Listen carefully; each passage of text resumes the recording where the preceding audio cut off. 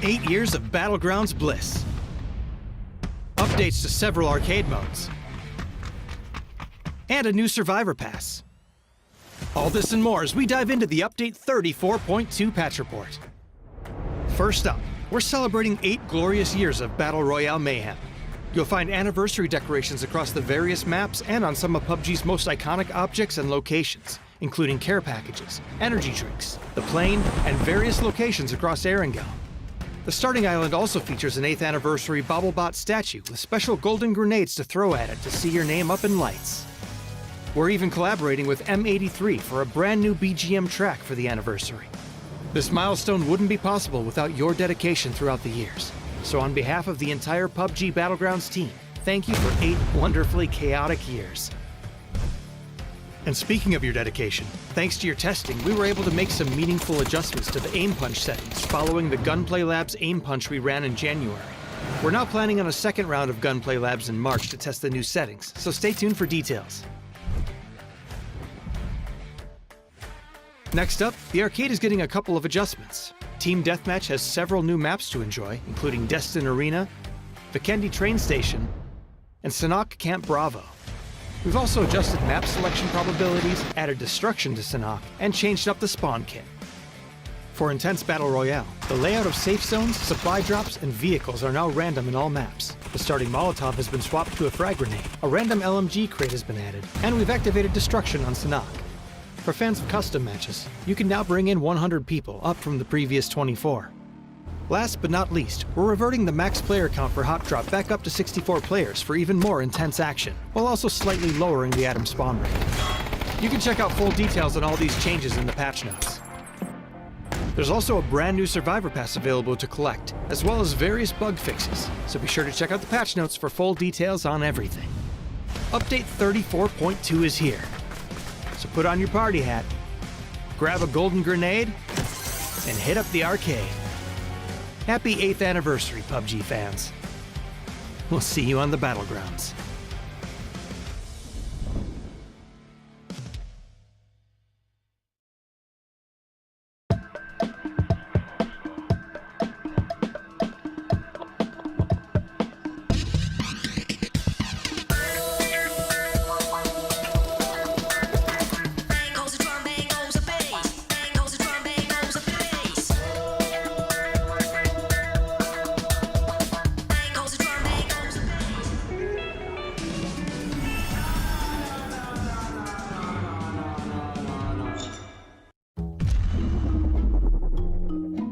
Hello everybody, welcome to PUBG America Series 5. My name is Porosaurus, and we are joined here today by some of the finest talent in North America and Roth.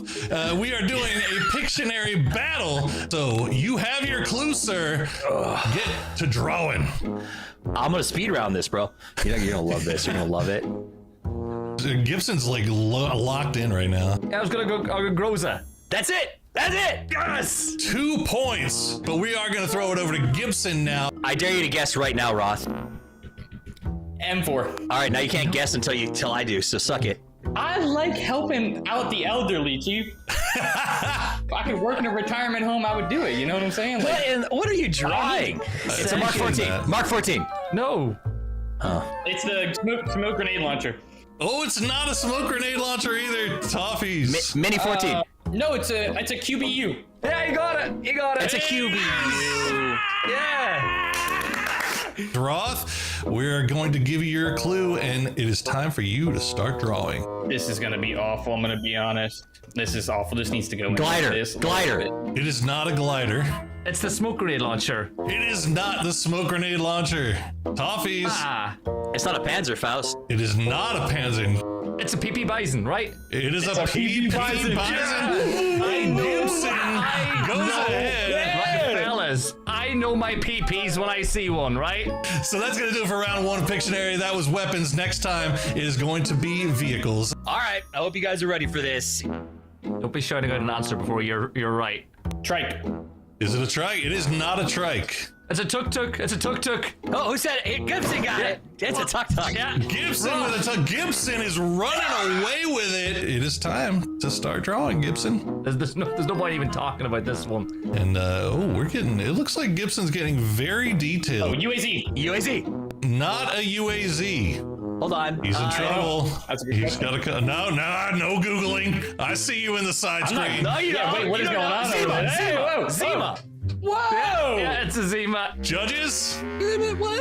I got the call from on high. We are going to allow that. Yes. Toffees is on the board, so he is now tied with you, Roth. But now it is in your hands once again.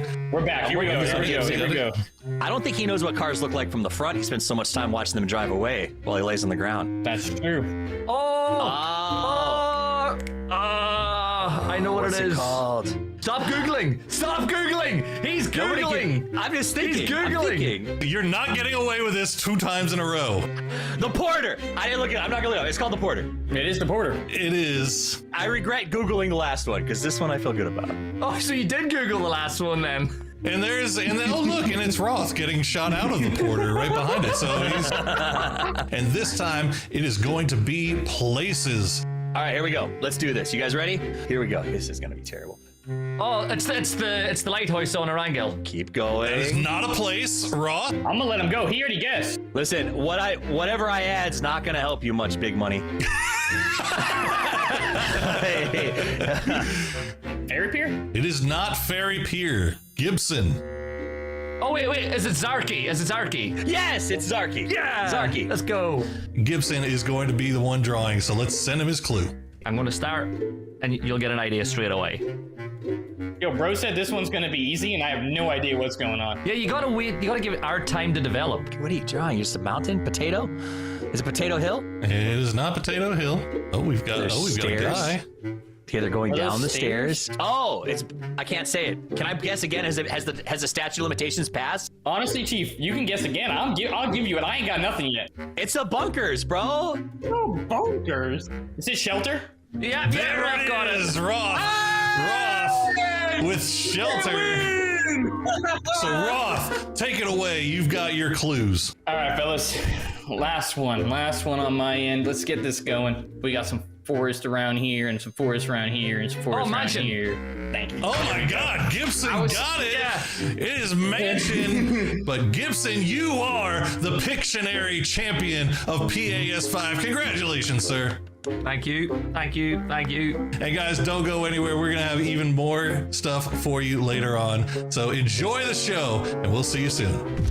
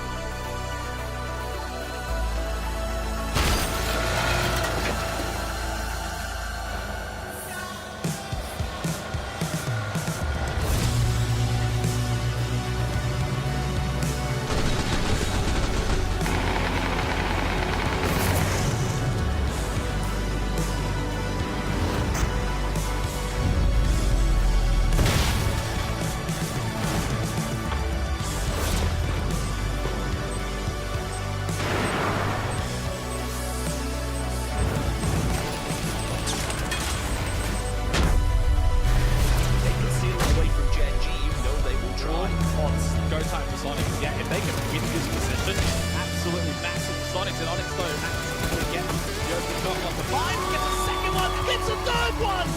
Shuts down the Sonic stream just like that. He gets all 4 of them! Absolutely crazy moment.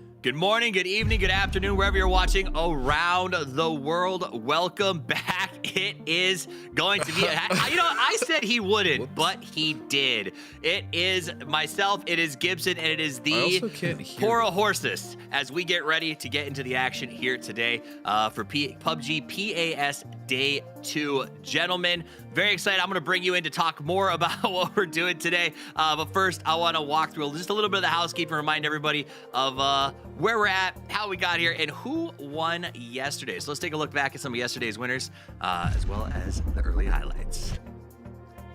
Yeah, look at that. Toyo got 3, Gibson. That is absolutely bananas to me that they can walk away with that level of winnership. I think it's actually such a good storyline because when you talk about the fact this is a team that didn't qualify through groups, they went to LCQs and they fragged out and they brought that form into this weekend. 3 wins in any lobby is impressive, but 3 wins in a lobby with the teams that we have is just incredible form from them. Now, do they have the gas in the tank to keep it going all the way through the weekend? Because we said this before, Toyo is a side we would love to see represent our region internationally.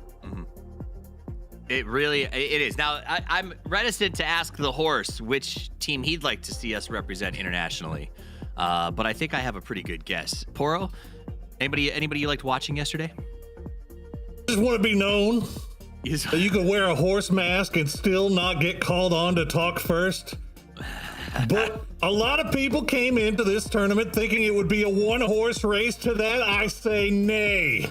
It is not a 1-horse race. In fact, the 1 horse that everybody had their money on is actually doing pretty poorly, and all the other horses are now coming in and showing out. As Gibson mentioned, the Latin American teams are on fire through day 1. Can we talk about the fact, Toffees, that he's wearing a horse mask keep going, and he didn't speak about Liquid, the prancing horses? What's that about? They're not in first. They're not in first. And if they're not in first, this horse is not interested. Now let's take a look back at the highlights from day number 1. We saw some good ones. Let me turn it over to the 2 of you chuckleheads to break it down. Is that the noise of you taking the mask off, Poro? Are you? God, that thing is hot. I can imagine. They're waiting forever. The link's not go-to for a bit for you guys, chat. All day. I don't know. I don't even know what to say about that one. I was trying to think of a pun.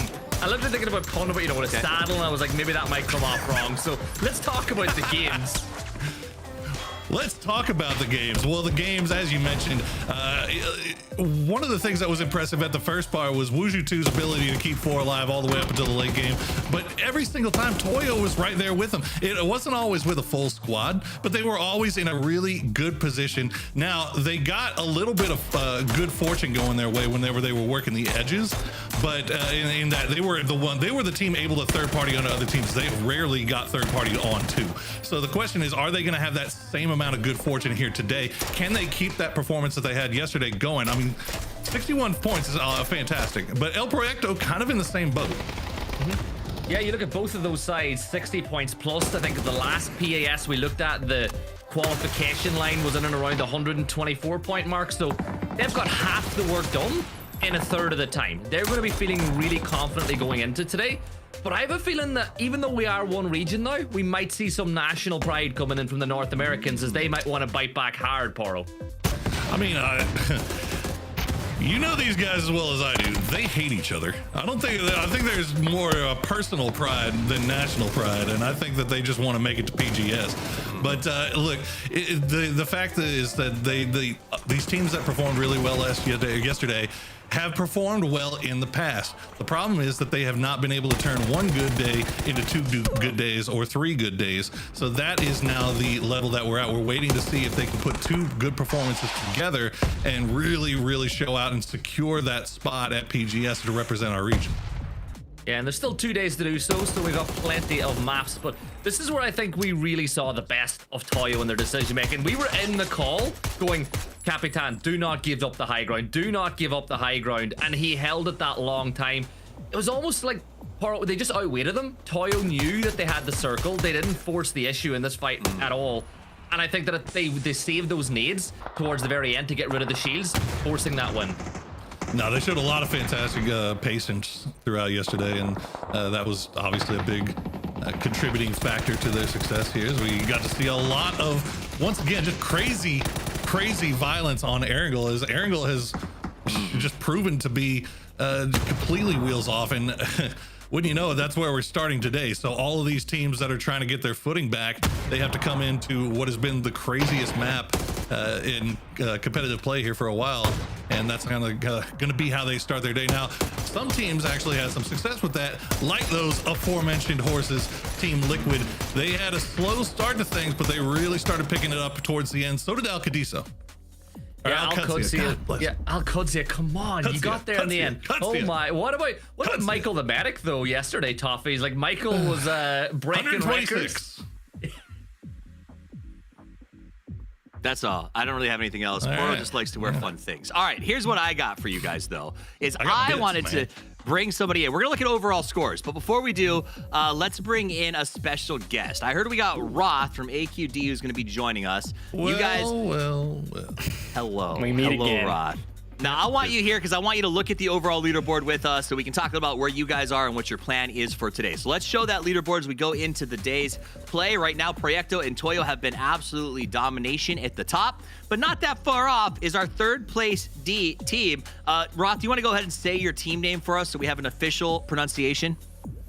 Yeah, Al-Qadsia, because I believe is as close as I'm gonna get. I could still be doing it wrong, but I'm doing my best. The fact that you're stressed over it makes me feel better about being stressed over it. So that's all I needed. So third place, let's talk about that. You guys, first I want to ask, how does it feel? I know it's a new roster. You guys have been kind of like figuring out how to sort of, you and Rello moving into this new thing. Does it feel good to find yourself in third place after day one? Did you expect that starting out? I think for us, the dynamic between Rello and I is pretty fluid at this point. We're very excited about it going forward. Also having the 2 new guys, the younger guys, Cow and D. It's super exciting. Being in third for us isn't enough. We didn't feel like we played very well yesterday. We were able to scrap together. We averaged like 10, 11 points over the last 4, which was awesome. We had a sloppy start, which is uncharacteristic, and as long as we don't let it happen again, which I don't think we will, I see us shooting up the leaderboard even more. Nice. Gibson, you got anything for our man Roth? Yeah, so Roth, I know that you always like to keep it real. Like, you're always going to give an honest answer to a question. You looked at yesterday's play, and I think you'll openly say, you said already, it wasn't your best day. And the best teams in the world are the teams where the floor is really high. So when they're not playing at their best, they're still picking up good points. How much do you think yesterday and your ability to play your best version of PUBG was impacted by the lobby just getting to grips with how things would play out? Because it did feel like the tempo for all the teams yesterday, except for some of the South Americans, was a little bit off. I think from VOD viewing the games yesterday, I think we would be at the top right now if we played our game to start. I think we kind of played off assumptions a little bit in game 1 and 2 rather than just like looking around and getting info. In game 1, the middle of the map was just free because everyone just assumed it'd be taken, and instead we were playing in a valley west of Azahar. We had a talk after game 2 about that, and things changed. played off our instincts and your gut reads, which, you know, I think that's huge for us. We've got 6 years of experience between two IJLs, you know, and I think for the most part, we're going to have a good read on what's going on, just about because we know how these teams play. Pork?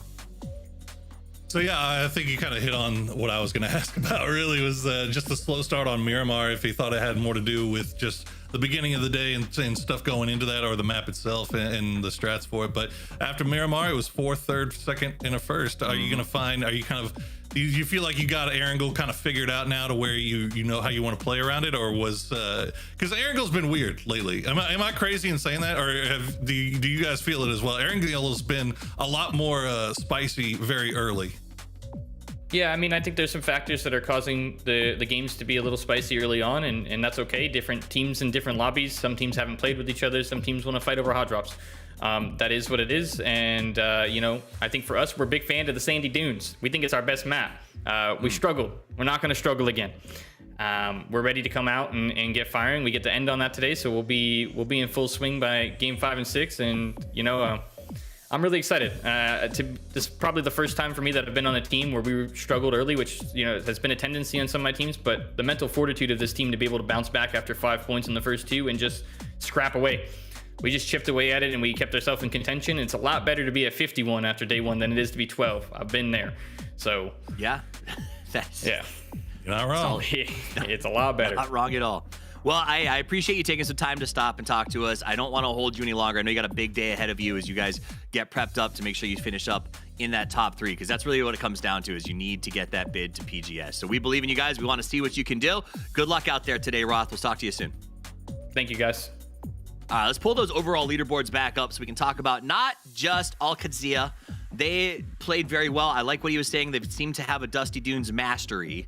But there are some other teams on here, Poro, that have really either been consistently quiet and a fun to watch, or maybe have let us down. Who are you interested in when you look at this board right now? I mean, I think you got to talk about Team Falcons, right? Like that's the elephant in the room. The last time we saw these guys was in that last day of group stages when they were putting up 100 plus points. I think what it was, 117, something like that. And then the next time we see them on camera, they're putting up 16. So I think if you want to be cool about it, if you want to be realistic about it, you think that here's the highs and then you got the lowest of lows. Or true performance is probably going to be somewhere in the middle, right? Which in the middle of that is right around 50, 60 points, which I think is reasonable for Falcons. There are reasonable expectations of them coming into today. So I wouldn't be surprised to see them find their way onto that left side of the leaderboard again, maybe fighting for those top spots here after the day. Well, okay, so we're going to go back to them because I do want to get a little more of a cut into Falcons, as they are kind of an expected team, not only to win here, but to potentially be in contest to win PGC at the end of the season based on their past performances. I do want to start, though, with the 2 teams that were dominating. And you kind of talked about this yesterday, Gibson, the dominance of the South American teams. So I got a head-to-head of Proyecto and Toyo for you to look at as you kind of give us the information on these 2. I think the big thing for me was the speed that these 2 teams came out of the traps yesterday. You know, we spoke about it in the pre-show. Toyo came in hot after an incredible LCQs and rode the momentum of that wave. And then El Proyecto, I feel like they're the team with the pressure on them to say we're the best team from South America. You know, you've got the biggest name, I think, outside of Sparking in Gizera on this roster. You can see it on the kill feed. They were fragging out all day long. And I think as a whole, these 2 teams represented all the good things about South America. They brought aggression into the plays. They didn't let anybody rest on their laurels. You know, when they have the high ground or the upper ground, they use it to their best advantage. And it might not continue all weekend, but for people who've seen that region struggle at PES for so long, they got to be feeling really good about this weekend. So another team that I think may have not felt great about the start of the weekend, but is hopefully going to feel better as it moves forward. You brought them up, Poro, this sort of highs of highs, lows of lows team. In fact, we put a graphic together. I think the producer literally threw this together as you were talking because he was like, you got to see this comparison. I mean, this is brutal, man. Yeah, I mean, so what am I looking at here? And should I be worried? Well, okay, so the left side is the last day of group stages, where Falcons did put together that 117-point performance. And then the right side is yesterday. And look, everybody has bad days, right? Everybody has bad days, even the Falcons. But in that, the reason that it's such a talking point, obviously, is because this is not something that we're used to seeing from this team. So no matter whatever it was that happened yesterday, that was yesterday. I don't expect to see that again today. I expect to see them more around where we were, around that 60-point spot that I talked about earlier, around fighting for that top spot in the leaderboard. I agree with that. I mean, we saw over in EMEA, Geek had an incredible day today. Could Falcons do the same thing after feeling frustrated with their day one as well? I'm not sure. I also want to check in, since we're speaking about Geek anyway, with our two resident casters who are going to be joining us on the mics today. So let's do a little caster check-in. I believe it's going to be Godspeed and Matchroom. How you doing, gentlemen? Caster check-ins. How do you feel about that, Matchroom? I'm feeling good. I mean, we're going to start off the day on Erangel today, and Erangel has been super spicy. Maybe we'll get some more Savernia action. So I'm always down for it, dude. Early game hot drops, let's go. I'm always about it. Yeah, and also just, to talk about the Falcons, I'm not worried about them. Ever. Just not once. Not once have they on the ever international stage? Not never. No. Never. I always have Now faith I know in the you're Falcons. Why would I be lying? But I mean, even I get talking nervous about for the Falcons on the international stage. That's fair. But even talking about Proyecto, as well as, Toyo Proyecto's positioning was so awesome. But also, I want to toss something to Desk. Looking at the fact that Liquid is in 5th place, 6th place, Sparky has 18 kills. He is the top fragger in this lobby. And the fact that he is 18 kills in and they're still within the top 5, not even top 3, is crazy. Sparky's performance, and then Capitan. My goodness. Can we talk about Capitan's just glow up from someone that's been always so solid to now showing out with 15 kills? It's crazy. It's craziness. I can't wait for day 2 to start. I can't wait for a Wrangle starts. Oh, I can't wait for a Wrangle starts. It's going to be good. I mean, Could be mad. He said it so scintillating. Can't wait for a rank. Oh, you got me feeling some type of way, guys. Right? He did. That said, though, he's right. He points out, we talked about the teams that are dominating out of South America, but also a noble point by Godspeed that even the teams that are doing well here from North America are doing partly with the help of South American players who are coming out and playing so gosh darn well. That's a nice touch. We kind of got into this idea of Liquid, and we're going to focus on them, I think, maybe a little bit as this game kicks off, if we get a chance, because they're so consistent. But I want to make sure you guys know what the schedule looks like today, what our map rotation is. You heard Godspeed say he's getting ready to get into Erangel. You heard Roth say that he's excited about ending on Miramar. So clearly, Gibson, the map rotation does play into the mindset of these teams as they get ready for their day. 100%. It's like home games and away games in other sports, where some teams just like maps more than others. Like, we would usually say that when you get to those middle maps like Tego and Rondo, for the longest time, that was where Falcons were so strong. But I think that for Liquid, Erangel has to be their map to set down the tone. And as you heard Roth earlier, Al-Qudsi will be hoping to do well on that map, but that was a map that was dominated by the South Americans. It was absolutely dominated by the South Americans, but it's hard to say that was a map dominated by them when they feel like they've dominated everything so far, right? That to me has been the takeaway. Is Toyo woke up in LCQ, and El Proyecto, I think you said yesterday, looks like it's got one of the highest upsides of any team in South America, and we're seeing it live. It's incredible to watch. No, El Proyecto has definitely been the team that I've had my eye on. I mean, this is some guys that got a lot of international experience last year. Didn't always find success when they got to that international lobby, but at the time they got to PGC, you could tell they started figuring stuff out, right? You could tell that they were like, okay, this play it safe and try not to get involved in anything until very late game isn't really working as well as we'd like it to. So we're going to start playing a little bit more aggressive. And they realize, wait, we're actually mechanically cracked. Like, we could take these fights with anybody in the world and come out on top. And it feels like now they're coming into this year with that same mentality right off the bat. So that's why I'm kind of excited to see what El Proyecto is being able to pull off. And, on the other side of that coin, you got the teams on the bottom side of the leaderboard. I think that there's a lot of teams down there, not even Team Falcons, but like God Squad, Luminosity, Gooners even. Gooners have 4 players today. That should be a good sign. I think there's a lot of teams that are over on that side that underperformed yesterday that I expect to kind of get that ship righted now that they've knocked the rust off and coming into day 2, kind of put themselves back where they belong. All right, so we've got a decent plane. It's actually really far from Severny, which means this might be the first time that we don't see that hot drop on Erangel. We had a lot of that going on yesterday, Gibson. Do you have any insight as to why those teams were willing to sort of take that risk and go for a hot drop in a place that doesn't seem that tactically sound?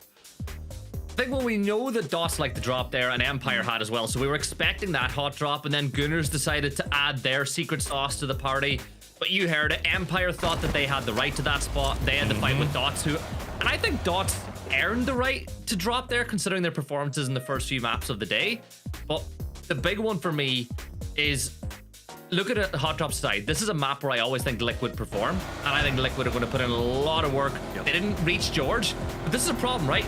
They're going to their normal drop spot in George, and we've got a milli circle, so they got to get there and then bug out and get down to milli pretty quick. So let's get into this, because we didn't see the hot drop necessarily. Oh, we did. Oh, we did. Yeah, we did. All right, let's turn over to the This time captains. it's We'll gonna talk be about no lead. Liquid later. The game's underway. Take it away, gentlemen. Thank you very much, friends. This is gonna go straight into a hot drop. Hot and spicy indeed, as he's gonna get a pick with the revolver. Are you kidding me? I love no lean. No lean's involved. You just gotta bring out the pistols, get the pop going. All right. So Dot's already in control of a lot of these firefights. Joshy is gonna go down. It's gonna be Simple Math finally connects on top of him. And this is a firefight to start with, man. I absolutely love it. Gooners, no fear in their eyes, going for the shots exchange, and Shindo gets the knock on Icy Flame. I don't know if Dots is the team that you want to be messing with. Yesterday, they showed a lot of grit and determination, and so far, off the rip on a hot drop, that revolver kill just still has me reeling. That was insane. Just didn't even use the iron sights. Straight from the hip, like a true cowboy. I mean, I respect it. Gotta get what you gotta get. So looking out, there is still a Gooner in the compound, and it's gonna be Simply Matt. He's got a Bison and a kill, but also in a very bad spot. Dots is all regrouped. Looks like they're trying to get their loot situation a bit better. They know that they're still one up, but they don't know exactly where he is from what it looks like. And, Smart. Toxic, but take smart. out the tires. Yep. I love it. Go down swinging if you're going to. That's irritating if you are Dots. I won't lie, but they are winning 3 versus 1. If they can just clean up Matt here, that's going to be a nice boon of points for them early game. But look at this LG again with these hot drops. It attracts so much from the other teams around in the area because they know that it's possible points, especially if the teams that are fighting are weak. And you can bet that LG are looking at that kill feed, knowing exactly how many members are left in each squad. Oh, and playing the backside of this Dots, we're trying to make sure that they got safety away from Simply Matt, and now they're getting picked off one at a time. This makes it down to a 1v1 inside of No Lean itself. So LG gonna be the biggest beneficiaries of what's going on in here. Simply Matt's got the shotgun, pops it and finishes it. So Gooners get 2 kills, but now have to deal with LG. Yeah, I said this is looking really good for Dots, but man, that is frustrating. That is straight frustration on their side, especially after technically winning a hot drop, right? They still had to deal with Matt, but yeah, that's just very unfortunate, and I'm sure Dots is very irritated at LG right now, but to LG, that was a great point pickup. It was a beautiful backstab. Yeah. I mean, that was very well executed, clean, fast maneuverability coming out from there, knowing the fact that there's been a lot of hot drops going on in the north yesterday, and this one way closer. So they just responded to it quickly, picked up something for near on free. So circle has popped, of course, and we are looking down at military base where we have already got Bestia, potentially dangerous, God Squad, Falcons, Wuju 2 looks like they're going to do an emergency pickup. Garcia is also looking like they're kind of rotating over here. They're going to be pretty close to working in silence. That's just going to be down to their south. And this is one of those situations, right, where we talk about if you're outside of the circle, you know, if you're Empire and Severny, if you're Gooners and the one Gooner, I should say, left in Stalber, even LG, you generally want to take your time, but this split is so awkward, right? Looking at the circle, there is a chance that it pulls back north. On top of the fact that because of the plane path, Matt, look how many teams, as you stated, are already on Millie base. I mean, this is packed already this early. It's fairly uncommon, especially when the split is so wide. Well, I mean, it just goes back to the early game Erangel aggression we've been seeing, right? Like, I'll be honest, I really enjoyed casting Miramar for a very long period of time. It was like my favorite map to cast. But now, whenever we look at it, Erangel has gotten really ridiculous at the start. Everybody's read the map so well, it was sometimes a bit more formulaic. But now people are using that to try to pick up points early, and it means the fact that you got to move and you got to get to strong positions real fast, and it's kind of reinvigorating Erangel. Agreed. It's an evolution of what we knew Erangel traditionally in the past was a slower map. You're absolutely right. But I think with the shift of the meta, right, how good these players are getting mechanically, also just the new introductions to the map, the changes to a lot of the terrain that makes, you know, a lot of that open ground actually playable now, whereas before it was pretty barren. So I think a lot of these teams have opted to take more aggressive positions and just make sure that they're controlling the game earlier and earlier on Erangel, because yeah, as you said, it's been so different to what it used to be in the past.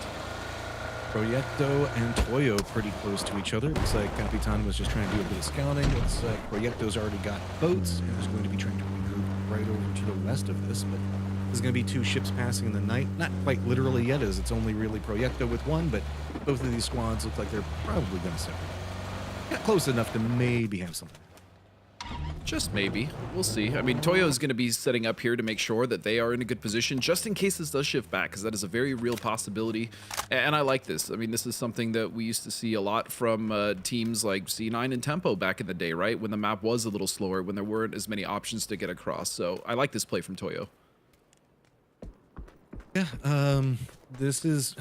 I mean, we're all pretty much assuming that this is going to go Millie, just due to the way that the landscape is kind of set up. Do you think that there's a weird world where this could shift back to the north, maybe lean a bit more into bridge? I've seen much weirder shifts, Matt. You have cast much weirder shifts. But sure, likely it's going to go to military base, but you never know. And if it does shift in the middle and it still catches both Millie and Main Island, that's going to be even more of a problem for these players. Is Twin. Oh, sharp shot, cracked. Okay, so remember the fact that Kickstart did get a knock on a Balefrost, so this has been kind of an exchange between the two.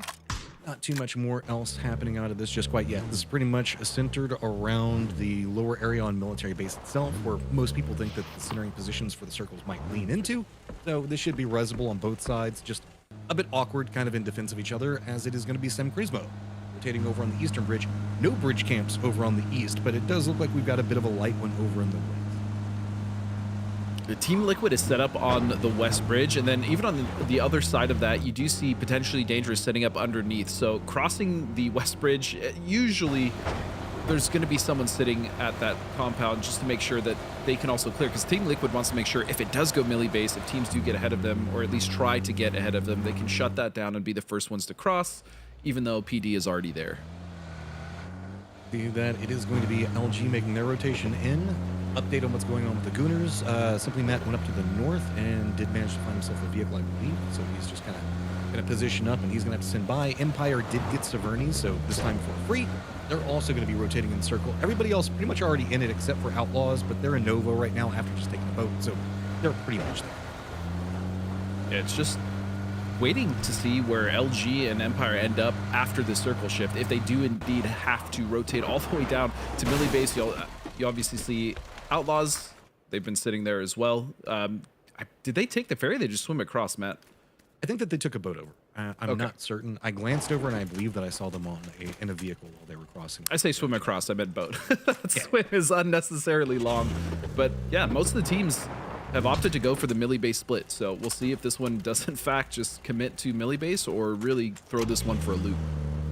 And also, a lot of our teams are really leaning into the western side of military base proper, in the hillside, specifically where we're looking at kind of right now with God Squad, where Falcons are going to be at. If we see a bit of awkward eastern or southern shifts, this could get a bit dicey, as yes, there are the hillsides, but these teams are already stacked pretty much on top of each other. And most of those teams, because of the West, because of the way that these circles tend to shift, have actually opted for either new compound or, like you said, that grandma's near the airstrips, right? And you even see some teams already, some players already, is working in silence, who had a great day yesterday, opting to go planes very early. This could be either a genius play or they could get trapped there. We've seen teams send it there early and they've just been picked apart from range. Hopefully that's not the case for working in silence. Okay. So with the emergency pickup, Circle does look like it is going to be leaning onto Millie itself. So Toyo's emergency pickup going to not necessarily hit the angle that they're probably going to want for it. Now, looking at what we're going to see coming out from Proyecto as well as Team Liquid, then we've got Empire and LG up into the north of this. So now the teams that were playing along the grandmas, as you called it, over there with Falcons, stuff like that, they are still inside the circle, but that's kind of an awkward place to be inside of the circle. Do you stay committed into that, or do you move a bit more center, maybe move into the hills north of the military base? I think even doing what Falcons is doing is smart. They send a few anchors and then they still have a few people sitting ahead just to make sure if they need to pivot off that they can. And even working in silence, although I did say that it would be a risk if they get caught there, that was also a great spot for them to rotate off of, which is exactly what they did to the east side. So really actually like that play from them in the end. That squad was coming on a bit of an exploration, going to be bumping into Bestia, but do spot that out, so shift away. That means that they're going to be kind of in the valleyed position just across from this. So the 2-2 split for Bestia looks like they're trying to converge a bit more. LG did also call an emergency pickup, so that's going to be the line that you see going directly over this flight. So they're probably going to go a bit further into this one. Toyo playing on the back foot, having to deal with the fact that they got Sam Prismo just right next to him. And that's going to be Sam Pro FPS trying to get some damage in, but you can see that this is going to be not quite settled. Everybody just kind of jump in. Remember, not all of Toyo is here either. This is only 2 members that made the leapfrog over the channel. Yeah, they need to be careful as can be. As if they get knocked, I mean, there's no repercussions for the team of Sam Prismo. They're just going to get him for free. It does look like Sam Prismo is trying to back off a little bit, but they have 2 members dead to rights here if they just hold the angles. As you said, the other members are nowhere near. I mean, they're trying to cover from distance, but it's just not good enough, Matt. Okay, so Bestia did get the knock on a sharp shot, and they also have Shimboy down here, so it looks like Bestia does have control of the firefight for the time being, just trying to explore into the smokes. Left him out. Yeah, the Pan's gonna eat 1 or 2. Balefrost trying to get some damage back into mine, but it's instantly gonna get red on the other side of it. Krafton's gonna get the shots into him, and God Squad is going to get eliminated. Early departure for God Squad, but a great opportunity there for Bestia as we still have this beach fight happening between Sam Prismo. They're trying to hold, I mean, to the credit of Toyo, as a duo, they're doing a great job of surviving in a very awkward position, so we'll see how long they can keep that up. I'm just watching all these emergency pickups come in as now Empire's got one as well, and they're all just bisecting right over this. So everybody is just watching this firefight, and Sam Prismo's just trying to shoo everybody away. El Proyecto now over here, very close. This has just turned into a massive team fight. LG could have some vision on what's going on with El Proyecto, and so it's going to be Sam Prismo just kind of in the middle of all of this, having to deal with squads slowly and steadily surrounding them. They even have outlaws that are starting to creep in from the east on top of this. So now where they started to have a lot of control over this territory, they just have to start leaning into a full defensive positioning. Yeah, wise to back off. They knew that other teams were going to be around them. They also knew that teams were going to have an angle from them, from Millie base proper. So shelling up is going to be the proper play, as Emmy's going to take one. But Sam Prismo have to be very careful not to get pinched because of how many teams have opted to come on that beach side. Could be a real risk if they start making mistakes, or even if they just lose one. If DNL goes down, it opens up that push completely, and it looks like that's exactly what El Proyecto is doing. Very proactive. Love this from this team. This is the other side of what's going on with Toyo. They're trying to defend in as they can, and maybe they can hurt Proyecto a bit more into what's going on with LG and maybe Sam Prismo. Circle is going to lean a bit more into the west, so we still get some of that bridge in play, Godspeed.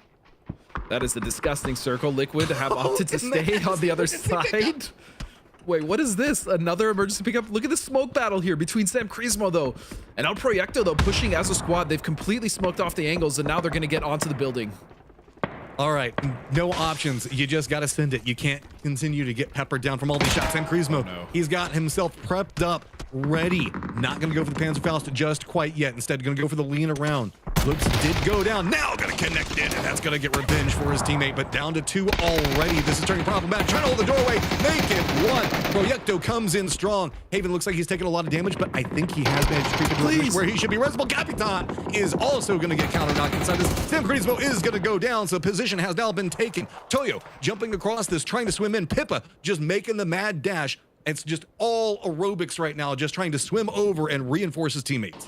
Very dangerous for Pippa. He's got to get that res and somehow hold the line. Fortunately, it looks like El Proyecto and now even Empire have stopped shooting in their direction as Sam Prismo is now gone. So the other 2 Toyo members should be able to get across without too much trouble. Meanwhile, Outlaws on the east side of the circle on the edge. They need to get in, and right in front of them is going to be the Empire squad. So we'll see if they can fight. It looks like they are just going to go straight towards Empire. I mean, this is just all you can do over here in the east right now. Working in silence back behind him is forcing them into this line. So Empire has to be a bit cautious. While this is happening, we also do have Team Liquid that's going to be making a rotation as well. So a lot of moving parts, east and west both trying to connect in right now. Empire's got to defend this up the best that they can, as Working in Silence is starting to lose some of the sight lines in these hills and the way that it's all kind of formed up. With that, that means that Outlaws is very much odd team out in the situation, and they're just getting pinched slowly and steadily, and it's going to be all the information. Empire already spotting him out, waiting to see whenever they want to take their moment to pounce. I mean, Adam already in good position, Finna in a good position. This is going to be Michael on a new angle as well. But if they start taking shots, best you could jump in any moment. I mean, there's another issue. Working in silence still needs to come into the circle as well, and their best path is probably right below where Outlaws is currently sitting, and that first knock from Adam is going to be beautiful, and he gets two. Nicely done by Adam. And there's the crossfire. Now we're just getting everybody unloading onto this position. Hill's not going to provide enough cover as there's just too many different angles. Working in silence going to be coming in down back behind this one now. Empire has control over this area. Bestie now starting to look in a bit.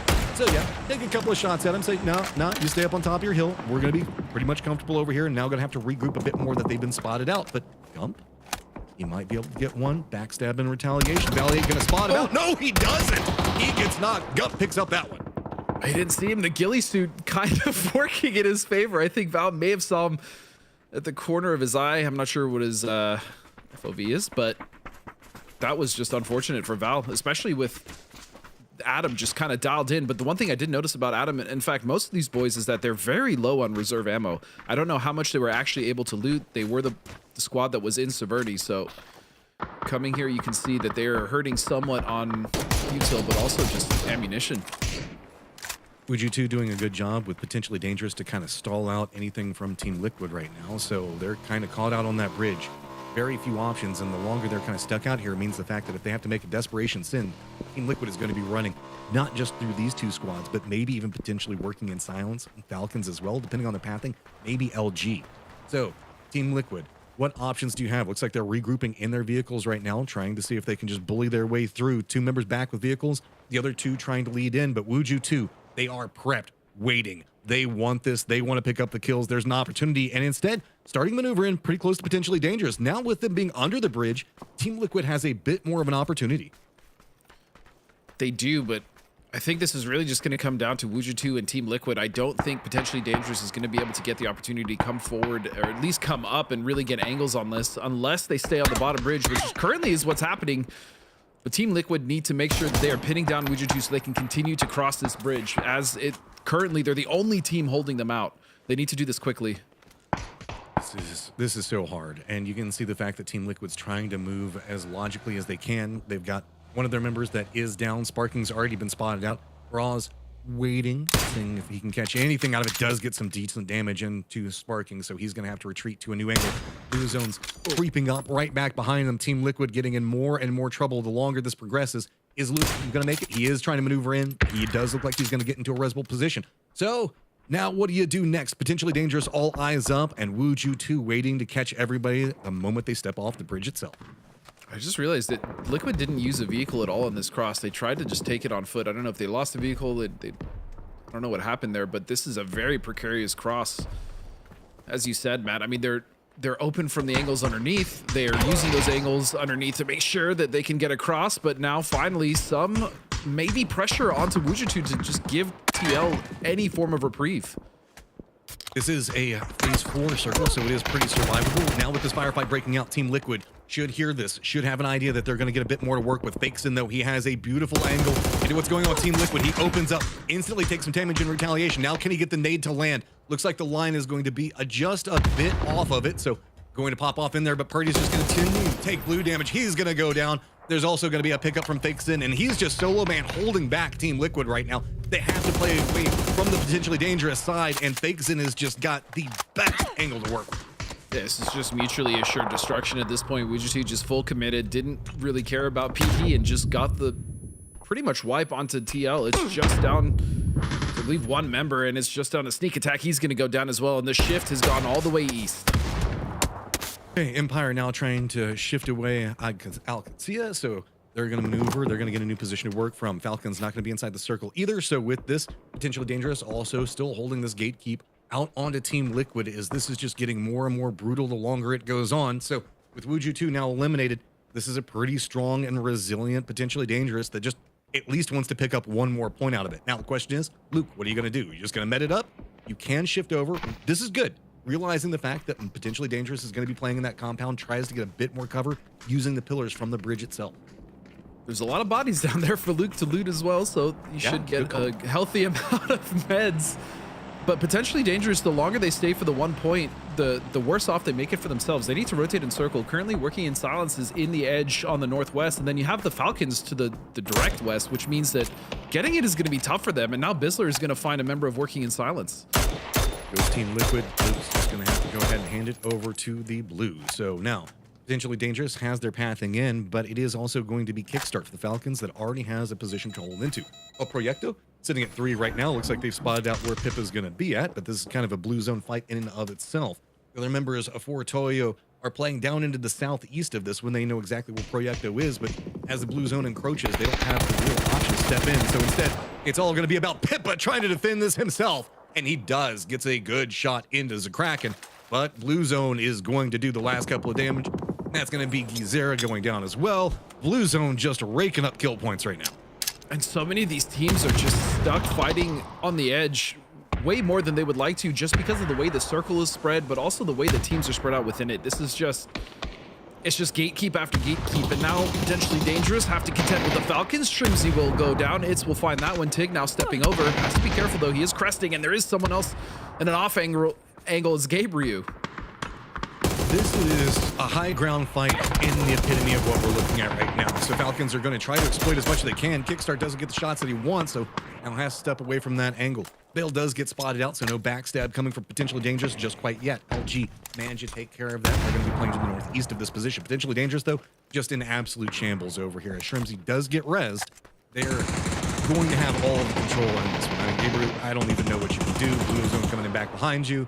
Already taken a ton of damage off of it, and I think he's just going to try to feed it over. And the best part about this for Falcons, they didn't. Oh, never mind. It's just a beautiful bounce. But Falcons didn't have to contend with anyone on this side. There was no third-party opportunity. You see LG now starting to move in their direction, but that valley to cross in between those two mountains is just, it's so bad if you're on foot, especially if a team is aware you're there. So LG have decided against it, and now Falcons with more control in the west. Already picked up a quarter of the points that they managed to get yesterday, so a lot better showing from them coming out of the gates from this one. LG, who kind of benefited from the no lean drop off of the start of this one, also do have kind of control of the north for the time being. Empire has the east that they're working around from. Nobody playing to the south at the direct time. Bestia still got the compound, well, some of the compound inside of the circle, but they have Toyo that's very close, and then we've got a spattering of weakened teams and solos kind of hiding down in the middle. Bestia just need to make sure they hold this edge. They do know where Toyo is located, so at least that's one team, but really the threat's going to come from the third party from Empire, right? You have to imagine that as soon as this fight breaks off between Toyo and Bestia, if Toyo in fact don't rotate to the north and run into LG, that Empire's going to go for that third party. I mean, it's got to feel good to finally be the team that's capable of being the third partier, right? They spent Severny time and time again, and people were just coming after him. So now finally they get themselves in kind of the position to make the choice. Do we want to get involved? Maybe they're tired of it. Maybe they don't want a third party anymore. Also, just being 3 up in this endgame, right? How many times have we seen either Michael was obviously the star of the show yesterday, but you know, we've seen Val as well go for solo plays. So this is a rare opportunity, at least so far in this grand finals, for them to really push an endgame with more than 2 or 3 players. Luminosity also didn't have the best day yesterday. Sure, I mean, Falcons did draw a lot of the attention and the eyes onto them, but 5 kills off the start of this one. They still have 4 up. They have this hillside that they can work from for the time being, but they're going to have to deal with Falcons so close to them. Bestia Toyo now starting to break out. It's going to be low ground, high ground yet again. Bestia's got the compounds to work with, while it's going to be Toyo with some rocks and hillsides that they're going to try to use for cover. And that is a beautiful throw. Emmy just dropped that right on top stills. Knock, knock, who's there? It's a grenade, but what is answered in return? Vinny will find Capitan, and now you can see Empire starting the posture. They realize this is a big opportunity for them, but they have to capitalize at the right time. Fortunately, though, for Bestia, you see Vinny just checking the window on the backside angle to make sure that as all these grenades are coming, the flank isn't completely open. I mean, Falcons are also taking some shots into Empire and stalled them out. That revealed them to LG, so LG is now shifted in a bit closer to Falcons positioning as well. They're taking shots into the backside of Toyo, so LG is starting to kind of benefit from all of this. They're getting information on where every single team is at the time, and they're trying to exploit it. See if they can continue this roll up. 5 kills, they want way more, and they've got the potential for it if they can continue to hold this one out. Instead, it's going to be Gats just looking in as the other members for LG look like they might be eyeing more close to what's going to be going on with Falcons, all stacked up, looking up this hillside. Feels like they got red, and now nades are going to roll right on top of them. Trimsy drops that one right on top of Snakers. There's a follow-up coming from Kickstart. LG were positioning for this one, but the high ground and the read coming up from Falcons are coming up big. Everything is coming apart. Gats is still looking at what's going on with Bestia, but it is all falling apart on this push. Oh, and a nade, a self nade. I think he got knocked. So Shrimzy got knocked to a nade. Was that supposed to be a smoke? I'm not sure, but they're going for the recovery here. LG as well going for recovery, but it's just Vox right now. Bizzler on the ground. And I don't know if Vox can get this. He can throw as much utility as he wants. That might delay it a little bit, but still 2 left alive. Huyn and Tig now pushing through that smoke, trying to get rid of what's left of LG. At least what's left on this side is you have an anchor, but they're going to pull back. They're going to go for a full reset. I mean, both teams just realizing this is not going the way that we wanted it. If anything, now it's going to be Bestia that steps out. They're leaving their compound and they're looking into what's going on. Jumps out in vehicles, drops right on top of Gats. No fear. So a big play is coming up from them. Also going to be able to spot out Rello. It's going to be Empire returning back into the Falcons fight. They spot out Vox yet again. Finally get the flush. Rez is now reestablished. Falcons are feeling good. Luminosity goes down and now at 8 kills. And Huyn, the IGL steps up, gets 2 beautiful frags, cleans up the fight, and now they can start to focus on Bestia. Meanwhile, Empire have opted to go for the low ground to try to get into a position where when they do have to come down, they can punish. It's just so open here. Fortunately, there are enough trees, and they have utility smoke deployables to just create some sort of barricade here to try to punish not only Bestia, but Falcons, but they have to survive first. Okay, so looks like we're seeing a reset. Thank you for showing us meds, because you can see that a lot of eyes are now being drawn to the top of this hillside. Bestia shifted on one side, Empire's trying to creep on the other one. So all eyes presently on Falcons and their high ground positioning. So you can also see why LG was kind of scooting up here trying to get this position, because this is so strong inside the circle. Looking down, it's going to be a bit harder to spot out exactly where Bestia members are, but you can see that the squad knows how to get that little bit of tick damage here and there. If anything, this is now opening up more movement for Empire on the other side of this one. Good read from Falcons, instantly switching attention back over that one. Shrimzy's just going to get the drop perfectly onto Adam, get the knock into it, but it's going to be also Shrimzy taking the shots out. Going to go down. It's going to be Draft King. The important thing, though, for Empire is Finna got through. He got through the chaos and he slipped underneath the mountain, which means that he currently has the best position in the circle. It's really just if Michael can stay alive and support him as much as possible before he goes down, which he most likely will. As the utility now flying in from Bestia, they realize there's no angle, and Falcons are getting shredded by util, and they're just deleted. What a wipe from Bestia. My goodness. They just charged up the hillside, 12 kills, and now it's going to be on Empire on one side. Vinny did get left behind for Bestia, so now he is going to shift over into the east, maneuvering down in the south. Don't forget the fact that Adam is now down, so this is a 4v2 for the time being, and it is going to be so hard to go after Adam at this stage. Stilson trying to make sure that he spots out any form of movement, does spot out Michael. Going to hit some damage in, feed that information over to Vinny, as the crossfire is going to be really hard for Empire to deal with. Oh, he sees Finna. That might be the nail in the coffin for Empire, as the other 2 members are pinned out. Yes, Bestia is outside of the circle, but they have so much room to work with. They have so much control. They have the last 2 members that could support Finna pinned down in smoke. Well, it does look like we did see Michael get over to Adam and might be able to get the res, and he does. So the distraction that Finna's managing to make right now is going to be big. With the low ground, sure, it's great for the time being, but it's going to be a shift out. Bestia now leaving the high ground, just leaving Stilson up there. It's going to be Bestia trying to see if they can get a counter position on this one to stop out any form of movement. Mime's taking a lot of damage. He has to be careful, trying to go through straight out, but no, it's going to be Adam. Freshly rezzed, going to get the knocks into it. Mime down and out, so we are now back into a 3v3 as Stilson sends himself down into the smoke right on top of Finna. Is Finna even expecting this? No, he's not. That is going to be a beautiful play coming up from Stilson. Bestia now back in control over it all. Just Adam, the last one up. Sprays come out, and Bestia walks away with the victory and 14 kills. I'm sorry. That's crazy. 2,000 damage, 14 kills, but also we did see the Falcons pop off. LG got in on the end there, and Empire, what an effort. I mean, man, if that's what they can do with 3 members alive in the end game, I really would love to see what they can do with 4, because that was impressive. Even just deciding they had the opportunity to third-party Bestia, but they're like, you know what, we're going to go for the safer play, at least make sure we get points and guaranteed seconds. So just, I would love to see Valiant stay alive as well, and just have 4 members alive in an end game. I mean, we got to see some good stuff from Empire. We finally got to see Falcons coming up. There is so much to look at, and Bestia picking up a ton of kills. We're going to go ahead and throw it over to the analyst desk to get prepped up for another Erangel, and I hope it's as fun as this last one. It's gonna be. I love that smile. Everybody else is being serious, and Mime's like, I'm having the time of my life. Bestia takes the win, and Mime silences the field. It's really, honestly, it came down to that Car 98 in the hands of Vinny. Was beautiful with that opening knock on Kickstart, and then the push up the hill. And I'm gonna be honest, Gibson, it felt personal the way that they went up there and just eradicated the Falcons. You heard me say it. I was like in the room with that's so good. Like the way they used their utility. They knew that at that stage of the game that the Falcons weren't going to be in the blue, but they knew they'd be right against it. It was so clean from Bestia. But you know what? Shout out to Falcons. They've almost doubled their point tally from yesterday in one map today. So, you know, we bigged them up at the pre-show, and they answered back strong.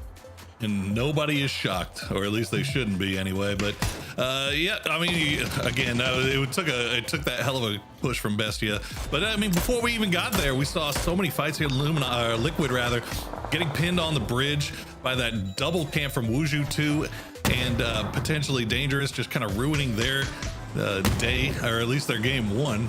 As we see Bestia, I mean, they were in this compound for forever, right? And they managed to defend it, hold off Toyo, who's been the hottest team in this lobby going in. And then at the end, like you said, that was just that was a beautiful overtake of Falcon's high ground position. There's that utility usage that we just spoke about. And look at this Molotov. That was a blind Molotov. Like, how does that even hit that deployable cover? That's good stuff. The power of your ex-teammates, right? You just it's going to be just pulled right on top of it. But can we talk about Empire as well? Second place, the first time we've seen more than one player alive for them after like phase after Michael phase didn't know 3. what to do. But I do, you know the old saying, correlation doesn't mean causation. But can we talk about the fact that every time Valiant gets within 100 meters of a teammate, he just dies? Yeah, he's like, you know, it's a struggle sometimes. It's like the streams in Ghostbusters. Like if he gets too close, everybody explodes. Bestia that walks away with 24 total points off of a 14 kill game. That was definitely a personal bestia for them. Empire's going to come out in second. Falcons starting the climb, right? They want to see if we can match what we saw in EMEA today with a right side team making a big push to the left side. Well, 3 teams here starting off strong with that option, Godspeed. It's not Godspeed, yeah. Forsaurus. Godspeed? Hey, I'm not that good looking, man. You got to bring it down a little bit. None of us can be. LG also climbing up from that right side of the leaderboard with a 10-point performance. So now again, like obviously these are teams that didn't perform so well in day number 1, and we wanted to see them come out here in day number 2, and they have done so far through one game. But I gotta throw a little salt in there. It was a military island circle, so that kind of throws a little bit of a wrench in the works with everybody's game plans, and you just kind of hope for the best. And a lot of those circles just kind of favoring that north side, having a lot of water in them, really kind of made things a little bit more interesting. It's set up nicely for Bestia. At the end, they still had to do what they had to do, right? But you know,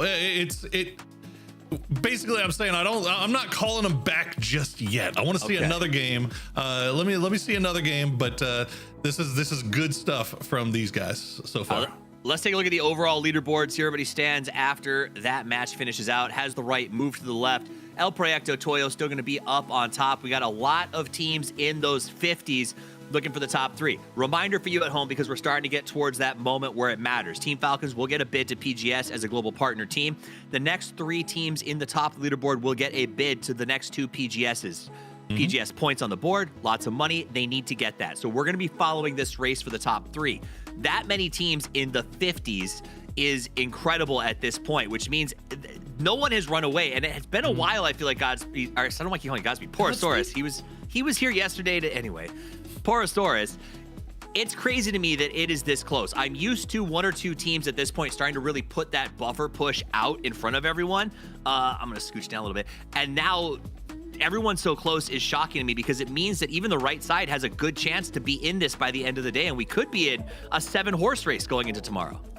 Yeah, I mean, this is the difference between what we're seeing here in the grand final lobby with a little bit better parity than we saw in the group stages, right? Where you have 1 or 2 teams that just soak up all the points and leave everybody else to fight over the scraps. This time, take nothing away from the performance El Proyecto, Toyo, Alcudia had yesterday, but none of them really ran away with it, as you said. Like, nobody's soaking up those points. So you're a team like Falcons that was sitting on, I think, what, 16 points at the beginning of the day. 2-3 games, good games, you're right back in the mix because these guys aren't like just putting a chokehold on the lobby.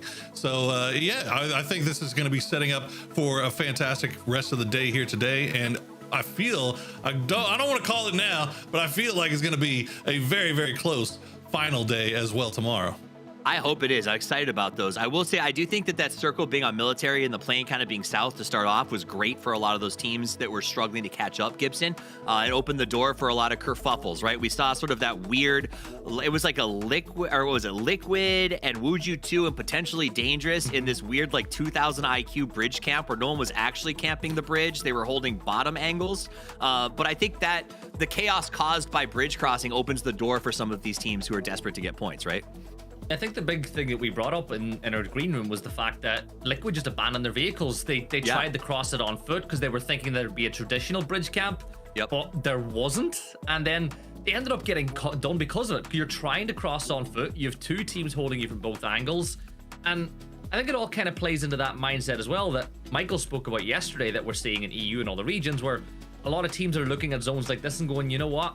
We're just going to stay in the blue until we can't stay in the blue anymore, and then try to get any kill points we can find off the back of that. And you had three teams basically doing the same on the one bridge. Yeah. The problem is, he was talking about how your EMEA has been doing this, right? And at this point, EMEA and Michael have it down to like wielding a scalpel. Right now, it feels like NA's wielding it like a baseball bat, and it's not quite as precise as we'd like. The other problem is teams like Wuju 2. Poro, they didn't want to leave. They stuck around and were like, you know what? We're going to die to the blue to ruin your game. I mean, I was kind of shocked by that.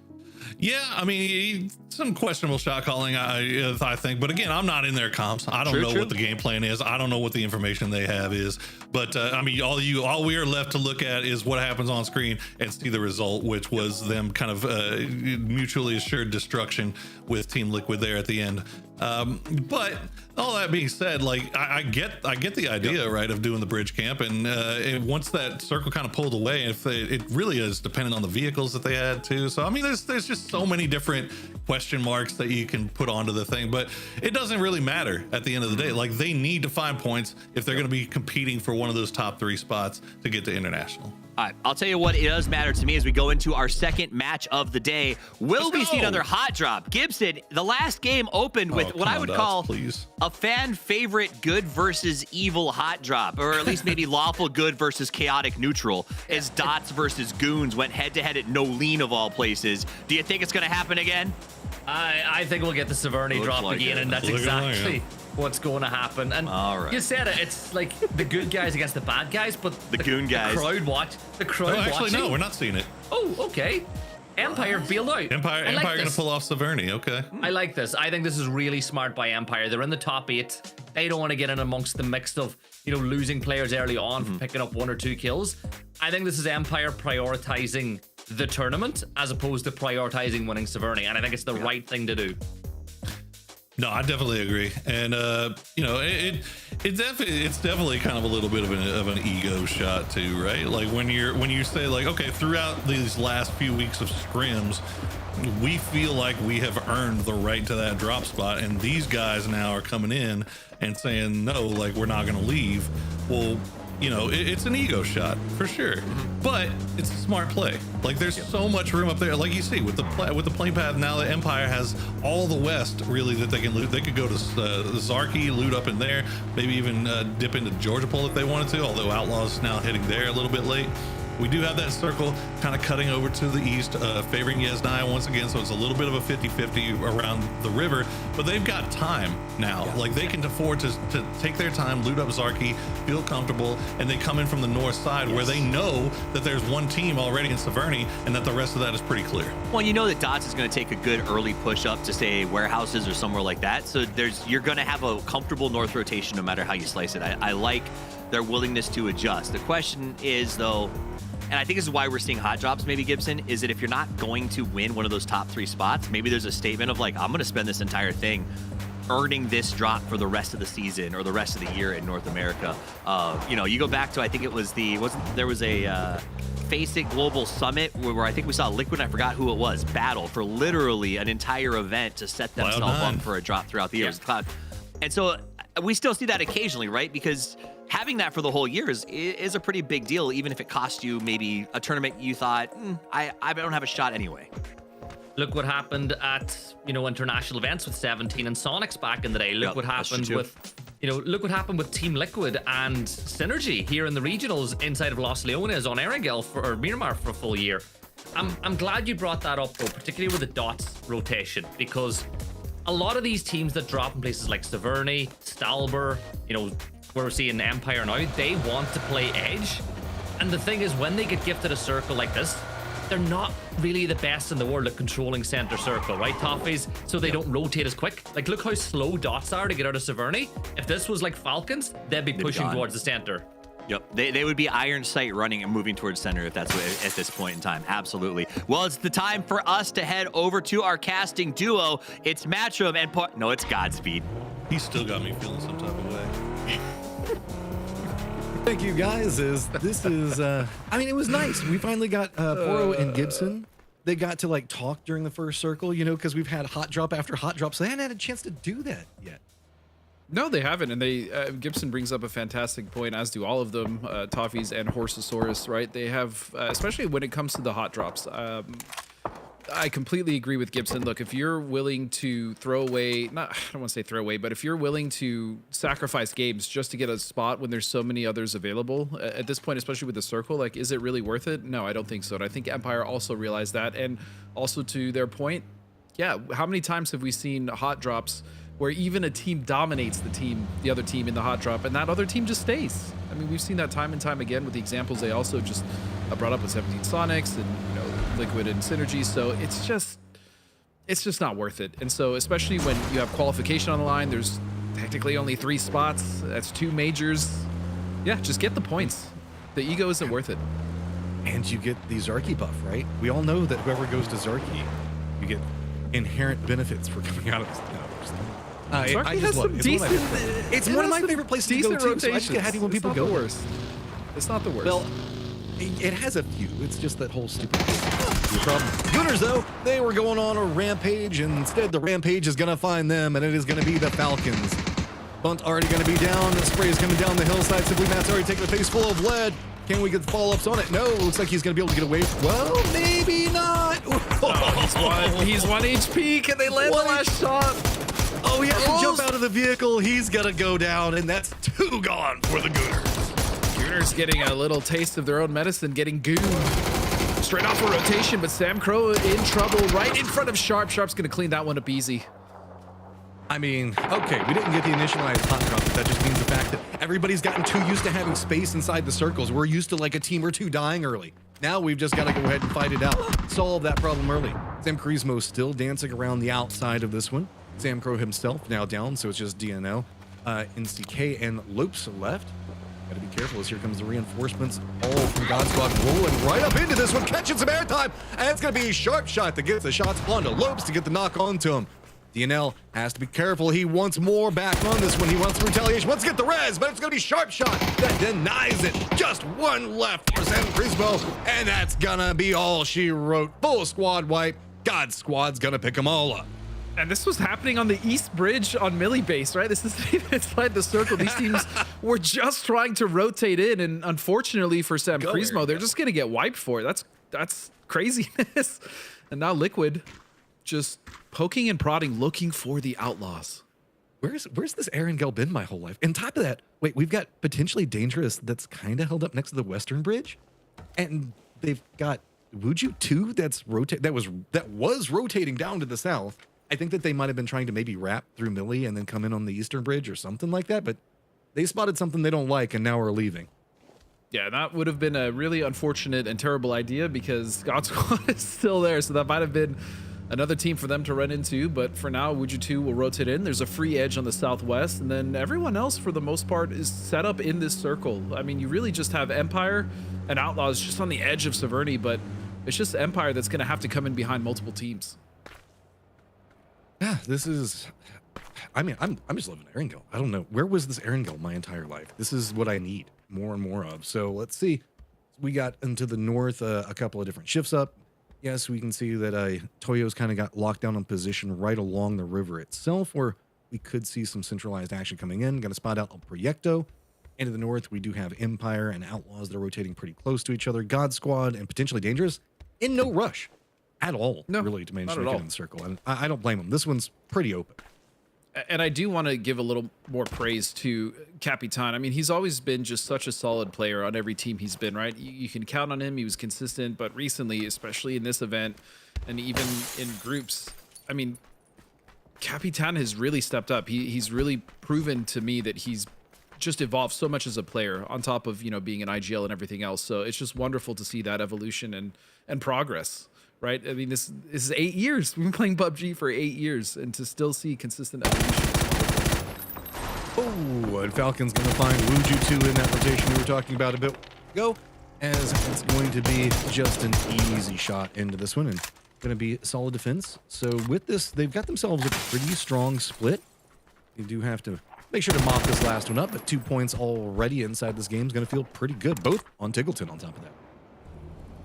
Yeah, Falcons are just going to get... That was an easy hold. I'm not sure if Wuju2 knew that Hacker Compound was open or not, but... Is it a hold, or is it just more like getting bad directions and going into the wrong neighborhood, right? It was just one guy that kind of rolled in there. Happenstance, you know? Tig's like, wait, what's going on over here? We got to figure out a term for I just drove into the wrong neighborhood, and I don't know what we should call it. Yeah, I don't know what we should call it. There you go, chat. Either, That's man. your job. Help us figure that one. Empire and Outlaws, kind of close to each other again, but not too much. No, at this point, there's only one team, Matt, that isn't in the circle. It's just potentially dangerous. You're just about to mention them. Yeah, they're finally rolling because they were chilling for a long time in gas station. I don't know what was going on. Well, I think they were holding for Wuju2, but then once they drove by, they were waiting for that second team. Now that they realized they're the last in the circle, it's not the end of the world. As we see a little bumpy right here from Itz and Theros, but they're going to come in late. They're going to be able to scout, and they should be able to get some decent high ground to see exactly the lay of the land, especially if they decide to stop towards Potato. Yeah, so looking out, most of our teams have managed to get some verifiable controlled territory to work with, just potentially dangerous, but they still have pretty much everything around Potato, so nothing too much to worry about. They could actually bump into the tail end of Wuju 2. Circle's going to pop. Rajak going to be pretty much in the middle of it, but what else is in the middle? Oh, school, apartments. We still even have Boatyard. I could be about this. This is such a hard Western shift. All these teams on the east side, God Squad, Dots, you have Outlaws, Bestia, all have to make it in, and you can already see how busy school is starting to become, as well as apartments. Roz, though, is the only city that's still properly empty, as you see Toyo also starting to shift towards the water tower. We got a couple of maneuvers for control, as it looks like we do see El Proyecto moving for absence. Gunners that are going to be trying to hold them out, but School has a ton of contenders. Looks like potentially dangerous, maybe Wuju 2, Toyo, all eyes on that position. So while we can see that this holdout is going to be trying to force everybody from Proyecto into a new line, and it looks like they are going to do that, School is where all the attention is going to be focusing in at, as Toyo is now getting forced out of it. Gooner's doing a good job on defensive apps. Does mean the fact that Falcons heard this. They could be wrapping in back behind potentially dangerous in the position that they're going to be playing right along road. This has been a very quick reaction from every single one of our squads, with just a couple of shots going, nope, okay, that's too risky, shift away. And I still want to talk about El Proyecto. Their macro and their overall rotations, their timing have just been impeccable. Making it to J Compound like they did, as we see Kickstart about to maybe get a free kill. Yeah, he's going to get that one, no problem. But yeah, El Proyecto just so solid on their movements and their rotations, and even just where they end up holding. I mean, their whole macro game has just been super impressive so far in this whole event. Those days, just a bit too far there, as it is going to be potentially dangerous, as Gabriel kind of trying to cross this one. Okay, we're going to have clear sightline, but he has a good read on Shrimzy's position. Now Shrimzy having to spray into smoke. 1 HP, that was almost a problem. Almost. He still even went for that second spray because Shrimpsy just doesn't care, but he's going to get behind and get the heal off. Hwin will get knocked, though. That is unfortunate. They should be able to pick that one back up, as long as no one comes to third party. As soon as I say that, of course, here is Bestia. Let's see if they can get angles on this fight, Matt. I mean, high ground advantage, but I mean, this is kind of separated into across the street, and once this happens, this kind of stalls out, right? Nobody's going to make too big of a committal on it. Yes, Falcons do have more numbers, but even if they try to cross the street that they know a third party, specifically from the position back behind them on Bestia, could put in some work into them. So instead, they're just going to see if they can spot out. Potentially Dangerous doesn't even want anything to do with it. They're like, nah, it's just a bit too risky. Instead, we'll have it to Rajak. See how Toyo's defense is going to be set up around this one. So the moment they crest that hill, it could be a little bit of an issue, but instead they're just going to stop off beforehand. Yeah, and this position can generally be good. The problem is when you have so many teams scattered around the top side of that hill, you're in a bowl. You're essentially just in a bowl waiting to eat utility. So coming there early can be a risk, but if potentially Dangerous can kind of maintain that, as you can see, yeah, Capitan already kind of looking to see what's going on. There's a chance PD make it. There's a chance to just get wiped. And right now, I mean, you do see a P90 on the Stabby. I mean, that's Slabby. That's a big boy gun. If you can get a knock, they can maybe move up the hill. Once Capitan isn't too focused on looking down that hillside yet, he wouldn't assume that anybody would be at damage control to play that dip already. So it is also pretty dangerous to go for a peek in that high ground directly into it. Rajak going to be the central component of our new circle, so a bit more of a collapse down, and the death funnel is going to definitely be into the southeast. You can see El Proyecto already inside of vehicles, working in silence, going to be following him right back behind them. Garcia going to be following him directly behind what we see going on with Gooners, and now potentially Dangerous, not content in their position. Looks like they're going to go ahead and send it off. Just a bit more information, but now they're going to have to deal with Team Liquid, who's going to be holding down a position just to the west of this.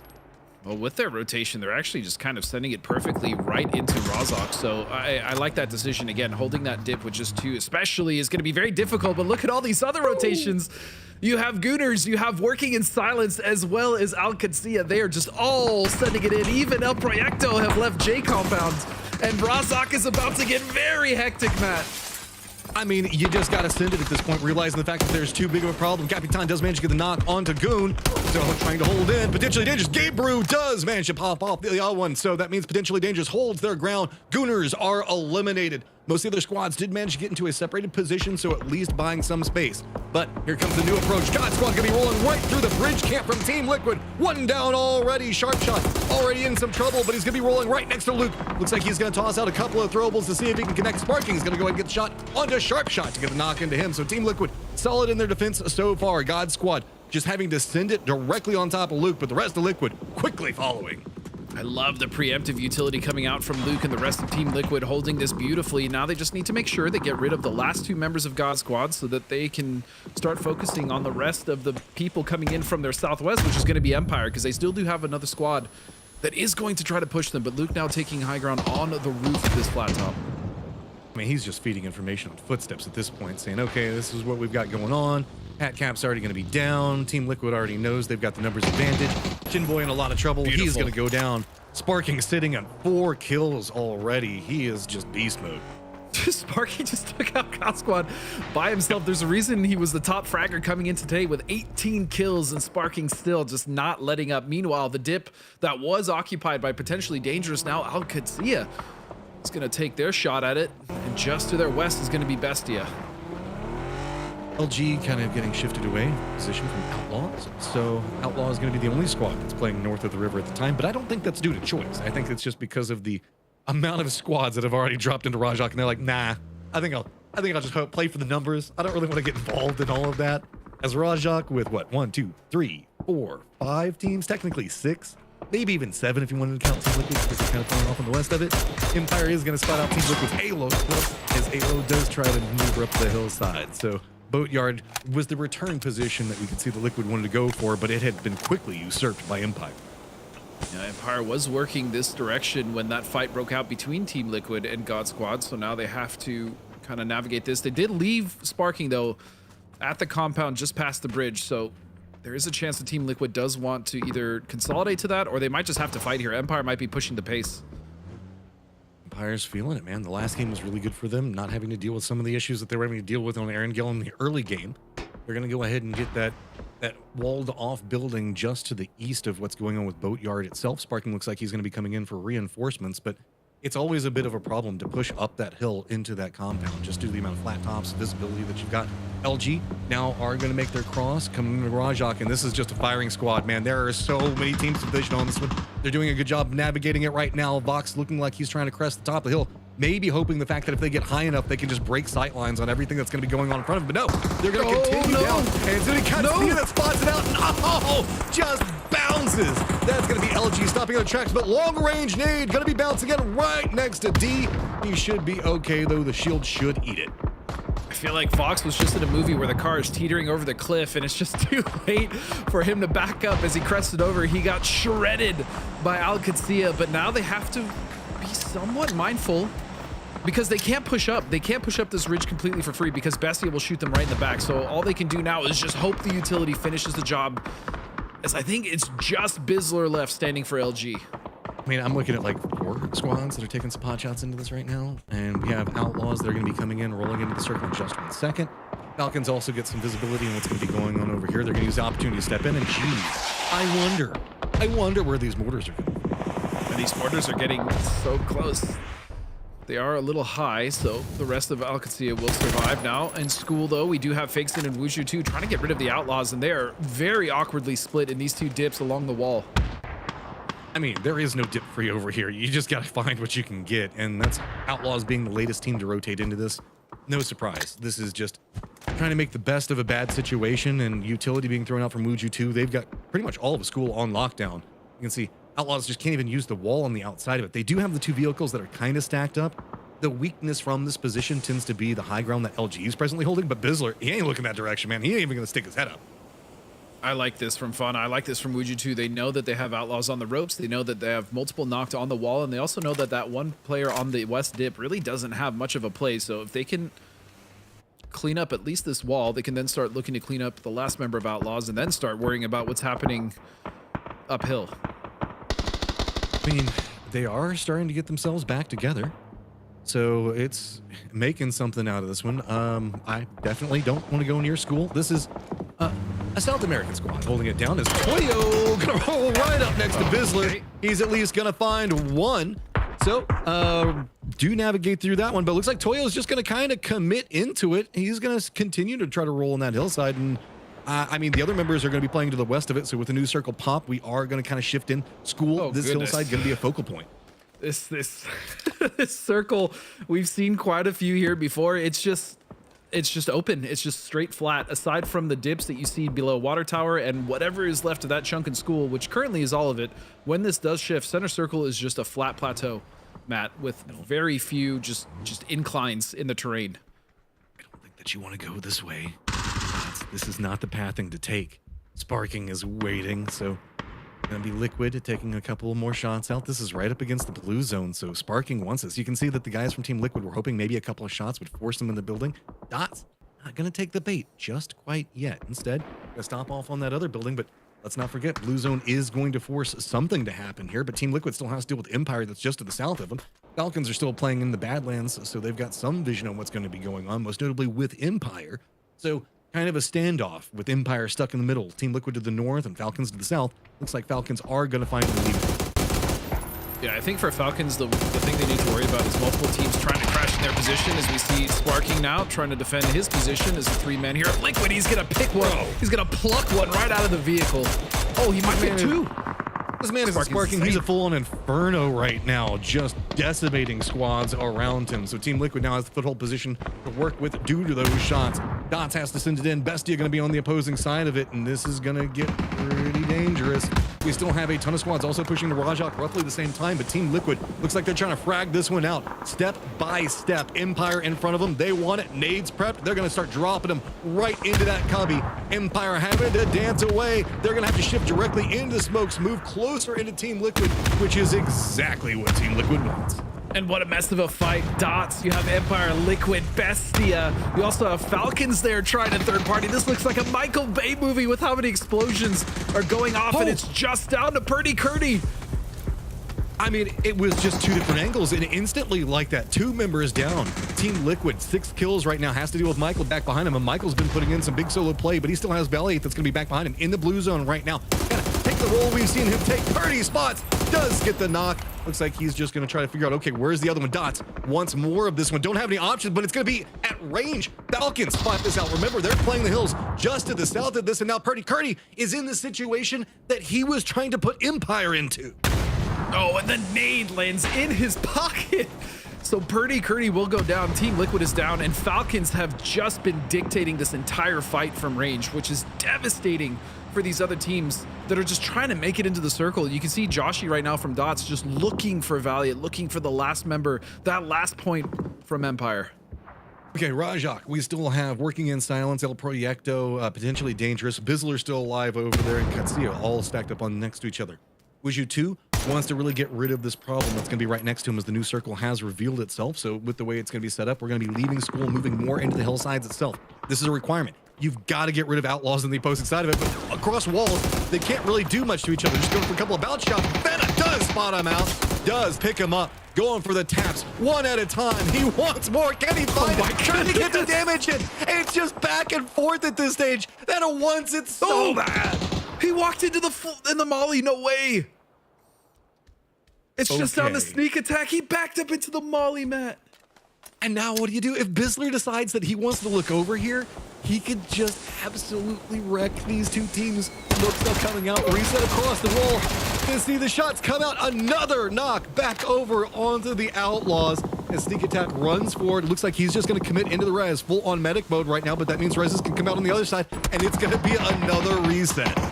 And the issue there is I don't think either team has a lot of utility left because they've been throwing at each other for so long, but Bestia has finally crested over this hill now towards the north side.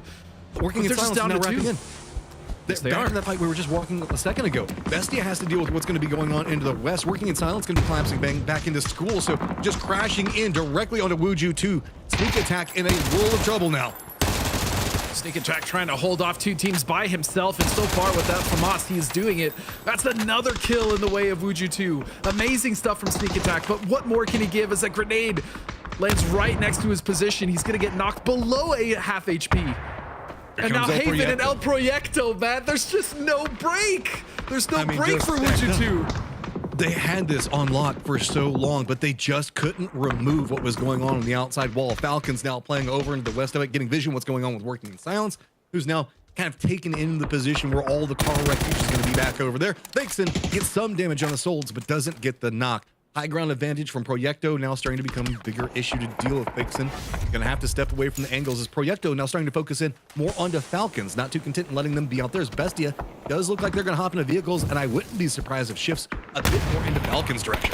I was gonna say, if this shifts south, Falcons have complete advantage and control of the rest of this game. That ridge is pretty much the only thing that separates them in an open plateau. So again, Falcons just finding beautiful windows of opportunity. Really, they've been creating those, though, with how much damage and how much hurting they were doing from the south. And so now, truly, the beneficiaries of this circle. Okay, El Proyecto, high ground advantage. Falcons to the south. They have ridgeline that they can play from. Bestia has to be careful. They've got a backstab and Gabriel right back behind them still.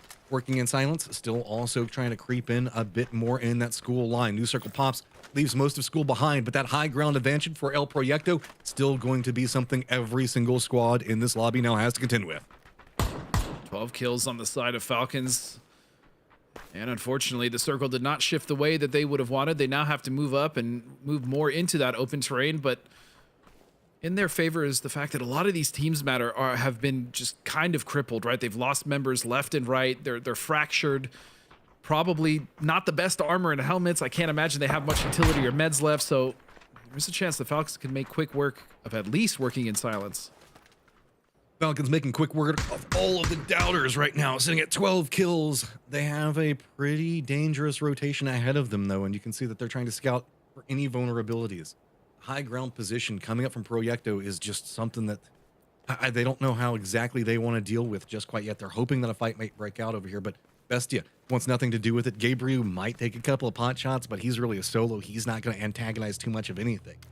Meanwhile, Working in silence over into the east is still an X factor to be dealt with. Sure, they could be, they could just kind of hold out in that last little angle where we can see that's kind of still inside a circle, but that's just handing over control of everything around you. So I don't think that they want that. Meanwhile, Proyecto still wants to keep an eye on Rajak. Might be a problem for Gabriel. Yeah, Proyecto really in the driver's seat of the rest of this game. There's no way. Oh, he's just sitting in that vehicle. I hope he stays and I hope it works for him. But man, El Proyecto with so much control in this circle, that high ground position really just daunting for these other teams to try to push up against. I still can't believe that car, dude. not the wall again. So many cars, the wreckage, the damage. There is just crate upon crate over here at this point, and now it is going to be working in silence on the outside of, technically on the inside of school, but it feels like the guys that have been on the inside have been having to deal with issue upon issue. And now the only problem that you can see that Falcons have to deal with is going to be this high ground. I think that we just spotted a second ago that Vinny isn't going to be making any proactive plays. So that means that it's pretty much just going to be Proyecto with the high ground, Falcons having to deal with it, working in silence with no space to work with at all. And for Falcons, they better hope that there's not a lot of utility on the side of the rest of the teams, because if they're all stacked there, I mean, that is just blue zones, mollies. Oh, he threw the gas can! That was beautiful! That's going to knock Solds. What a play! That was gorgeous. Big start now. They're starting to focus on other sides of this fight, though, as we see El Proyecto up towards the north. That is just Still holding crazy. that high ground. That was so sick. I mean, I am just astounded by this when Falcons now can shift a lot of their attention back to the hillside, as this is going to force El Proyecto to have to contend in. It's going to be Krafton that does get the knock onto Shrimzy, but it's two different teams right on top of him. Bestia still not making any moves. Potentially dangerous. This last solo doesn't want to move after Proyecto. Proyecto moving more into the east. They're going to continue to find more, dropping more nades back into it. H1 did manage to get a knock onto one, but you can see working in silence. They've got their little cubby. They're trying to get their reses up, and there's no more utility that can really cross the wall. So instead, Falcons just have to cling into this hillside. Vehicles blowing up around them, hoping that the shifts as these vehicles pop do not land on any of their players, and it is going to land on H1. Unresable now, as it is going to be Proyecto still with that high ground, still peppering shots in, and Falcons still have no way to contend in working in silence position. I was really, really hoping that Quinn got away from that vehicle right before it exploded, but he didn't, and so now they're just stuck in this corner, and working in silence just going to resolve to their fate. I mean, that's it. They're just going to go down to blue, and you can see that Falcons are still trying to get the kills. It doesn't matter. They have to shift focus, and they need to look at El Proyecto. It's the biggest threat to them right now. Hey, with the way that the circle is lined in, Proyecto doesn't have the easiest path down that hillside now that working in silence is going. Shifting more into the west. I mean, Gabriel, as well as Bestia, might have to contend. And Gabriel is going to spot out Vinny. Go ahead and finish that one out. Now it's just a couple of solos lined up against Proyecto in their high ground, but Gabriel is done. He's going to get the knock on the Haven as well. Falcons look like they might be eyeing some vehicles, maybe trying to go for rotate, build some type of fortification. This distraction could be massive for them. Silzen still alive for Bestia, as well as it is going to be continually potentially dangerous as Gabriel finding more and more harassment angles to work with and really being a catalyst of what's been going on the outskirts of Rajak. You want to talk about hero plays, especially for potentially dangerous. Gabriel has really been putting up that performance, that accolade, as he is still in this game as a solo, even as they came in as just a duo all the way from like circle 3. And not only that, but he has 2 kills. He's still finding points. A massive save from Gabriel for potentially dangerous, and still El Proyecto just complete dominance at the top of Water Tower. And it's in this game, and so far in this lobby, I mean, El Proyecto has looked immaculate. I mean, potentially dangerous Gabriel has shifted kind of the momentum in this game. Now it's going to be El Proyecto very close to the blue zone, having to do with the solo right on top of him, a ton of smokes, and there you go, an exchange between the two of them. Gabriel does get the knock onto one. Gizera, of all people, Proyecto now has to move down the hillside, but Falcons have already shifted in. They've got themselves a new fortified position. Play from Silzen is going to be the next threat. The Kraken just rolling in, and we know Silzen's hiding inside this bush is going to be waiting for his moment to strike. Does the Kraken expect anything at all? Looks like nades are going to be prepped in. He's got eyes on Falcon's positioning. Is that nade going to connect? Is it going to get a knock? Silzen just waiting for the moment to strike. Any second now, he's waiting for the prime moment when everybody is unaware, running past him, hoping to hear a couple of knocks. Posa going to be jumping down into this as well. Silzen, the patience, blue zone on top of him. He's going to have to start creeping forward. Are they going to hear the footsteps? Is he going to go for the play? Meanwhile, Falcons are still holding this one out. Proyecto creeping down the hillside. Gizera backup spot now. Tickles it. Finally, Silzen comes alive. Goes for the spray into it. Bestia gets eliminated. Falcons still holding the lower ground on this one. Trimsy, kickstart still up. Now down to just a 1v1. But it is going to be the Falcons that get it in the end. Wow, that was an absolutely crazy endgame. 15 kills, 3,100 damage, and it really came down to the solos that ruined the perfect game for El Proyecto. That was, again, such a brutal circle, but more importantly, can we just talk about the fact that that wall had so many bodies on it from school, between working in silence, between outlaws, between what other team was holding there initially. I mean, that was just ridiculous. The amount of work that was done in that area was just gross. But in the end, it was Falcons. It was the Falcons that came through, Matt. I'm sorry to cut you off, but you and I have to shake it off. We have to get ready for the next game, and so we're gonna take it to the boys to break it down. Here's more JPEG. 10 pixels. JTIG. Congratulations to Team Falcons along with JPEG Tig. Come out with a big win there. And I got to say, okay, first off, MVP still's in, right? Okay. Huge backstab. But also that Shrimzy gas can air attack was probably the coolest thing I've seen in a while, man. That was thinking outside the box. And that is why we have loved Shrimzy for so gosh darn long. Gentlemen, that was a wild map, Gibson. There hasn't been that many deaths on the wall since Game of Thrones, man. Yeah. I'm glad you went down that red. Nice. Okay, You're cool. welcome. Thank you. Thank you. Moving on swiftly. Yeah, the Watchers on the wall was brutal. The battle at the school was pretty crazy, and it just kept going. We'll break that down in just a second. But first, gentlemen, I'm going to turn it over to you for some highlights.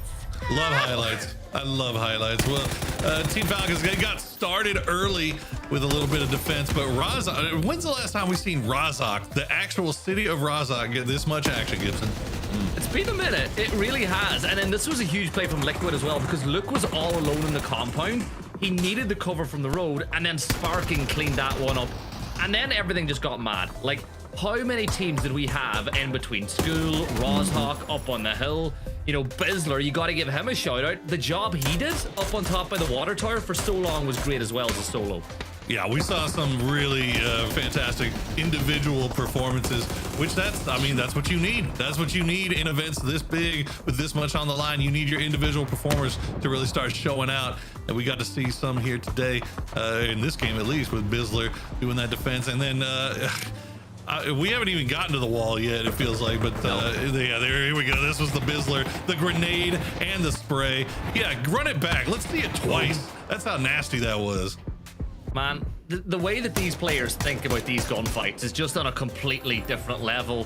Valiant and the rest of Empire, they pushed it to the edge, and here's a little bit more Sparking. Yeah, why not? I could watch This guy was a Sparking menace. all day. We could watch him all day, Toffees. He's so good. It was insane. I mean, do you remember that pullout? Was it, he was on the beach at the house outside of Roz when God Squad pulled up, and just 3 of them insta-delete. Sparking is insane.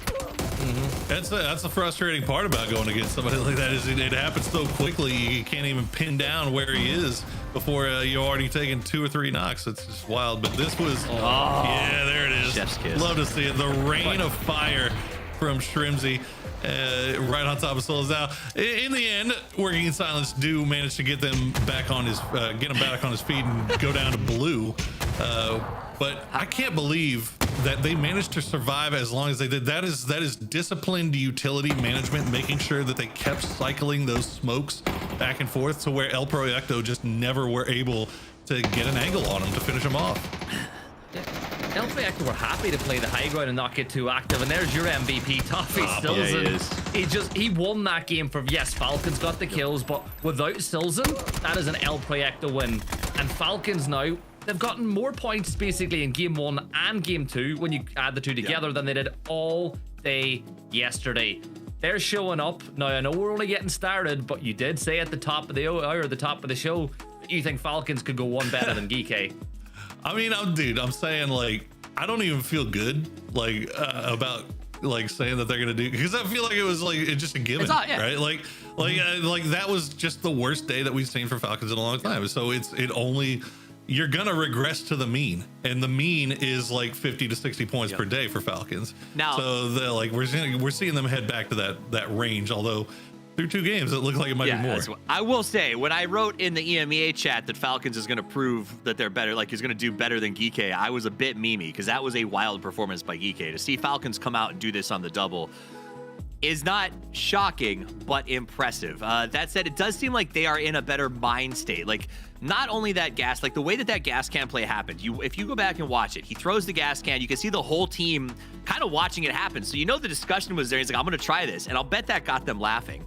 And then while they're hiding from the gas can fire, I don't know if you noticed, Shimzy walked backwards to the hill and dropped a Panzerfaust over the top of that little thing as well, which is a very tough shot unless everyone's crawling around from fire. So they are just playing like happily their game, and it's always fun to watch when you get to that point. Now let's take a look at the overall leaderboard and see where everyone stands after such a massive game coming out from the Falcons. That should put them on the left side with no issue. They will move into that 50 gang. El Proyecto at 76, still climbing. Very, very good. Toyo Bestia, 67. And now we're starting to see, remember yesterday, we featured, I think it was Liquid, El Codcia, Falcons. Like, these are the North America teams to kind of watch, Gibson. Finally, they're showing up. Yeah, El Codcia, though, I think it's pretty similar to yesterday. First couple of maps, they're not really being as proactive as they said they would be. Remember, they were saying that they were making too many assumptions? I think you can still see that in their plays today, and they really need to get things going because Liquid are hot in their tails, working in silence are right there 1 point behind. And even when you look at Wuju 2 and Empire, one good game for either of those sides puts them right in and amongst El Codcia as well. So they need to liven up a bit because next map is the halfway point of the whole weekend. Yeah, I think that's a really good point. We are hitting that halfway spot in the top 3 positions outside of sort of the Falcons. Yes, they're bidded, but everyone else needs to get up into those top 3. So the fact that Proyecto is still continuing to kind of make that grind is actually really, really good news for them, is that keeping that slightly ahead is going to be a very, very big deal. Silzen was the, in a way, man of the match as he hit there. Can you imagine, Poro, you think you've got this in the bag, you're pushing down the hill, and then not only does one of your guys go down, but it's a FAMAS in the feed, and it's from behind. Like, the fear that must strike you with as Falcons is slavering to push up the hill has to be paramount. I mean, that's just so tilting. Like, it's so frustrating because they had great position. They had a good setup. They had utility left. They were laying down smokes. They had deployable covers to play around. Falcons were basically pinned down. Like, it was GG. And then all of a sudden, Silza just pops up 2 down, and it ends up being GG at the end. But fantastic play by him. Also, let's talk about Outlaws. We got some teams on the bottom that need to push up there. We did see, we'll go back to sort of the battle at the wall, right? This was, I think Poro called it in the green room, a fight that will be studied for generations to come. Strategically incredible. For the wrong reasons. A little tongue-in-cheek on that one, I'll say. Well, yes, but maybe it will be studied for the wrong reasons. But it did seem like people just kept showing up at this thing over and over and over again. Is it the only cover in the area? Somebody explained to me why we had 6, I think it was ultimately 5 teams going to that spot. What do you guys understand? It was a black hole, right? It's a black hole, but it all comes down to the circle because you've got the water tower, which can see most of the land from that position. You have the depth that Al Codcia were in. Realistically, you're trying to find some form of a valley that gives you cover from the high ground while also not worrying about other spots. And teams just thought, if you're on the school side, you want to get close to the wall, and if you're on the outside, you want to get into that depth. That's the long and short of it. There's no real science to it. No science. I think the end of that game had very little science in it. As you did kind of mention that yesterday or today, Poro, that like the wheels seem to have come off on Erangel, and I think that map, actually both of those, were good examples of that. Now we're gonna flip it over and go to our 3rd match of the day as it gets underway here. A very northern plane path. What kind of pressure does this put on the teams, Poro, to see so many sort of crunched up towards Island? It's really just a question of, are we going to see any more like early game shenanigans? Are you going to see stuff around the rivers, the bridges? I don't know. We saw that a lot yesterday where teams were just kind of preventing those crossovers. So once we see that first circle, we'll get an idea of what the game plan might be for some of these guys. If it goes north, though, it could be pretty tough. So Gibson, we've had some time like that was extremely vague. That's all. But But I think that kind of brings us to this map to a certain extent. I mean, yes, it's been in rotation for a while, but we only play 1 per day. I think some of the teams are starting to feel comfortable here without sort of memorizing everything about it, right? It's not the same as Rondo, where you really only have to learn about 40% of the map to feel like you're going to be able to survive in sort of these end games.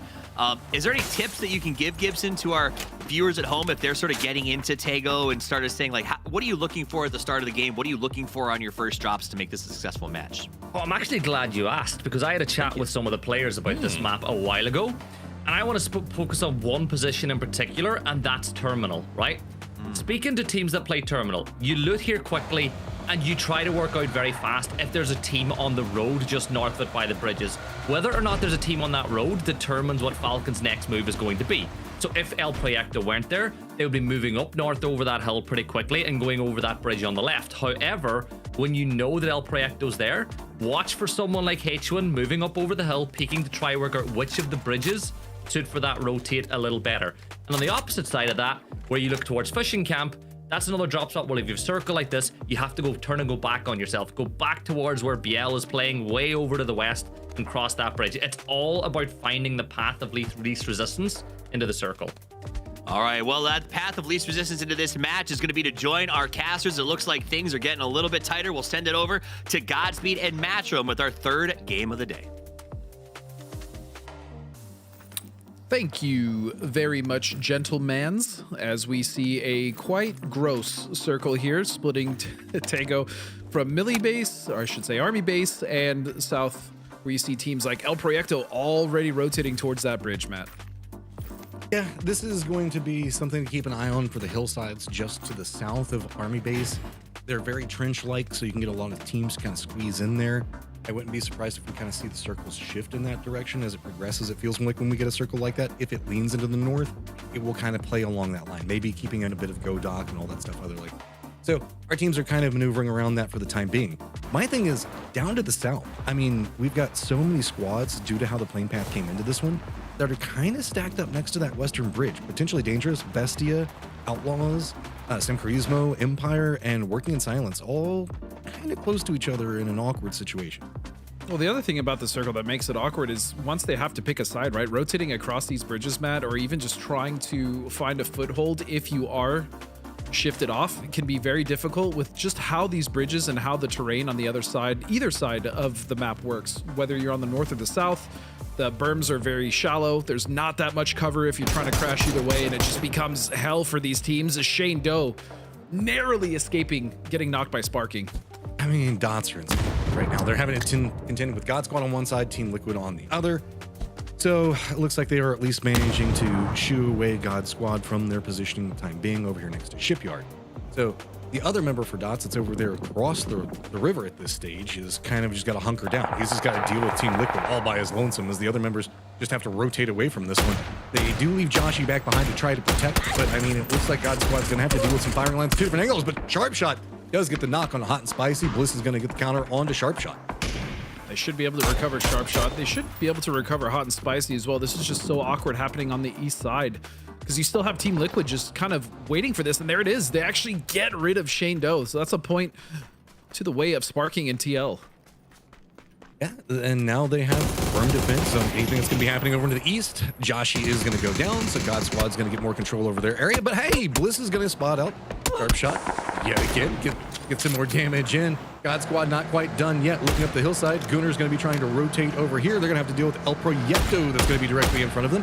Simply Matt trying to see if maybe he can scare anybody away from looking onto this angle, and they are going to squeeze by just narrowly. Pose is going to be trying to chase after him. Not a lot of damage done. LG, though, already going to have one of their members in Gats on position. Going to have to deal with where Gunners are going to be going. Actually, it's going to be Bizzler that gets some shots in. Gunners, though, they've got an entrance tool of their own, but Bizzler is going to go down. All right, no, Bizzler's going to get the shot onto Goon. Sorry, my apologies on that one. So now the rest of Gunners going to have to run in, try to see if they can defend. Knock timing very lucky on Greg's shot. He got knocked and got set forward behind the wall, so there is cover. They can now slow things down and try to maintain what control they have, but the smokes are going to make it difficult as they still do have a res. But again, Bunt with this Panzerfaust is just going to be devastating for anyone that does try to push, and LG think the better of it. I don't think they're going to get very aggressive off that. I mean, LG's positioning doesn't look like they really wanted to kind of contend in for this position. El Proyecto's Haven, though, is kind of sneaking up back behind the Gunners, and that might be a target that they can look at with a Panzerfaust. So Gats kind of dancing around, trying to make sure that he keeps some distance away. Looks like he's going to be playing a bit more into the east, trying to shift away, maybe trying to make sure that Bizzler can protect him in some fashion.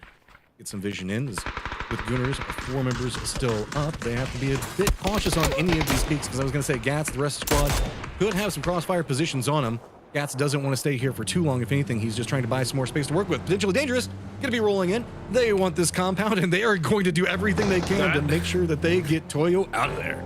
It's one of the craziest close call rotations I've seen. I mean, 2 potentially dangerous was just right alongside Toyo as they were basically just racing. As Pippa and the rest of Toyo will go further north. And again, fighting up here in the army base hills is actually very conducive for just no vehicles, straight up just push fighting. It's wonderful to fight up here. I mean, so as we see a shift potentially more into the north, I don't think that that's going to be too bad for a lot of our teams. Gooners are still having to kind of contend with Gatz's close range position. He looked like he was trying to shift away, but then after getting that damage out, I think that he feels like he might have some enough to be able to hold out here for a bit longer to see if maybe he can exploit something coming out from the game. I'm also surprised Gooner's logo isn't just a Panzerfaust with how many we've seen them use and how many knocks they've actually been able to get so far in this lobby and in this grand finals, or just over the whole course of this tournament. But yeah, they have just been putting those Panzers to work almost the entire time, and now it looks like they've gotten Naka to LG and they're going to come in and try to clean up. Hey, I mean, this is just going to be a whole bunch of firing lines coming back down over at him, though. So this is going to be the nature of the beast in this position. There's a lot of squads that are starting to play a bit more high ground, getting some vision of what's going to be happening into what's going on with Yongcheon itself. So it's going to be a lot more difficult to kind of maneuver through a lot of these different angles. Yes, while we can see what's going on with this, we also do see that Liquid is kind of creeping in on this angle. Falcons do have some vision on it. El Proyecto, remember, they're still very close to this one. So Gats just kind of hanging out, looking at all the body armor he wished that he could put back on. A big problem for these teams, though, Matt, is still the circle shift, right? It's left quite a bit on the south, left in play, which means that this could still shift. I mean, you would look at it and assume it would go north. Most of the teams have hedged their bets for the north, but there's still quite a bit of playable area on the south, and you still have the river cutting off a lot of playable space. So this is just really rough for these guys. Even though they're already in the circle, the next rotation off the shift, if it does go north, there's going to be a lot of choke points set up on the south side of the circle. Also to point out for LG, they are running a 2-1 split right now, and while Snakers is playing kind of isolated man over into the west, it does mean the fact that with the collapse of teams that we've seen here, a regroup might be a bit more complicated than they were hoping for at this stage. Empire also going to be making their shift over next to the western bridge, so they should be pretty okay. Yeah, just, trying to get some trick points out of that one, so they'll be fine. That leaves Bestia, the only team not yet inside the circle, but they're still pretty close to it, so no worries. So on top of just not losing members early, Empire have made really great adjustments coming into today. They've also really been patient with their rotations, taking their time, a little more willing to do zone control rather than get into a good spot early in the circle. And so far, it's been paying off dividends for them. So really love these adaptations coming out from Empire and the boys. 10 seconds. Do we get the mathematically correct circle? Or are we going to get the chaos circle? Are we going north? Are we going south? 2, 1, and north it goes. Okay, north. Still, again, there's a lot of unplayable area, and the south is about to be completely cut off, so Outlaws are going to have to make a move. They could opt to stay there, right? They could opt to stay on the south side, rotate later, but that most likely with El Proyecto, Al Qudsiya is going to cause issues on both bridges if that's the play. The rest of the collapse is now starting to come in. Empire going to navigate right through potential dangers. See it. So really should be pretty fine for the time being. Depends on how far into this they want to stretch. If their eyes are kind of leaning into the Solo Man and Snakers, LG is trying to regroup their inside of vehicles and they're playing a bit further up on that hillside. So Empire is going to shift lower on the hill, back down near the road. So that's going to put them more into the Qudsiya sight line yet again. And Roth should go take a couple of shots into this one. And now that's going to make Yongcheon a lot more of an option that they have to deal with. So they have to shift north. They don't have any options. Luckily, by this one, I do think that they've managed to squeak by and might have a stop-off point just below Wuju 2. Yeah, they will have somewhere to stop here, but again, this is all without information. There was no way for Empire to know what's going on this side of the circle. They did take their time rotating late. They scouted what they could, which is why they were able to thread the needle. But this is the issue. They had no information on the north of Army Base itself, of the hillside. And so that's going to be one going down. Michael will fall, but still 3 up. This is still a much better position that they've been in early than the other games yesterday. I mean, it's pretty centered. They did lose one and drove by, what, 14? Could have been a lot worse, yeah. Could have been a lot worse. I mean, it didn't feel like it was greedy either, but it also did kind of feel like it was greedy. I understand what they were trying to go for, but the stop-off is just, you just got to go. You got to send. Toyo, now I'm going to contend in with Sem Charisma so close. Yeah, no, I don't think it was greedy. I'm not faulting Empire. Again, I just praised him on the rotation. It's just, when you come into a circle late, without much information, which was not necessarily their fault. That's just what happens. But it could have been worse. They lost one. Meanwhile, now it's going to be Emmy trying to hold off the entire team of Sam Krismo, and he is just down to 1 HP essentially. And is he actually going to escape with his life? He will. That's crazy. So now Toyo is kind of the beneficiary of the way that these circles have landed. They don't have anybody up to the north of them, but Working in Silence is going to be playing over into the west. Buju 2 has new friends, well, old friends that they've been hanging around with for a while, and Bestia just to the north of them. So Bestia playing along that rock line is a bit more complicated to contend with, so probably just going to give them a bit wider of a berth and let them have it. Instead, just try to break sight line, still continue to play the south of it. So yeah, Bestia just trying to play towards that high ground and let the other teams come in around them. And if they need to, oh, Beal, what are you thinking here? 318? Maybe 316. Let's see where this bad boy flies.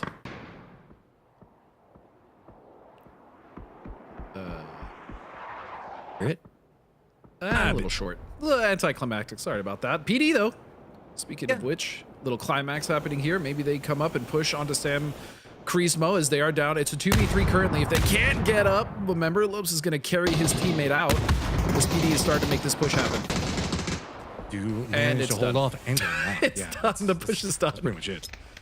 Okay. It was good in premise, and then sometimes just premise and execution, right? I like the attempt. Just did not work out for potentially dangerous. Sometimes the plan is good, the gunfight just doesn't go your way. It do be like that. So now potentially dangerous, having to deal with Working in Silence on the opposing side of this one. So do manage to get a knock in, but just one up. The Roth is going to be in some trouble. Santastico still up as well. Really wants to get the Roth up on the field, but he should be able to get that, as I don't think the Roth is going to play this one too. So I don't know. I say that. Potentially dangerous. Roth, he does look like he wants to try to cook this nade a bit. And that was a good throw right into that little divot in the wall. I mean, the problem for both of these duos that are currently fighting is even if they do clean this out, you see RBM now trying to come in from the backside to support his team. They have to go into a circle that's already being held. Their edge is completely stuffed. And I mean, sure, you can get a kill out of this, but the only thing that you're doing is you're making yourself so late in execution. Doesn't get the nade off of that. Yeah. You just have to salvage these points, right, Matt? Like, which is what we've seen a lot of teams do, is a blue zone grenade is going to push the arrows out. And he's not going to try to get up top, but those blue zone grenades, thankfully, he did have a chamber pack, and he doesn't have to worry too much about getting low. He will get the first wave off, but yeah, he's getting pushed. It's a 1v3, and they know exactly where he is on that roof. You can see Santastico now going through. Blue container, that's going to be an easy clear for Working in Silence. He really threw off their timings, so we'll have to see how it's going to go for them. So El Proyecto, yet again, defending on this bridge. They also do have Roth that's going to get some vision on it from Garcia. That's going to also be able to throw in some assistance on the side of it. So it looks like Proyecto is going to shift them a bit more into the QAD route for the sight line. I wouldn't be surprised if Outlaws doesn't go too much further than this one is. Yeah, they're just going to stop off, try to use that wall, try to deny out anything from QAD. These coasts, they offer very little as far as protection. Outlaws do find a corner, a sliver to play, but you can see there's no defense from Alcancia. They're just pushing up, and they're going to be at the mercy of just trying to win this gunfight. Yeah, and I mean, the new moving factor back behind this could be Working in Silence. They're going to be maneuvering into the circle just right behind Garcia as they're trying to regroup to defend this point. So they might be able to catch Garcia with their pants down, but it looks like UAD is doing a good job on kind of monitoring what's going on back behind them, so nothing too much yet. But D really wants to step into this hillside. He wants to see if anybody's going to go for the peak, but Outlaws, this is just full defense, man. You can see the fact that they're like, we don't even know what's happening over here. Anything that we go for is so risky, but that just puts you in vulnerable position to all the nades raining down on top. Yeah, the threat from El Proyecto is just causing them to play more passive, which I understand, but also now with Alcancia on the other side, that nade, these are so close to knocking both Nina and Gump, so we'll have to see if they can weather this storm, but now the push is also coming from the low angle. You can see Curry there, though, try to hold that. He's going to find Relo. That's huge. Can he get a second one? No, he can't. Outlaws is out. D. That's all D right there. He picked them all up. Should be able to get Relo as well. So with this Working in Silence, did collapse back behind Cowboy. As you can see, he's trying to make sure that he keeps an eye on what's going to be happening there. Toyo hopped inside of vehicles. They're just going to be making the mad dash. New circle pops. It's going to be pretty open down inside those ravines coming outside of Army Base Hillside itself. Young Sean, as well as a couple of compounds in play, as well as Sam Krismo might be able to play that, as well as Gooners, which they fought for just a little while ago. El Proyecto still also inside the circle, finally done with going to be bridge camping. Still have a couple of teams right next to it. Projecto just managed to put themselves in the best spot almost every single game. I cannot praise them enough, but finally a fight has broken out between Wuju 2 and Bestia. Let's see if Sneak Attack can replicate some of the heroics that he did at that wall with Wuju 2 in the last game at school, as they're just backing up right now. A little reset. I mean, 20 seconds. There's no surprise on this one. You don't want to get too invested in a firefight just yet. Instead, maybe just kind of shift down to the south. That might put them in LG sightline. Working in silence also did spot out QAD, so it looks like they're going to be shifting into the north. They could be bumping into LG, who has reinforced off this position on the hillside. LG not inside the circle just yet, working in silence, not inside the circle just yet, but notice BL has shifted away down into the southeast. They're going to put a couple shots in Blizzard. He's already spotted out. That means the other ones from the hill can just kind of creep up, and that's going to be in a bigger problem for LG. Yeah, and LG just getting kind of caught disjointed, as now it's just going to be down to Vox and Snakers to see what they can do. They've been trying to hold off this edge on the west for quite a while. They did find some success, but now themselves are just down to a duo. Creep in on vehicles to the west and the north seem like the play. You can see that Wuju 2 did manage to pick up their vehicles inside the circle now. Looks like they just, you can see they jump out, instantly look to the north. They know that Bestia is up there, and they're trying to make sure that Bestia doesn't make this pathing down onto him. Empire also starting to get some vision and an idea on what's going to be happening with Bestia. Bestia very called out right now, as even Luke 12. Team Liquid does have a foothold inside the circle, but they sent Luke out to make sure that nobody is wrapping all along this lines so they could set up a kill box, and Bestia is in the thick of it.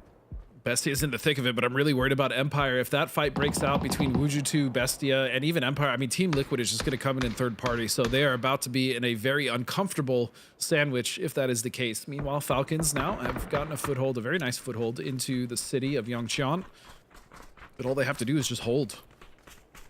Hey, Bestia, which way do you go? There aren't a lot of good options, but I guess there is a potential best option, and it looks like that's going to be Wuju 2 as your pathing. Tries to skirt around this one.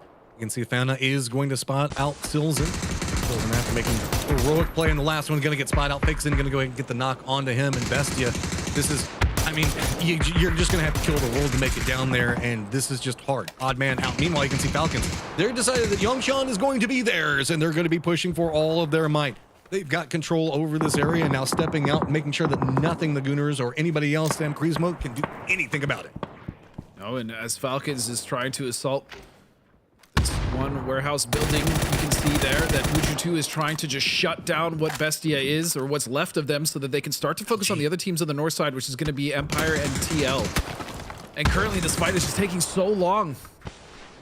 It's just getting more and more problematic. Empire realizes that they now might be on the outskirts of this circle with the way that this ravine is going to be playing, where it's going to be Team Liquid is at. They can shift and defend off onto that point. LG is kind of collapsing back in behind Wuju 2. That means that Bestia holding out has put Wuju 2 in a desperate position. Empire kind of creeping in, now going to be in a gatekeeping position as well onto Wuju 2's positioning. This is just turning more and more messy for everybody that's over here. They've got to take down DraftKings. Finally do it. But now Sneak Attack, 1 HP in a dream, trying to navigate, get down the hillside. He does manage to dodge it for the time being. Fauna does get the knock on a Vox, slows this one down a bit more as Snakers still alive over there, trying to get the shots into Wuju 2.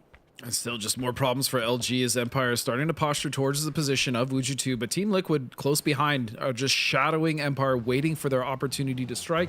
I also love how they had initially sent Purdy Curdy deeper into the circle to have a foothold for them in case things go wrong. So great plays by Liquid. Empire, though, holding their ground as a 3-man, getting here early. They've been able to survive this long, and it was Bestia actually that were the ones to fall first. The Snakers now just tries to find any form of safety. Well, he's just out there. He's like, I want no part of what's happening on that hillside. QAD looks like they've got a similar mindset. They're going to dodge what's going on with Yongqian. So we still have Yongqian inside the circle. We still have the Liquid ravine to deal with. So everything up to the north is still just a catastrophe. Empire, Wuju 2 now stacked on top of each other. So few options to work with. Working in silence has also crept in to the south of this position. So that means that Wuju 2 has to monitor what's going on with working in silence. They're getting pulled in too many different directions as Empire is starting to get some high ground points that are looking down into Wuju 2's position. Spots out one. Adam going to show a bit of patience on his shots, realizing the fact that that one's just too free. Cannot pass it up. Meanwhile, back over here with Falcons. Multiple members down. God Squad trying to hold down, but Falcons making the push. Just 2 members left of Falcons here to make this recovery possible. You can see Kickstar. No, he's going to go down. Shrimsy's going to eat a nade. He's down to just 1 HP. And all of a sudden, the Falcons just down to 1 single member. The Molly is out now as well. Shrimsy, no res even possible. will have to try to have a hero move. It's a 1-on-2. If he can get Pat and Shinboy, there's a possible recovery, and he's not gonna get it shut down. Nice play by God Squad. But the vultures come, the Gooners realizing that there's another kill to be had over here, maybe two, trying to swoop in to see if they can get more. Panzerfaust in hand. They want to just spot anything over here. Liquid, though, having to contend in Empire's position. That's going to be one of their members that go down. This firefight looks like they were trying to extend into, but it is way bigger than I think that they were expecting. Gunshot come out from Butt. He's going to get the knock onto one. Pat Caps is now down. Going to go ahead and try to go for the flush onto it, so swarming around the outside of it, trying to look for the last one up. Inside the compound, has to juke around. They know exactly where he is, tries to close out, but the utility has already gone in, doesn't connect the way that they want it. You can see simply Matt just getting frustrated. He's just like, please just let me kill you. Just looking for any angle in that window, but Greg shot, are they trying to go for the res here? Is the question I want. Yeah, they are. It looks like Bunt is going to get Greg shot up, so they're going to recover 3 strong. They still have utility coming their way, but also other teams that are going to be looking to try to see if they can get anything out of this confrontation between in the 3v1. This is a strong position to be playing from. They just left the area that was inside the circle, so they're like, fine, let's just go back. Let's play for position, shift away from it. Team Liquid still in the midst of everything that's going over here with Empire and working in silence. QAD just to the south of this one, but not involved just quite yet. They've got their eyes more set into what's going to be going on with working in silence. Team Liquid now starting to kind of scan the horizon. El Proyecto, Toyo on top of each other. Both have to run across a pretty open area to try to see if they can manage to make it inside the circle. Alo has his eyes set onto QAD and kind of hunkering them down. And it looks like Team Liquid just has a member looking at a different squad. Every single one of them just trying to control as much of the circle as they can. Yeah, we missed somewhat of that fight on the north side between Empire and Liquid. We saw a few knocks go out, and there was a cam and cam, but I mean, it's just down to Valiant now. So Empire has fallen, and you saw working in silence as well, making a nice push up towards the west. And then to credit to Gooners for just realizing it's not worth it. The one player just pull off and control the rest of that city. So good plays all around. Way more points than just one in that position. So yeah, just a good heady read. Toyo, Proyecto did separate out. So now Proyecto has managed to get a compound inside of Yongchuan, taking some shots over into Toyo, who is trying to use the hillside. So if you see that popping off in the distance, that's going to be what's going on the minimap down there. Working in silence, they don't want to overextend into this. Sitting at 8 kills, it's been a good game for them so far. They don't know how many people are up here. They just know that there's boxes and violence that's been going on since the moment that they arrived in the west. And Toyo been having a good day overall, but right now they find themselves stuck in a position that is less than desirable as they're getting rained down from multiple teams. El Proyecto as well as Al Qudsiya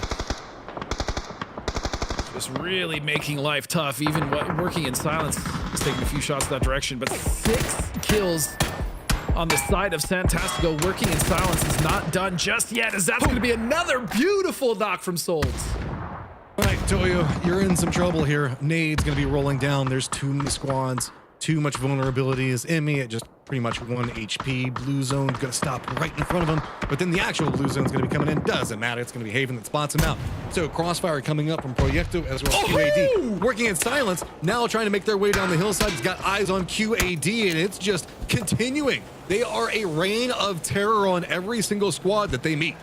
I would be so pissed if I got hit by the Panzerfaust. That was the crazy little lob. It went right where it needed to. Now Souls has to be careful. He is on fire, quite literally, as Roth now is trying to lay down smokes to get off angles and just block off anything. Team Liquid as well starting to look in this direction.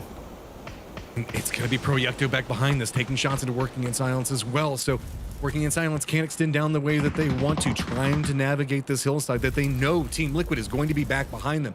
They came into this firefight that they know that somebody's going to be up there. QAD looks like they want to play this one a bit more aggressive. Now starting to play on the outside of the smokes means the fact that El Proyecto on that position can get vision. And now it's going to be Santastico just raining damage yet again. This guy is nigh unstoppable. This hillside is his, and everybody else is just walking at him.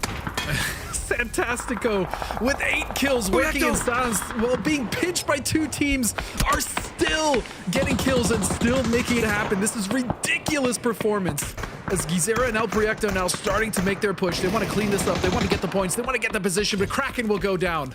Cowboy will find him. Qudsiya just has to defend this, and you can see it's going to be assistance coming out from Yongchuan, and it's going to be Shinboy, the last one up for God Squad, as well as Gooners getting some vision in. Team Liquid also spots out a bit of what's going to be happening here, but they're more focused on what's going to be happening with working in silence. So Shinboy is going to get the knock on to Haven at range. So that means it's going to be a bit problematic. Suppose it does get the res back on the other side of this one. Team Liquid up on the top of this hillside, just looking in, working in silence, man. They came into this so late, but they have just been a source of contention for every single squad. Meanwhile, Proyecto made the shift over here. They thought it was going to be easy. They were only going to have to contend with 1 or 2 squads. They didn't realize that this is going to be the entrenched working in silence. No way. Working in silence and Santasco get another wipe onto El. That is just craziness. El Proyecto is out. They pushed that as a 4-man strong. Unbelievable work by working in silence. Rest easy. Sleep well, sweet prince. Your work is done here. What a game from Santastico. Raid boss down. Team Liquid just runs to fill in the cover, realizing the opportunity that's been presented to them over here. This is now entirely open. They can look back into the hillside. So we are looking at a 3v3v1. Shinboy, the odd man out across the road on top of that. So that's not going to be too good for him. Because remember, he did have crates from his teammates that he might have been able to pick up a little while ago, but this is going to be a very difficult cross right on the edge of the zone. Yeah, it's most likely that Shinboy will have to cross first. He'll get shredded, and then the fight will come down to Liquid, depending on what they do here. They do have a wrap here on the north that they can use that does cover a lot of line of sight, but still, Gooners are safe. I mean, they have 360-degree coverage on their wall, and right now, this shift is money for them. They have the best position in this current circle. I mean, God Squad, they managed to pick up a lot of kills. Damage control coming out from the push from Gooners earlier. Still now in the top 3. Big for them. Team Liquid did a great job on holding back and forcing the firefights that were happening into the west of their position. So working in silence kind of benefited off of that. But now Team Liquid benefiting on the fact that working in silence removed a lot of the threats, and they're going to be able to come down here a lot fresher. But remember, Gooners have also been kind of held down in position for a while. They did extend out, but they should be pretty good on utility as well as armor and helmets. Yeah, and Team Liquid is just looking for just a foothold anywhere to play. They're still on the edge, and they're just going into essentially what is an open bowl. So I myself am curious what the play for them here is. Smokes are now coming down from Shinboy, so maybe they're hoping that there'll be enough of a distraction there that they can shift around to the north, but is going to get spotted, as well as heard, of course. So now a shift in position coming up from the Gooners might provide an opportunity for Shinboy as he can kind of creep around. Gooners have to resist. They have to shift back over here. They're here. They know that people are coming over here. They have to just focus one person back on the solo and send the other 2 in this direction. Great realization from Liquid as well. They've been kind of eyeing this spot for a while. They even played from the spot initially before they went up to fight. So it's very easy for them to just kind of tap that one in, get into the position where they can now really start to gatekeep if they see an opportunity to take out Shinboy or one of these members that steps out of line or just gives them an angle for it. I mean, Shinboy made the cross. Well, very well played on his part as well. So Gooners kind of getting pulled into multiple directions. It means the fact that everybody else is kind of benefiting and they're losing more and more of their territory that they had so comfortably in control. It's going to be Luke 12 that finally takes down Shinboy. So we're just in a straight up 3v3. And you kind of want to give the advantage here to Gooners just because they have more of the circle and they can go even further into the buildings. But as I say that, Sparking just throws a heater of a grenade, and now, I mean, just in the 2-on-3 situation in general, I said you want to give the advantage to Gooners, but just with how much movement and verticality Team Liquid has, it's going to be very difficult for them unless this Panzer just does it all. Oh no! Sparking goes down at the top! That's a disaster! But no! Go away, Crick Shot! There's no! Oh my God, now Bud has There's no way he just did that! He's got to get the res off. He knows the fact that they're disadvantaged. Sparking's just crawling over the top of the roof, feeding information over. Nades landing up on top of him, and that's going to be Team Liquid off of a technical error, picking it up with 10 kills.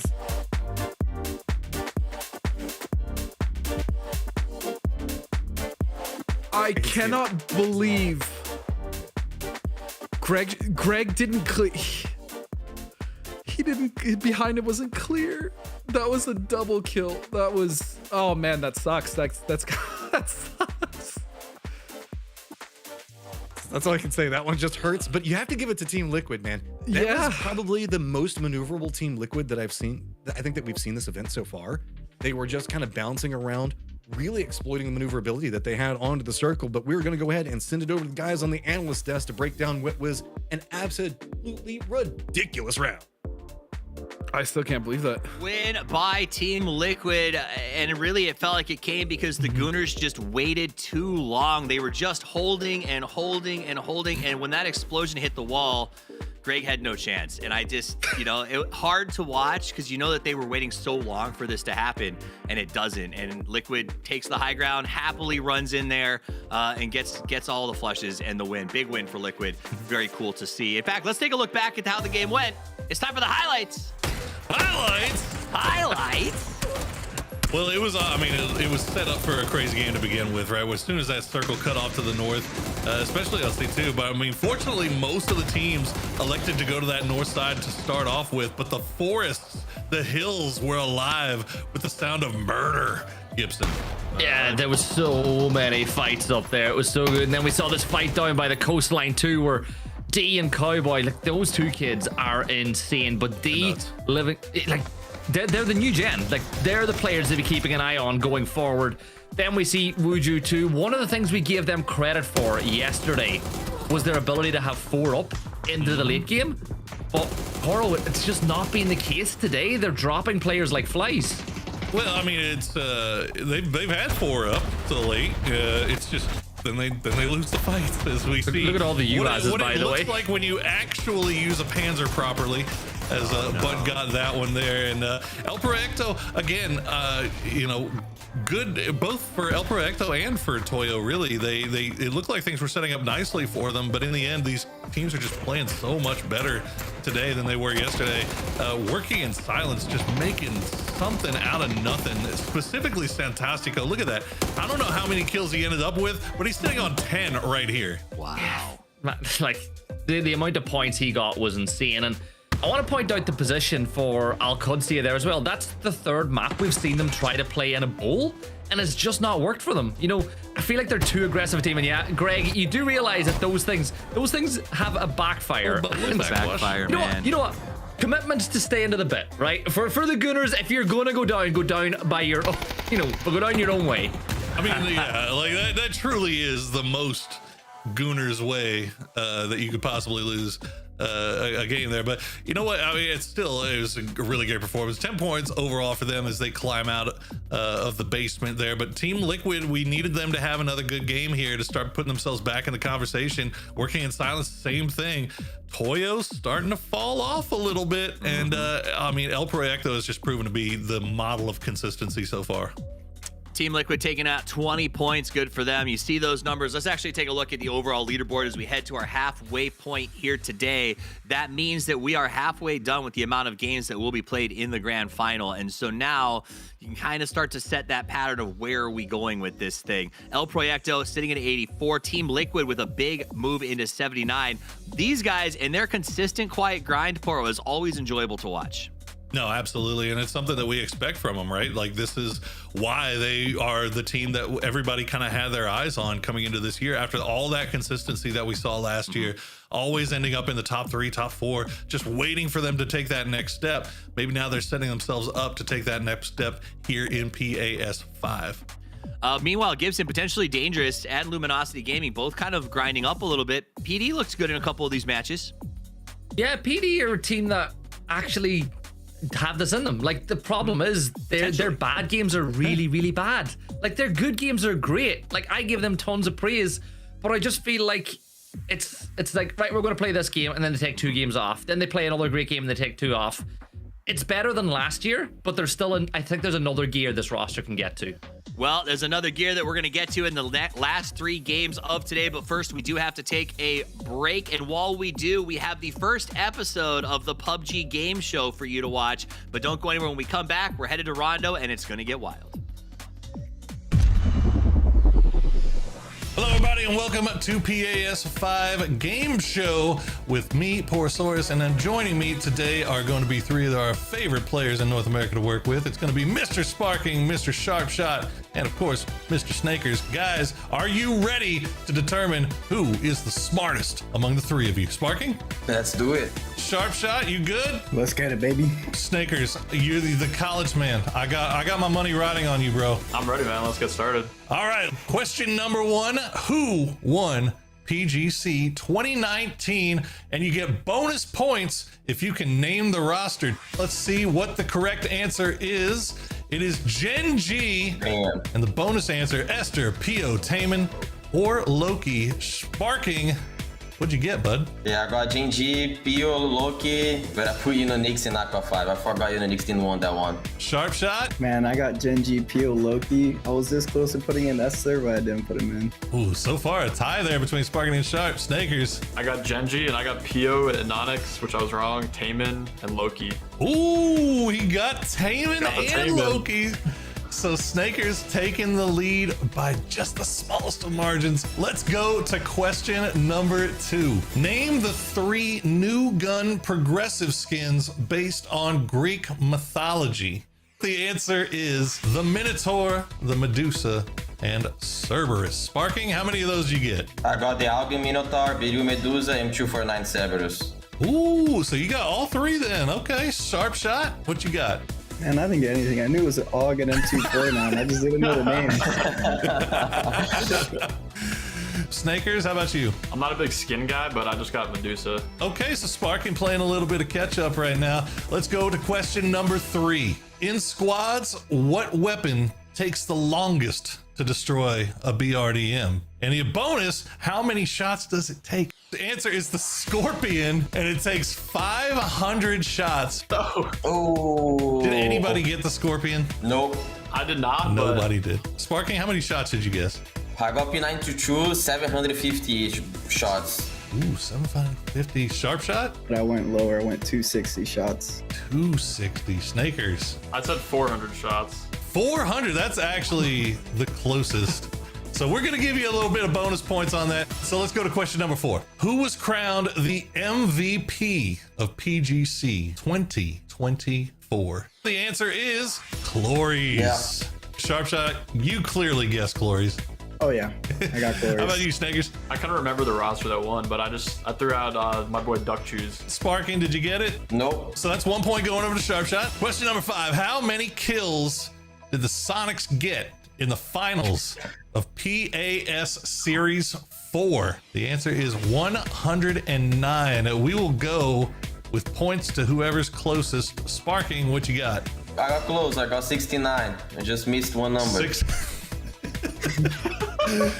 Sharp Shot, I got 124. 124. That's pretty close. Jake, Snakers? I got 131. 131, and Sharp Shot is gonna be the closest. Well, we are going now to question number the 6th. How many snowballs do you spawn in with on Vikendi? Who knows? Hopefully you do, chat. The answer is 20. Sparking, what you got? I got 20. 20. He nails it dead on. Snakers, I got 20 as well. Sharp Shot. 20 all around. These guys know this game inside and out. Well, we are going to go now to question number 7. Back at PUBG Global Invitational 2018 in Berlin, how many points would a team get for a win? What is the answer? 500 points for a win. We'll go closest here. Sparkin, what'd you get? I knew it was some big number, but I was not sure. I put 1,000. Just about a little bit too much. Sharp Shot. I got 200. 200. Snakers, what'd you get? My memory also failed me, but I got 365. So 365. So Snakers is going to be the closest. So Snakers gets points off of that one. But as it stands, Snakers in the lead with 8 points. Sparking in second with 7. And Sharp Shot right there with 6. Everybody with a shot at the championship going into the final rounds of play. It's exactly where you want to be. So don't go anywhere. We're going to be back with round 2 of the game show here on PAS 5.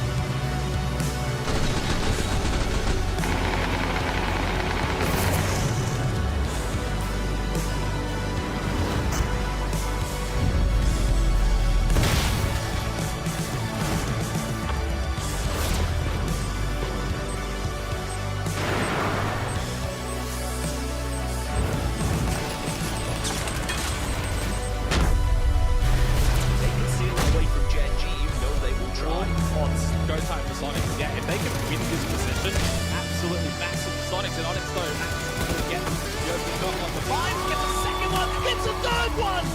Shuts down the Sonic stream just like that. He gets all four of them. Absolutely crazy moment.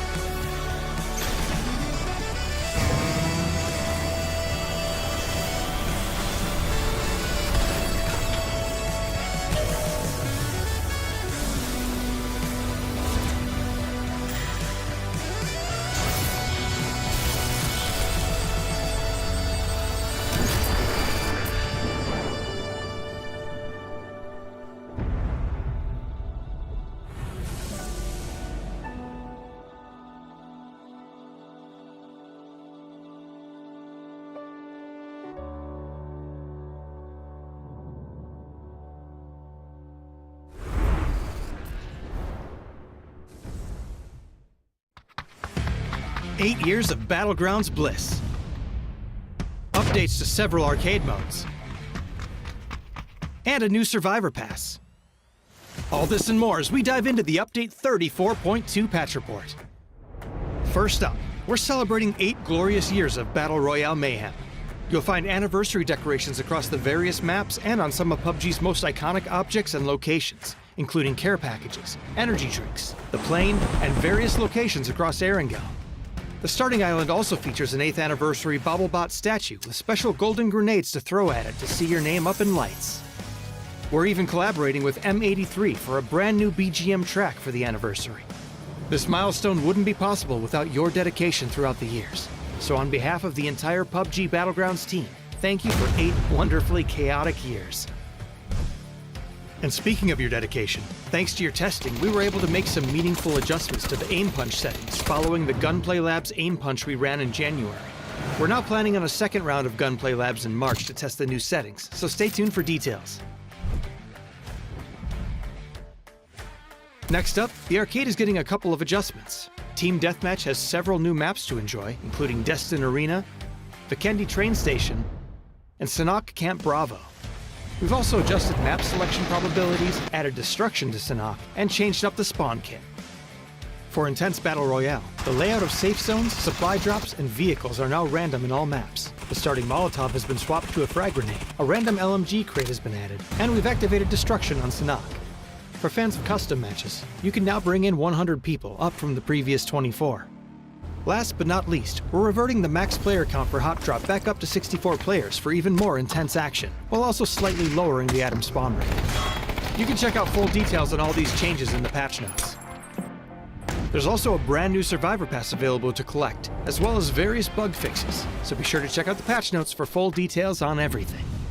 Update 34.2 is here, so put on your party hat, grab a golden grenade, and hit up the arcade.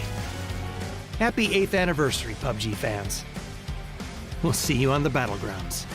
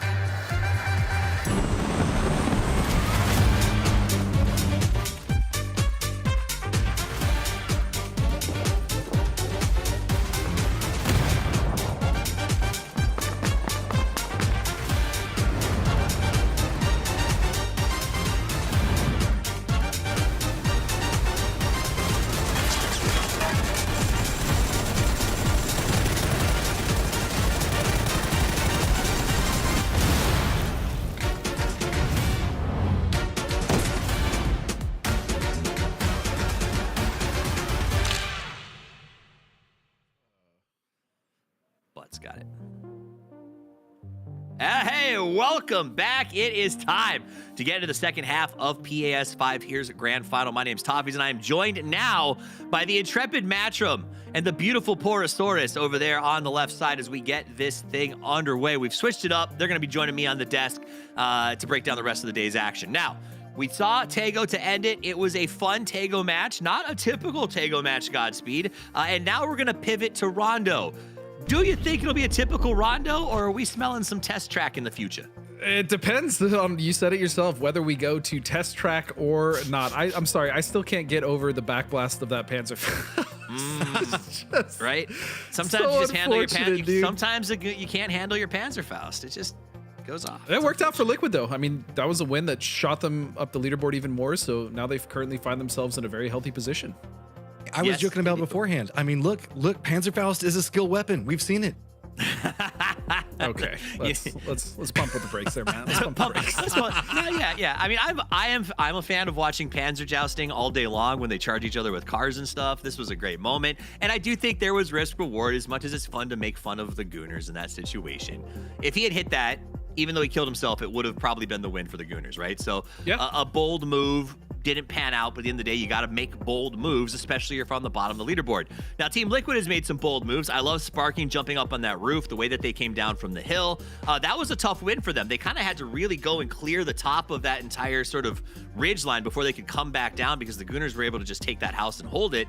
And that's what I like about Liquid. We haven't talked about them a lot in this event. And I think part of that problem, Matt, is because this is old STK. These guys are grinders. They know how to play quiet. They play consistent. And sometimes I feel like we don't give them the love they deserve because of that. They're not flashy. They're strong. You know what I mean? Yeah, and that's the thing about it. And that's what stuck out to me at the end of that last game. And we were kind of talking about is that was a very mobile Team Liquid. And whenever we start to see them feel like they can shift around, whenever they're playing where they feel like they've got pretty much all the cards in their pocket and they can kind of play with it, is whenever we start seeing them make some really flashy plays, like Sparking, going up onto the roof. This is a squad that we know that has a ton of confidence. The squad that's also really standing out to me, specifically after that last game, Godspeed, working in silence, man. That was a harsh game for them, and they really stepped up. I mean, they were already doing great on the leaderboard, but that was just a crazy performance. I mean, we saw El Proyecto push from the south side to try to go on that wrap. There was that big fight that happened between Working in Silence, Alcacia. There were so many teams on that west side. The issue for everyone is that no one realized that the raid boss of Santastico was still in the lobby. I mean, even as a solo, he helped clean up multiple teams. He had 10 kills. That was an unbelievable performance coming out from Working in Silence, but also just Santastico. And they have been so consistent, even yesterday, coming into today. So WIS has been phenomenal so far. Yeah, I'm glad you brought that up. I'm glad you brought it up, Matt, because I think we've been giving a lot of love to Proyecto. We've been giving a lot of love to sort of Toyo at the start of yesterday. And Working in Silence almost feels like the South American Liquid in the same context of they are playing that strong, consistent game. We're not seeing huge moments, a few of them, but I like that their style is so fundamentally strong. Yeah, in third place right now overall, and this is a squad that you can't say has been given a ton of stuff. Like in that last game, that's a high pressure situation to be playing around. So if anything, it's just kind of forging them to be even stronger. Playing in situations like that and finding success just means the fact that you're navigating a very chaotic situation, and then you can shift that into better performances as you progress. That's a great training ground for international games. Man, just playing in a situation like that where it feels like there's just 50 guys around you and you just have to fight your way through it. And to handle it is just crazy, as we are not getting test track though. No. So it's going to move south, test tracks off. There's no Neox. It looks like it's going to be an interesting game. All of the teams you can already see sort of spinning in circles saying, all right, we got to change up our plan just a little bit. And we're going to give some time for our new switch over. The casters taking the seats right now. We're going to send it over to them so they can walk us through the match as it develops. Let's go to Gibson and Godspeed. Thank you very much. And yes, we are heading over to Rondo, where Toyo has won 3 times in a row, going back to LCQ yesterday, the most recent. They won off of the north side of Test Track. But Gibson, we don't have to see Test Track this time around. Praise be. It's been way too long since we've had a circle like this one here, Poro. It really has been. Bestia stuck in the middle. But I've just checked my notes. I don't know how to cast this map if it's not around Test Track. Like, I've never done it before.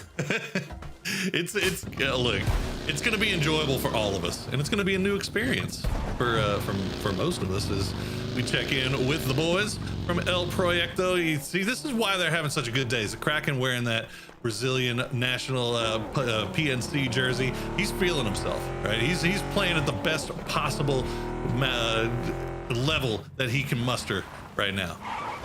Yeah, and looking at them all locked, I love getting player cams as well. It's one of my favorite things. I do too. Getting them locked in. Posts are repping the old jersey, I guess. We'll say at that one. But we've spoke about this team ad nauseum, right? Being real, I think this is like Cammy's favorite team, who's not on the broadcast tonight. But we spoke about this yesterday. Is there even a player on this team that you could replace to make it any stronger? Like, as far as if you're keeping it all Brazil, other than Sparking.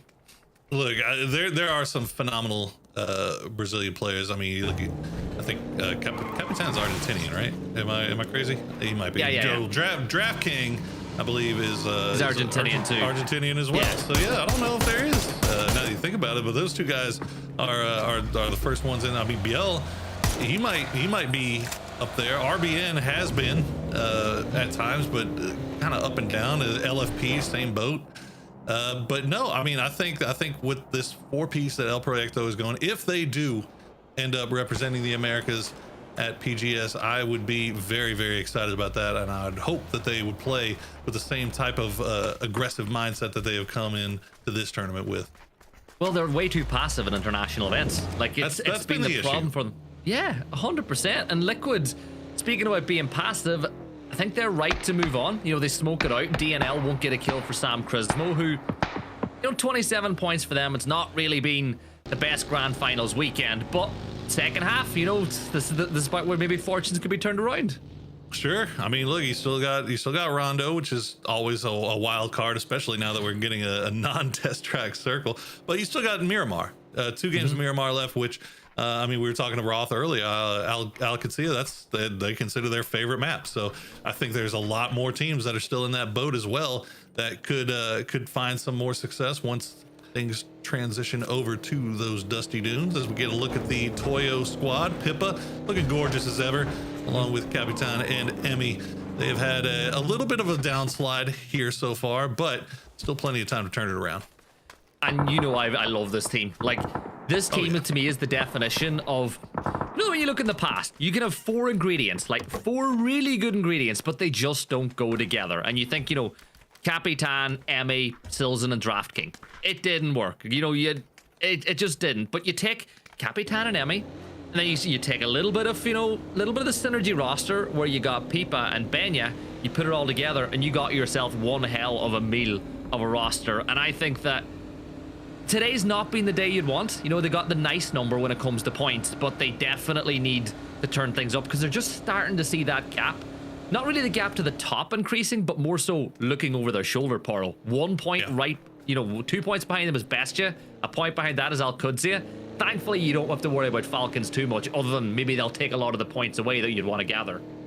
Yeah, I don't think they're in the territory yet of really leaderboard watching. I think at the moment they need to pay attention more to what they've got going on. Is Fantastico, after that phenomenal performance he put out last game, will take the knock here, and that's going to put a pause on Working in Silence, trying to strike back onto Potentially Dangerous. Although Wushu 2 now providing some cover from range will get the knock. Sanchez back on his feet, so Working in Silence now can get everybody back together and turn the tide.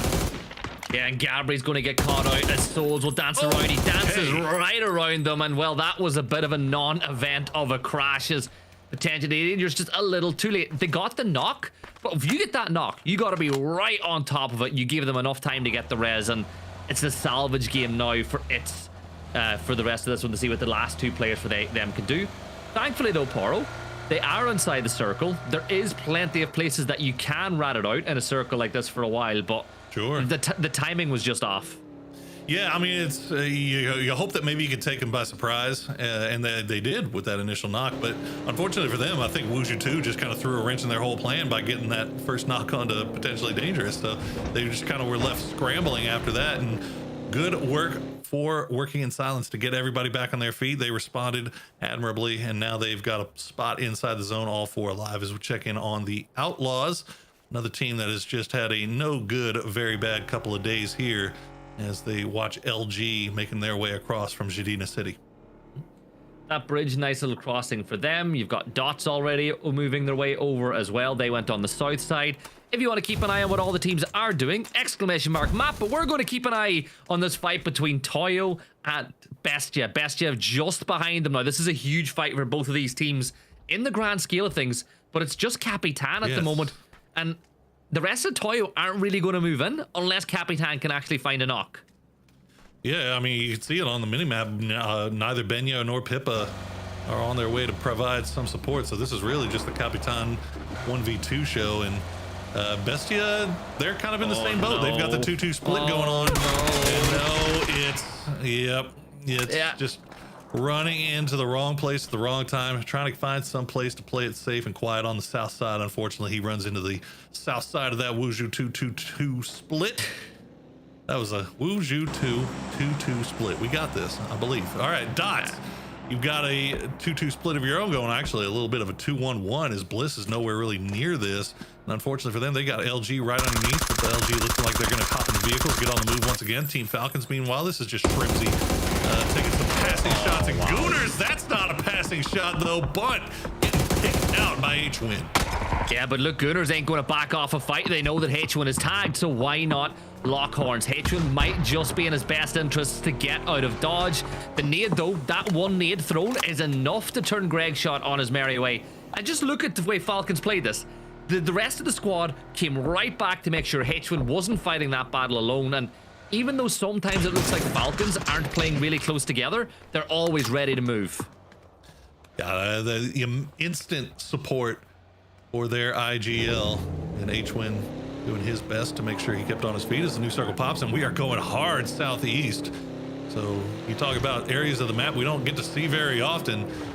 This is one of them for sure. Jadina City, you can see just off to the northeast, and Outlaws are going to be leaving over there, and they have pretty much the entirety of the southeast of the map to pick around if they want to. But Hurry going to do a little scouting here as we check back in with the Gooners. They're dead center, running right next to Dots. You see Joshy taking the shots. Going to land a couple of them, but other than that, I think Dots are just kind of playing tower defense here. And Gooners, okay, they want it. They want a piece of it.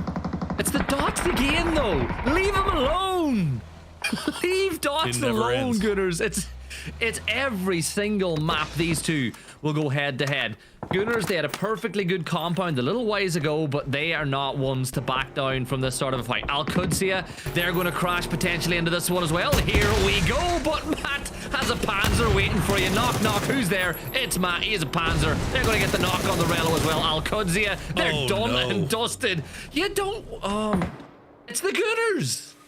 Simply Matt, just simple as you like right there, showing Greg Shot GG how it's done. Goon Shot GG, how to make that Panzerfaust actually work, because Team Liquid going to be doing a little bit of amphibious crossing of their own on the where are they? They are way off to the north, so they're coming in. Looks like they're going to plan on going to the northeast and recross back over around that Jadina City bridge, and they should find a pretty easy path for them waiting. Horowitz said 28 kids now for him because those three Al-Qudsiya players are calling him daddy now too after that. Okay, you just sunned him. Understood. Yeah. You know what? I'll let you take that one. That's all you, big dog. Well, Falcons find themselves scrapping on the edge of zone once again as El Proyecto getting a little bit too close to the boys. Haven is down, and H-Win trying to go for the flanking angle, but Posa will be in good position to spot him out. And actually, it looks like Falcons may just go ahead and let El Proyecto have this one. I got to be careful depending on what vehicle you're in, getting close to those EMP zones. The E-Bus doesn't move once you get that far. Kickstart scouting it out for the Falcons. I think they're in a prime position for their type of game. They got a lot of room, don't they? Yeah, they're on the north. They've got nobody behind them. This is exactly the way Falcons like to play zones like this. You actually look at the circle. Oh, we get that weekly. There we go. There's one. That's Cowboy done and dusted. Matt peeks up. Whoop, whoop, whoop, whoop, whoop. There we go. Yeah. Waiting for him to hit the wall too, and then the beautiful spray pick Relo out before he could even get close. D, not even a moment to spare. They couldn't get in there, so well played by them, and they do manage to get all three, or at least they're three alive, back on their feet. doing a little bit of looting off of what Alcacia had for him. And Dots, for their part, just holding on to their northern side of that compound. They've still got plenty of room to work with as well, though. Yeah, a lot of the teams that like to play inside space have found it. Falcons have got quite a bit. Liquid moving in now. As you can see, they might run into Outlaws, who've got a 2-1 split at the moment.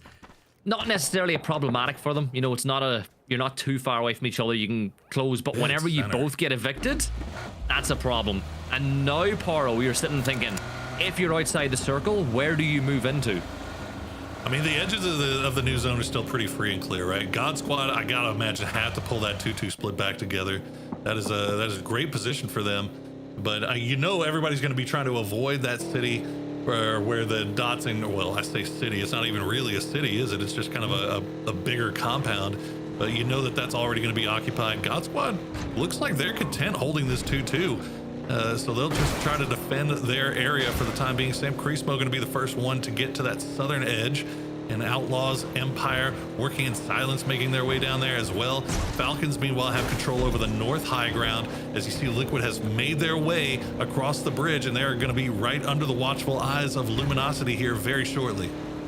Yeah, they're actually pushing directly towards it. They saw the crate come down, and chances are there's going to be players around this space. So with that, Liquid are thinking, if we push the spot and there's nobody there, we get the crate. If there is a team there, we clear a position and we clear some space for ourselves. So I like this decision making from Liquid. However, it's a fight you gotta win. Over inside the blue, Empire rotating into the circle. You've got all 4 players up after 15 minutes, and you know, it's improvements. We were looking at the stats yesterday, and some of them weren't averaging more than 14 minutes in the server. But you'd like to think that there might be a chance that Empire could take shots at working in silence as they rotate past. But let's hop on board with Luminosity and Team Liquid up on the hills. All right, the only problem for LG here was that they had everybody kind of split, and it looks like Snaker's got the on, but he's going to get spotted out, so can't hard peek that as Liquid continually getting back into their vehicles, getting back on the move once again. Sparking will hold the anchor position way down south. Looks like Team Liquid has got Snakers picked out. The grenade's going to fall right underneath the vehicle, getting down to about half HP. Alo will get taken down as well, or knocked low at least, as now Sparking will go down. Snakers is down as well. Bizzler going to flush that kill out. And it is multiple fights going on here as Falcons find themselves scrapping again with El Proyecto on the north side. El Proyecto, after getting everybody back together, have decided that they want this position that Falcons is in. Vox pinned to the tree right now. And he's in a little bit of trouble because Gats is not in a position to defend him. Picture in picture, and it's double box, and it's box office with the 4 teams going head to head right now. Luke 12 with a nice double tap with him, and he'll find Vox, and Shrimsy gets up on the high ground in the bottom left and catches out 2 members of El Proyecto, as Falcons, with just Shrimsy left alive, has got himself a battle to face inside a junkyard. He's gonna go for the reposition. You cannot let El Proyecto get anybody back on their feet, and I think that's exactly what's going to happen. Is he going to get the res? No, Shrimsy finds one. That's another point on the board for Falcons, but you've still got to worry about Posa, and Posa and Shrimsy, talk about a box office fight. Poro Posa is going to get the res off, which is even better again, and all of a sudden Shrimsy needs to live up to his name with his back against the wall. Shrimsy on his God arc lately, as he's already got one to his name, but Posa and Gizera have that outside of the wall to work with. Oh, Shrimsy saw the feetsies. Will the Molotov hit? It actually does not, just barely. Gizera will get around from that, but Posa going for the long wrap. Shrimsy's just gonna go ahead and chase, and Gizera's not expecting it, and he's gonna get downed and flushed. So Posa trying to go for that wide wrap, trying to go for the 5-head play, but Shrimsy reads into it and just plays that hyper aggressive push. And he might be down to just himself. 5 kills for Falcons already. We'll see if he can survive a little bit longer.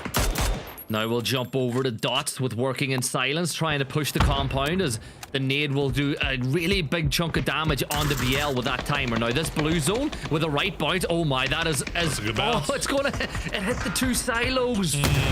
Oh, but the nade didn't. The nade didn't. I love that. Joshy had the ang on that one. Oh, Josh is really, really talented as well. I'm so impressed. And oh, Shrimsy, he knows. Posa on the other side of the wall now. Shrimsy 400 damage, 80 rounds in reserve. He'll peek over. He doesn't see him. He didn't see him, Poro, and he's going to wrap back inside. I mean, even if he did see him, I don't know if he takes that fight because Posa's got that hard cover to work around. So Shrimzy would just be hard wide peeking from that wall to try to get anything, and that would just be brutal. So Posa is going for the good reposition here. He's going to spot Shrimzy, but Shrimzy waiting for it. Gets knocked to about half HP, but Posa knows he hit him. He's going to go for the push. He's got the deployable cover. Can Shrimzy wins? Shrimzy, what a 1v1. I don't think his brain works like everybody else in this game. Who hears footsteps running and hotkeys over to the shield and plants it? That man is just built completely different. Speaking about players who do things a bit differently, Gats now using this with Shaq to his advantage. Shield at the ready, picks it on up as he's going to see 9-1 fall. A little bit of help coming in from his friends as Hot and Spicy will confirm that kill, and Gats gets to live for a little while longer on the north side of the circle. But man, Shrimzy is just different.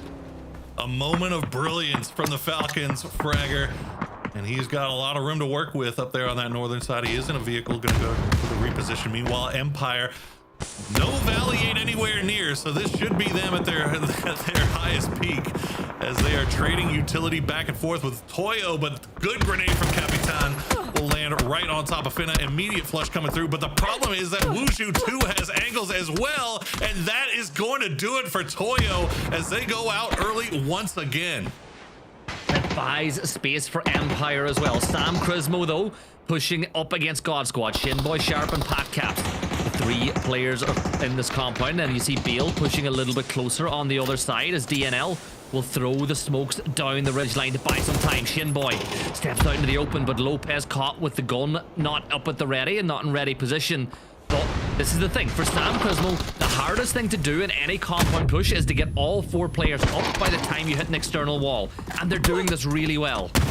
They're slowing it down long enough to where they can get all their pieces in the right position here. Nick, though, burning, and he is going to go down to shots from Pat Caps as two now immediately back-to-back. Sharp Shot will be traded back, and Pat Caps as well. So Shinboy and Balefrost are back on the clock trying to defend their fallen teammates, perhaps go for the res.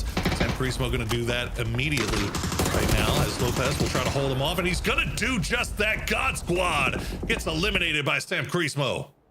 And maybe we could see Liquid pushing this way. Dots fall in 9th as the placement point window now opens for all these teams. Gunners, center of the circle, as Team Liquid will make their move inside the circle. But where they go from here is the big question, because Sam Crismo are outside the zone, so Liquid might just elect to play this ridgeline. But here comes another team pushing Shrimzy. Adam moving the first. There you go. That's going to be another knock from Shrimzy, but he's down to 8 HP. Gets the timer onto Michael to try confirm another point, but Adam is dangerously low now as the mine shots come and get the knock, but Shrimzy will fall. Valiant will get the res off, but for Empire, they're going to be playing as a 2 from now on.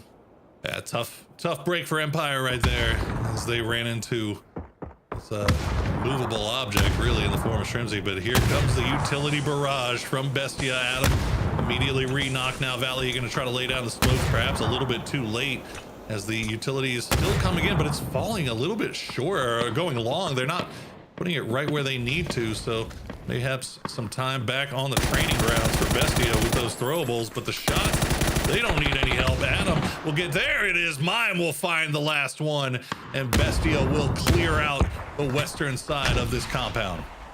Of course, Gunners have got themselves a mortar, sending it up into the sky, and you gotta think Liquid are the targets here, and it's so close to Alo. 61 damage. Let's see if the next one's any better. Yeah, he gets Kurt.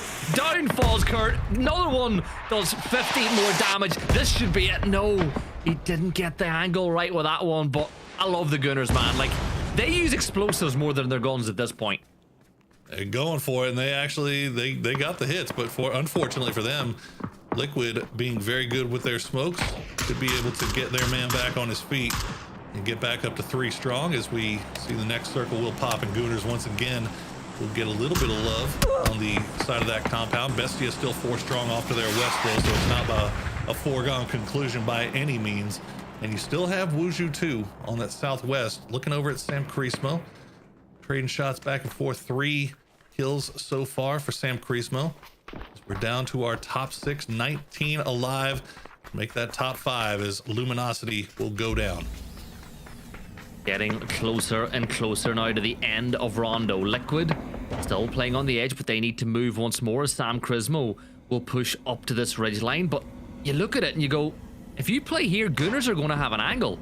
And just as I say that, shots will start coming this way. So Sam Crow, yeah, that's a little spot. That'll be fine for now. That'll keep you in position. But Fana will find the knock on the Lopez. LFP is down, but not out just quite yet. But once they get the rest of the players up, they do have a position that they can play, Poro. But Wuju too, another side that needs to make their way in. Now, these knocks are coming at very unfortunate times, really, for both teams, as they would love to be able to keep everybody on their feet and just get to where they want to go. But it looks like they'll be able to reset, get everybody back. Wuju 2, oh, fakes in really low there, and now Gunner is just completely keyed in on Team Liquid. If they've got Simply Matt, I think, is watching the road just to make sure. They know that Bestia is on the other side of the road from them, but the likelihood of Bestia just pushing into this at this point of the game pretty low.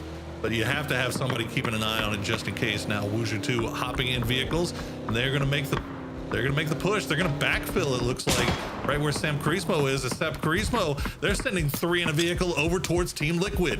Kurt, the best nade thrower in North America, throws that one up towards Sam Crismo, and he will find the knock on the Lopez as DNL is the last player standing. Liquid, though, the first to fall, and DNL will see all of his teammates fall around him. But for Sam Crismo, they've got one player up in the final 4, but DNL needs to move. Wuju 2, Bestia, Gunners, and Sam Crismo. A big win for Bestia here, Poro. Could rocket them up the top spot, but Gunners in the top 4 once more. They having themselves a day here so far. Now they have gotten a little bit of compound love these last couple of games, but it doesn't matter. You still got to get your points, right? 6 kills now, 4 Gunners, 3 alive, and they have Wuju 2 pinned with their backs against the wall. And we'll see if Wuju 2 can keep the tires alive in that thing. As DNL, that vehicle is gone. Simply Matt still looking over in that direction. He's going to survive a little bit longer in the smoke. A goon shot GG. We'll finish off him and finish off Sam Crismo. So now it is down to our top 3, a 4v4 v3, but the 3 have phenomenal positioning here. Oh, that's a great shift. Circle. But that's a great shift for Bestia too, Poro, because they were in a position where if it went south, they had to run the gauntlet of going right past the Gunners, but they've got center circle. They don't have as many panzers. The utility game, you look at what they have. 4 nades. They don't have as many panzers as they normally have in these situations. The blue zones are there as well, but they're pretty well stocked up. Now they're set for late game if they can just get rid of Wuju 2 here. Those are points on the board that they can take off. And unfortunately, they're able to get these knocks, but they can't get the flushes. Wuju 2 just dug into a spot that is just really hard to secure these kills that they're getting. And at a certain point, you got to start kind of being concerned a little bit about your ammunition, but it looks like everybody's sitting pretty nicely as far as all that's concerned, and still keeping eyes over towards Bestia, as Bestia now is starting to look across the street to see if maybe they can catch Gunner slipping. The next knock is vital though, right? With 2 teams with a 4 and then Gunners with a 3, but center of the circle, it makes things so interesting. The problem is for Wuju 2. You're 4 up, but you're essentially facing a firing squad. Both Bestia and Gunners can see where you're standing, and really you want to force the knock to make your move. They've got deployable cover, but like, where do you go from here? Like, Matt, this is just unfair. This is unfair. Yeah. There you go. There's the first fallen. Yeah, no, this was always going to be brutal for Wuju 2. There was no way they were going to be able to keep their vehicles up. They were basically going to live as long as the smokes allowed them to. The only hope that they maybe had was if either Bestia or Gunners gave up a knock to the other team and forced the push across the road. But unfortunately, that did not happen, and Wuju 2 will go out in 3rd place. And now it is a 4v3, a fight to the finish for the win here on Rondo. Bestia versus Gunners. Silzen taking the high ground as well. I love this move. Trying to get eyes on all the rest of the circle. The Gunners, meanwhile, have sent Matt all the way around this side. His job is to be the first point of contact for Bestia if they want to wrap this way. Scouting it out, getting tons of information, but for Bestia, they're just biding their time, waiting to see where that next shift is going to go. The one thing I'd love to know is what the utility for Bestia is like. Do they have what they need to force this push in, or is this just going to have to be won with the barrel of their guns?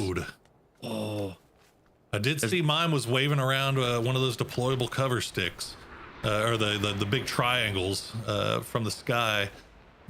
So they have the option to use that in the middle of the road should they decide. And see, the smokes are already getting laid out. It looks like Bestia will try to go for the corner of the parking lot.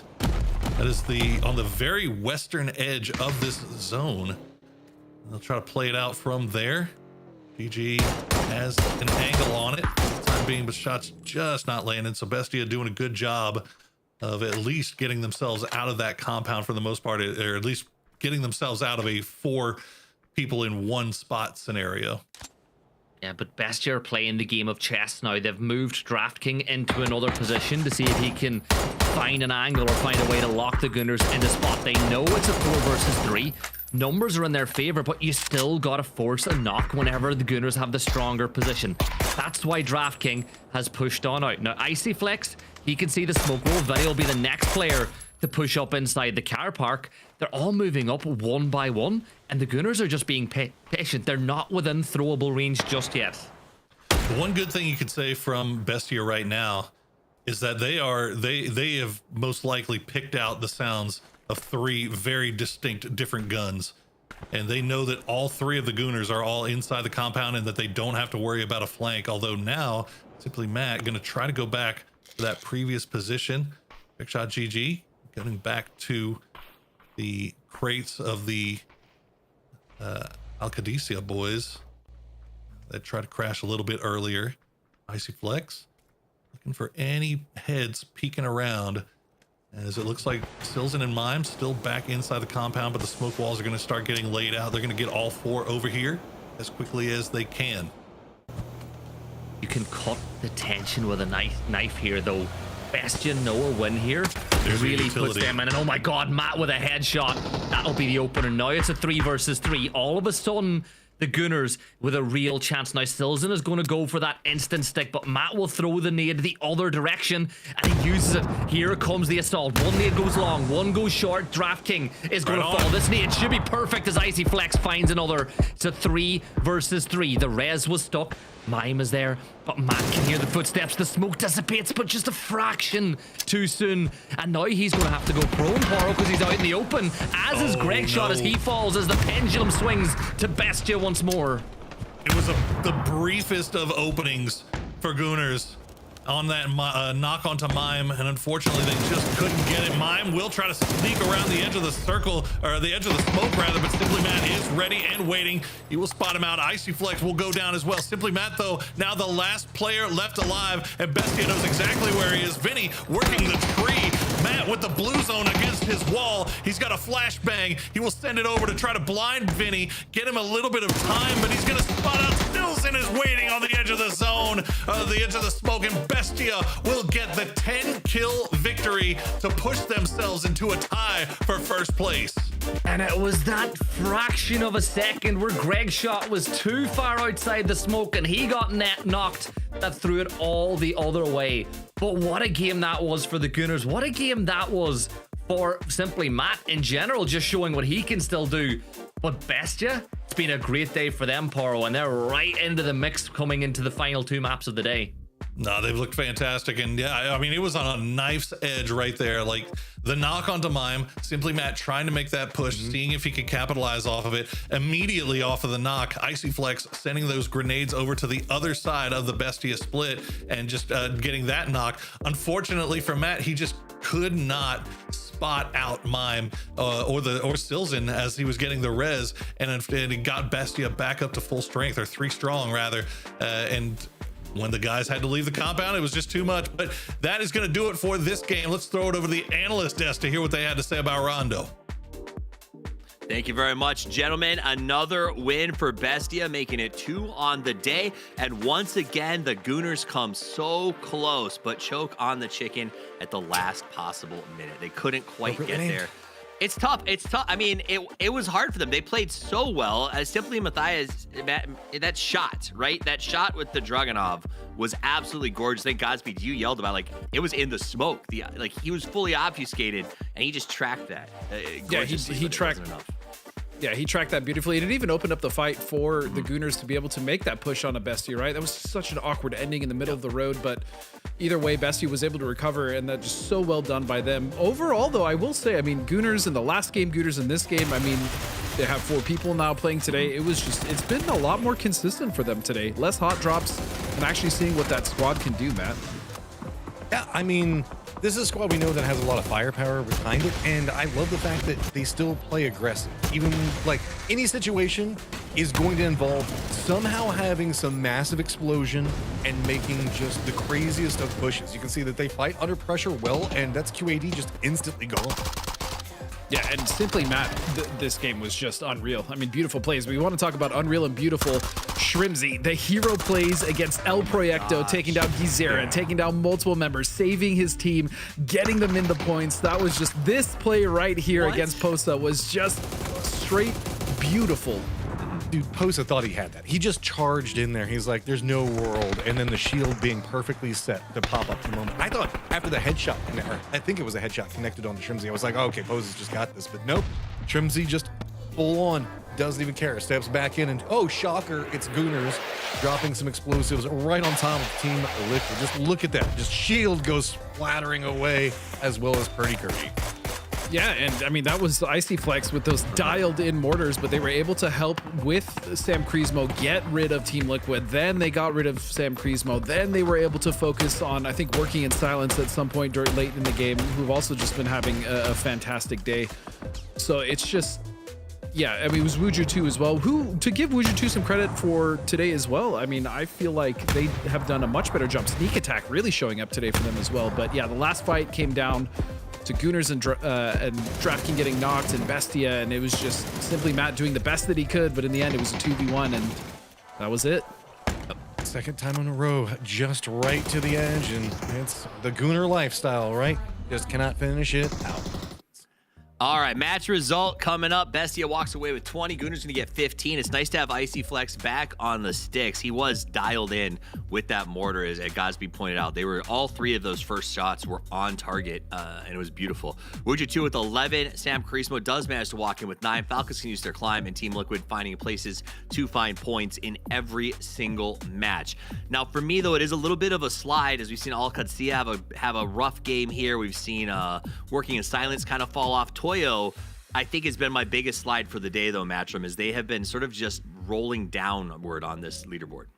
I mean, the first 3 games were pretty chaotic, and then we get a Rondo that's nowhere near test track, so it feels like they can't quite get their feet underneath of them. A couple of the squads are kind of feeling like they're suffering from that at times. I mean, Al Qadsiya is having a couple of moments here, but on the counterpoint to that, I kind of agree. Toyo was the momentum squad, right? They were coming out of the last chance qualifiers like you're talking about, and day 1 was really good for them, but it feels like day 2 is just way bigger of a struggle.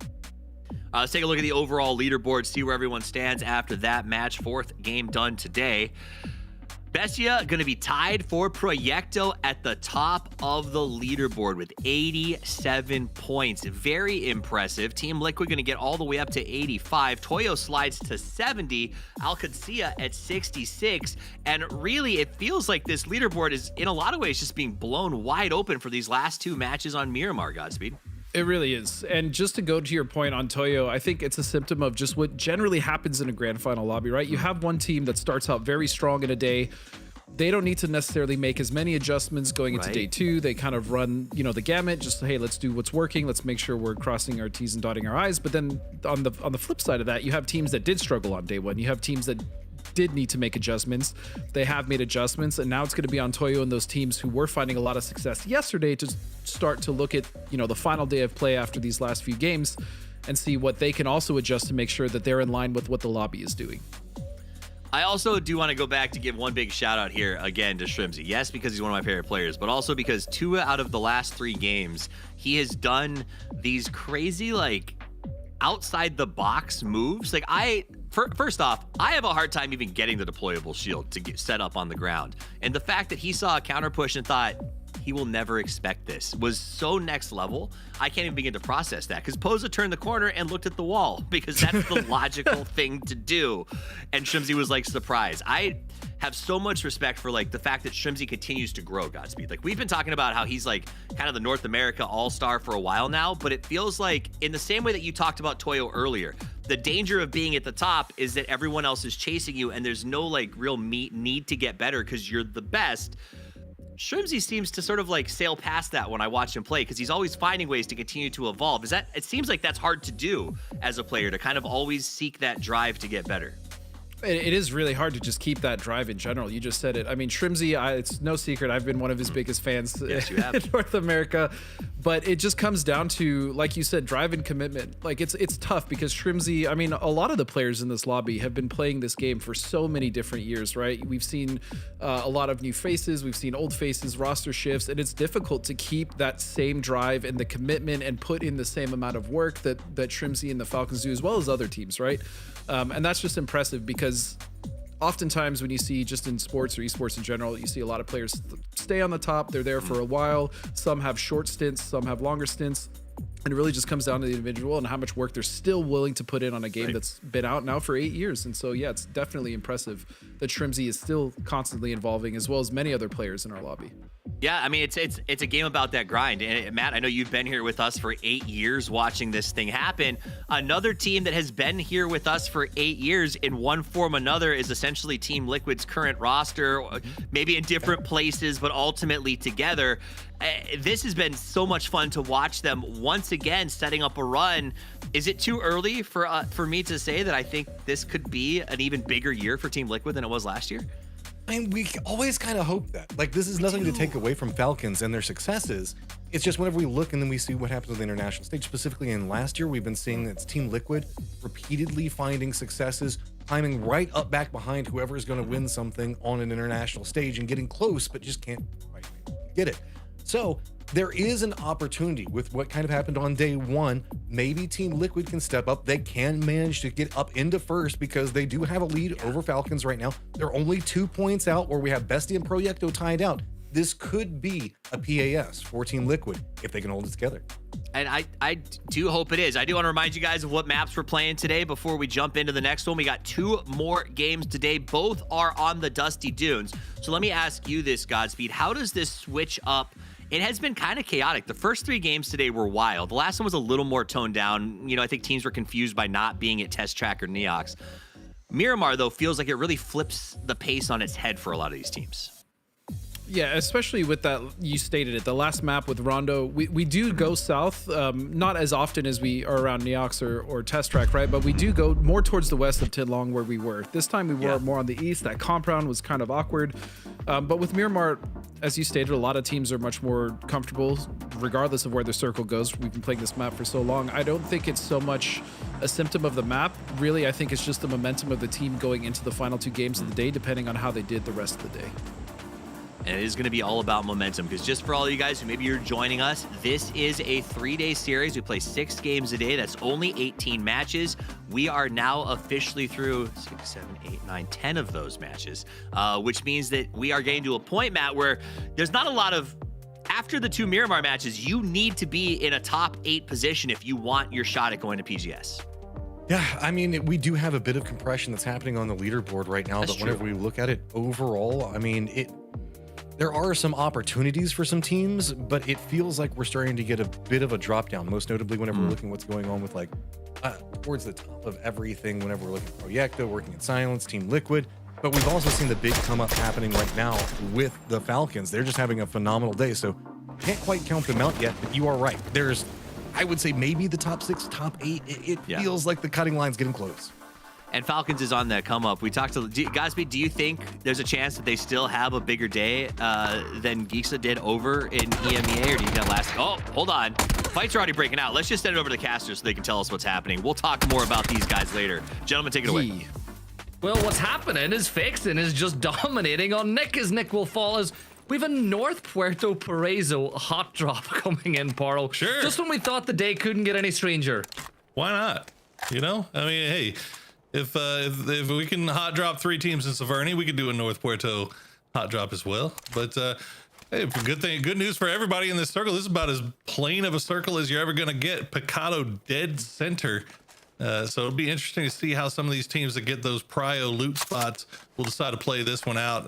Where they're gonna, what's the gamble here? Where is this gonna go on C2? That's what everybody's got at top of mind right now. It's just a question of like which teams want to take the risk. Like Falcons, they've got the advantage of having prio over every other team in a circle like this. They're realistically not going to hold on to Picado because getting out of a city is way harder than getting into it later. So look for like the likes of Kickstart to extend out to the west. Dots, on the other hand, they're going to move in from Cruz de Valle up on the north. You know, I think we should show Dots some love, right? They were in a strong position going into today. Yes, they've only got 34 points today, like total. It's not the best. But when you consider where this team was 12 months ago, like, want to reiterate, Shane Doe was a streamer / caster who's gone on to be an IGL inside of comp and got his team through to a grand finals lobby. Joshy has stepped it up a mile since he's joined the team. Like, they might, like, I always like to say, for some teams, getting to the grand final lobby is their winning PAS. Like, they don't expect to get to PGS, but getting to the grand finals is a massive win for them. And I think anything Dots can do this weekend is just a massive, positive, a massive bonus. No, they've been fantastic to watch. It's been a lot of fun to watch them play, and we've seen them have a number of moments where they, show that they belong in this lobby, engaging in fights with some of these other teams. Now, the hot drop situation may have thrown a little bit of a wrench in their plans and their success from day one, and kind of turned things into a little bit of a slow grind here on day number 2. But still 2 games left on Miramar, and we saw them have a little bit of success there yesterday. So eyes on Dots here again as we check in with God Squad, making their way on the eastern side of this new zone. Sharpshot and Balefrost just getting to that southern part of Cantera Crater. They've got Alcancia right in front of them, but Alcancia is doing a little bit of peacocking, a little chest beating, if you will. Make sure that they know that they're there. With the circle and the flight path that we had as well, usually Alcancia would sit inside of Minas, play the high ground, but instead they've gone for the 2-2 split. That's not too far away from where God. Yep, that's NA driving, right? There we go. Hey, sometimes you need a hammer, man. Yeah, sometimes you need a hammer. Just run him over, get him back on all 4 wheels, and get moving again. I'm not gonna lie though. I still can't get over not seeing Shinboy and Punage on the same team. It's just so strange. It is weird. It is weird, but time passes. We gotta grow. We gotta learn. And you were like we're seeing 30 something when you started casting this game, weren't you? Like you're like 50 now. That's how maths work, right? Yeah. I'm getting ripped for being bald. I'm getting ripped for being old. We both are. At this point, I don't even care. Like, just send it. Like, there's nothing you could say to me that's worse than what I think about myself anyway, Sag. But Slabby, making sure that nobody will ever have an opportunity to drive that Bronco. Who's going to go for it? There's nobody nearby. But it's the, what's the word I want to use? It's the principle of it, right? Nobody's going to get that one. Gunners rotating in from the south. This is, great shot, great driving, Greg. That's a telephone pole, but this is not like them. They've gone 5 minutes and 45 seconds without getting into a fight with somebody. This is not what they're about. They're going to go straight up this road, and I'm calling it now. EMEA is going to be a victim. EMEA is either going to be the player who gets the knocks, or he's going to be a victim. It could go either way. Toyo is having slowed down a little bit off of after their just white hot start. They have a 2-1-1 split on the southern side of this circle, but as you said, the death ball of Gooners coming in. But Emmy, I think here's the vehicles, and he's going to start shooting the ground and hoping it scares something away. But there's one team that doesn't get scared away by much of anything, and that is going to be Gooners. And at a certain point, you gotta wonder if peacocking is just announcing to the fact that you're all by yourself.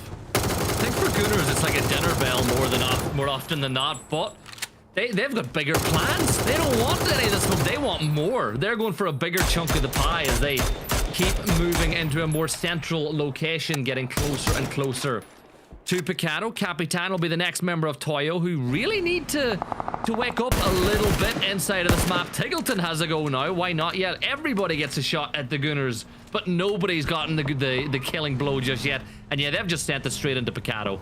Man, I tell you what, there's very few teams in this lobby. You talked about Falcons having prio on kind of wherever they want to play around Picado, most likely not wanting to play inside the city. But fact still remains, everybody in this lobby knows that Falcons is in Picado, and that's where they loot, that's where they drop, and that's most likely where they're going to be around. So you can see so many of these teams avoiding going for that dead center spot. Gooners, they don't care. They're going to send it right into the middle, get all four into the city itself, and they survive. So we'll see how it plays out for them here from that center spot.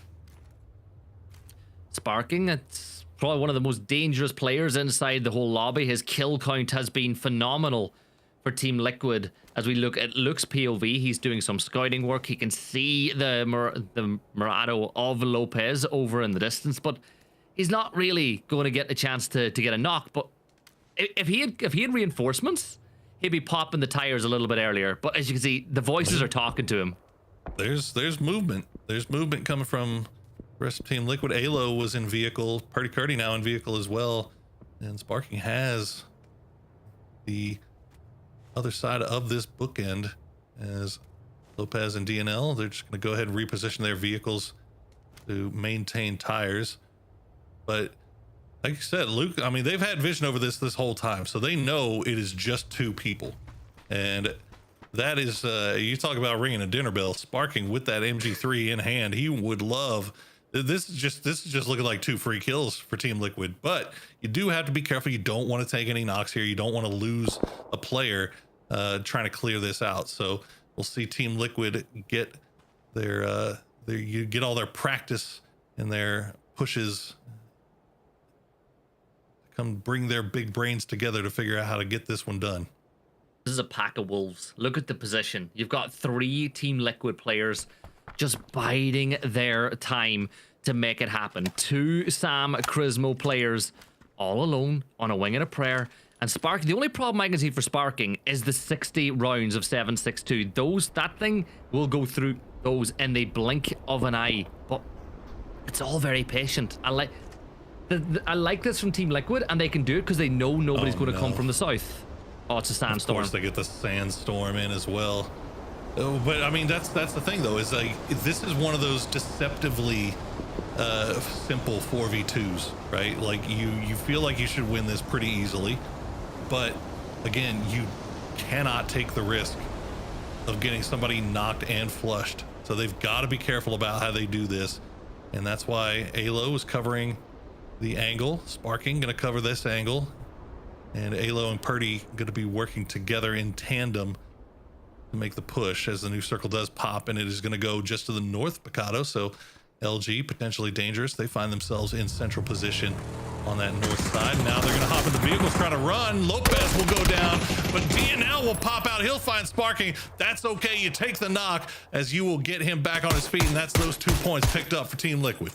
It's just great. It's great patience for them. They knew that eventually they would get the rewards of it, and it buys them time as well. They know that if you sit in this position long enough, whenever the circle does eventually pop, you will have space to move in on the southeastern side. God Squad sitting in 15th inside the lobby. They've got themselves a position on the east, just on the edge of Minas Generales that they can play looking on in. But we might just be about to have the next throng of war as Adam will start fighting towards Wuju 2, while Al Qudsi had a little mistake by themselves, but they'll be okay. Yeah, this is tough for Empire. This is kind of the situation that they keep finding themselves in. If you play Edge, you come in late, you're going to find yourself in these scraps, these 4v4 battles on the edge of zone, but you have to be able to pick and choose which ones you want. You want to be the one that's leading the fight and taking it to these other guys, and it hasn't always gone that way for Empire. So this time they're going to go ahead and pull off, let Empire, or let Wuju 2 rather, reset and decide how they want to go ahead and push this. As I don't know, Empire just kind of seems like they're kind of overanalyzing maybe a little bit, overthinking about how they want to take this. I don't know. I think one of the problems that some of these teams I think has had. Oh my god! Thinking, that's easy for Souls. Couple of taps with the MK, and there's one fall. But now Ruben is all alone as the rest of El Proyecto start pushing on up. Now, little beep of the horn trying to give some sort of a signal to bait shots, but can Ruben find Gizera? He's got the opportunity. Gizera spots the car. He realizes that a trap might be up, but Haven sees him. Ruben, you've got to pick a target because you could be in a spot of trouble. And there we go. Gizera will start firing, and Gizera gets the knock. I think that was so well done by El Proyecto to distract Ruben, but now the fight's really on in earnest.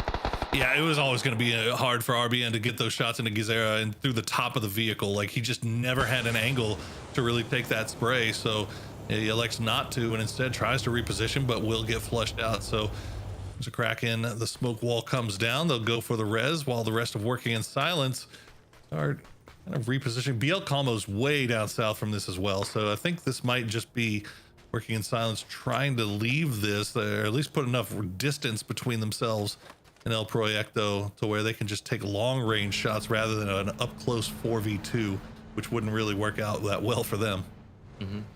Wuju too, they've been great. I think in this map in particular, they've been really good at living into the late game, keeping all four up. They've got 4 players alive and well now as they'll lock themselves just on the edge of the circle and wait for that phase 3 shift in about 10-11 seconds time. And just on cue, we go picture in picture for all you viewers at home to get a grip of what this shift is going to do. But somebody's going to be a winner, somebody's going to be a loser off the back of this one, and what a shift that is for potentially dangerous. Once again, hard shifting off to the north, going just off to centering up just off to the east of Power Grid. Right now, El Proyecto actually sending it right into Power Grid where Outlaws is waiting. So that might be a fight to keep an eye on. Meanwhile, a number of teams rotating very close to each other on the south side, Working in Silence. Meanwhile, Santastico was able to move away, but Solds gets left behind, and he's going to hear the engines of Empire, who were able to break away from the fight with Wuju 2 and make a long wrap to the north. But it looks like Solds will go unnoticed for the time being. Empire starting to slow down as they get to the edge of the zone to see if they can spot anybody out. Gizero was looking, but will pull away. The E pickup you can see on your screen is from Team Liquid as well, as they will look to find somewhere to play inside. So the drop that they make is going to be one to keep an eye on, because once you get boots on the ground, you ain't going to have a vehicle. Mime getting hounded down now. Sharpshot would love to deal the next blow onto Mime, who pulls up onto Hacienda, but he's trying to outwrap him. You know, he's trying to move a little further away, get the off angle. You know that Mime is weak.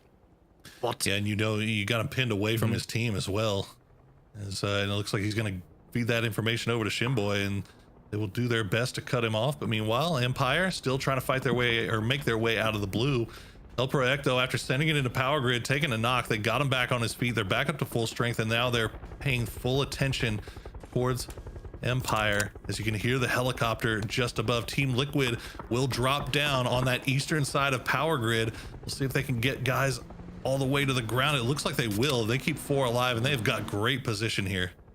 The dip in the valley. They just need zones now. They cannot afford to have to go on foot. Kraken. Oh my goodness. There's one. Oh my There's goodness. a second and a third. It's all down to Michael for Empire, but Kraken, one of your personal favorites, he rises up and takes 3 of them down with him. Michael now, one more tap There from it is. Gizera, and it's going to be Oh, it's Curry, Curry. from Outlaws that got that point.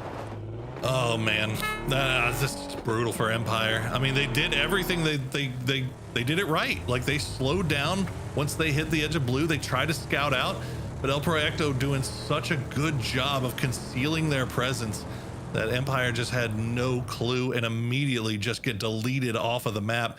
Meanwhile, Toyo taking that same path that Empire just took, and they've got Falcons taking that same path as well. So another fight brewing here in the blue zone, with El Proyecto being the gatekeepers of the blue zone. Pippa sees one pass, not going to take the shot at the first car, not the second car. H-Win going to go down. Let's find the last car. Is going to be Shrimsy as he makes his way past H-Win, and he will survive for now, but they are going into the waiting arms of El Proyecto as Gizero will find kickstart. Yeah, and Gizera, he hops out, he gets on the move. Falcons, this is not what they wanted off that rotation at all, and now Toyo will be able to push up on this even more.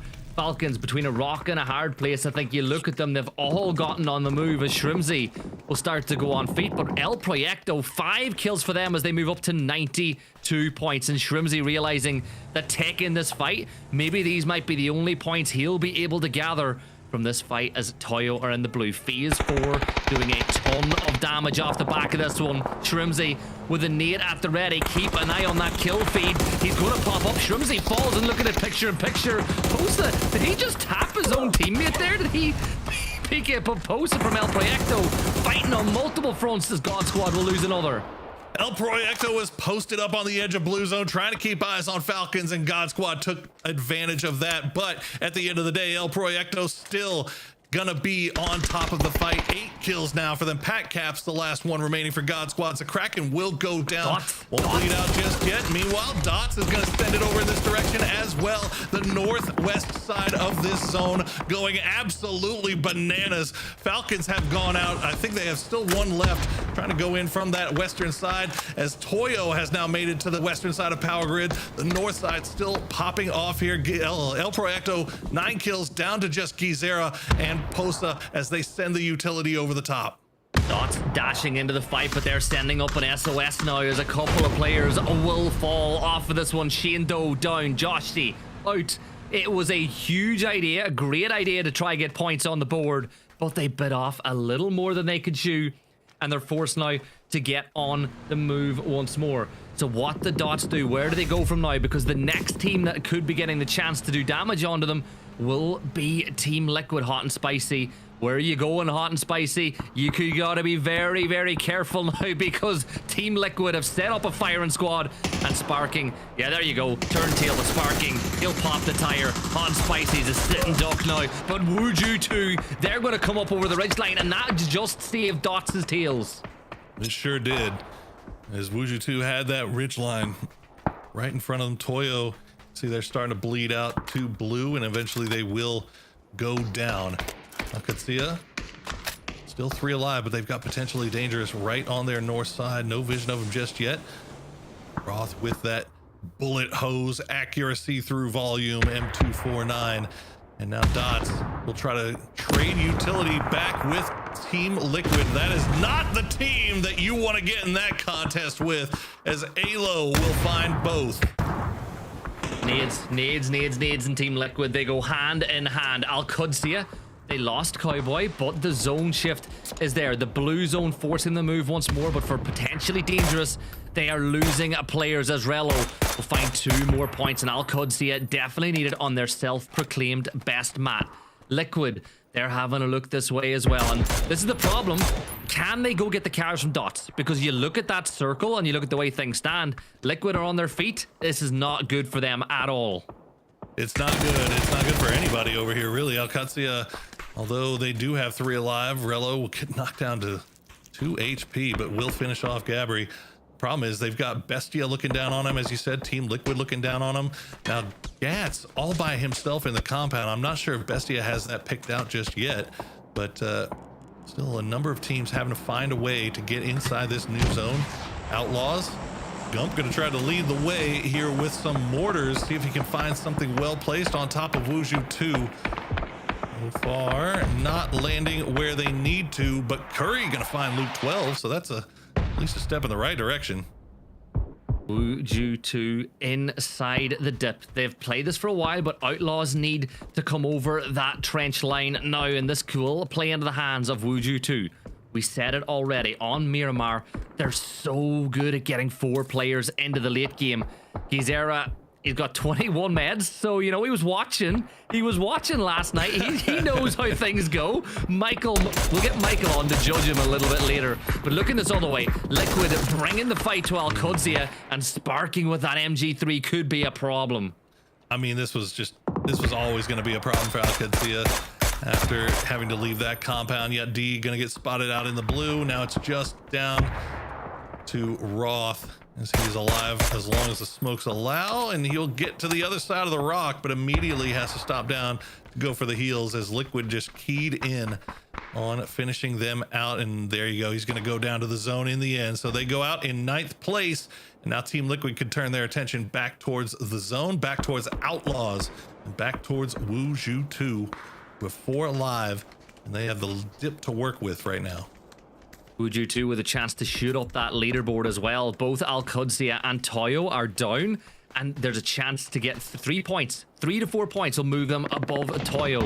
There's still plenty of teams up and above. Alo will get the knock on to 9 to 1 as Outlaws just have to pick their poison as to which rotate works for them. As yeah, we get some tinnitus off the back of that one. We get the back end of that flash grenade, Poro. It's not just our old age with that one, as Alo will start tossing nades once more. And Kurt's so close. He was so close. The bolt from LG. LG, they're in a fantastic position right now. They've got 3 alive. They've got a little bit of high ground to work with. And you can see they're now starting to get a little bit more active as they get involved in Team Liquid going down the flank from Gats, the high ground position, all working out just fine for them. Wuzhu 2, you talked about, at length now, we've talked about how they've been able to get 4 alive to the late game. Well, they haven't really been able to do much with the 4 alive that they've brought to the late game until now. 6 kills, LFP with 3, and they've got a beautiful position on the northwestern side of this zone to work with.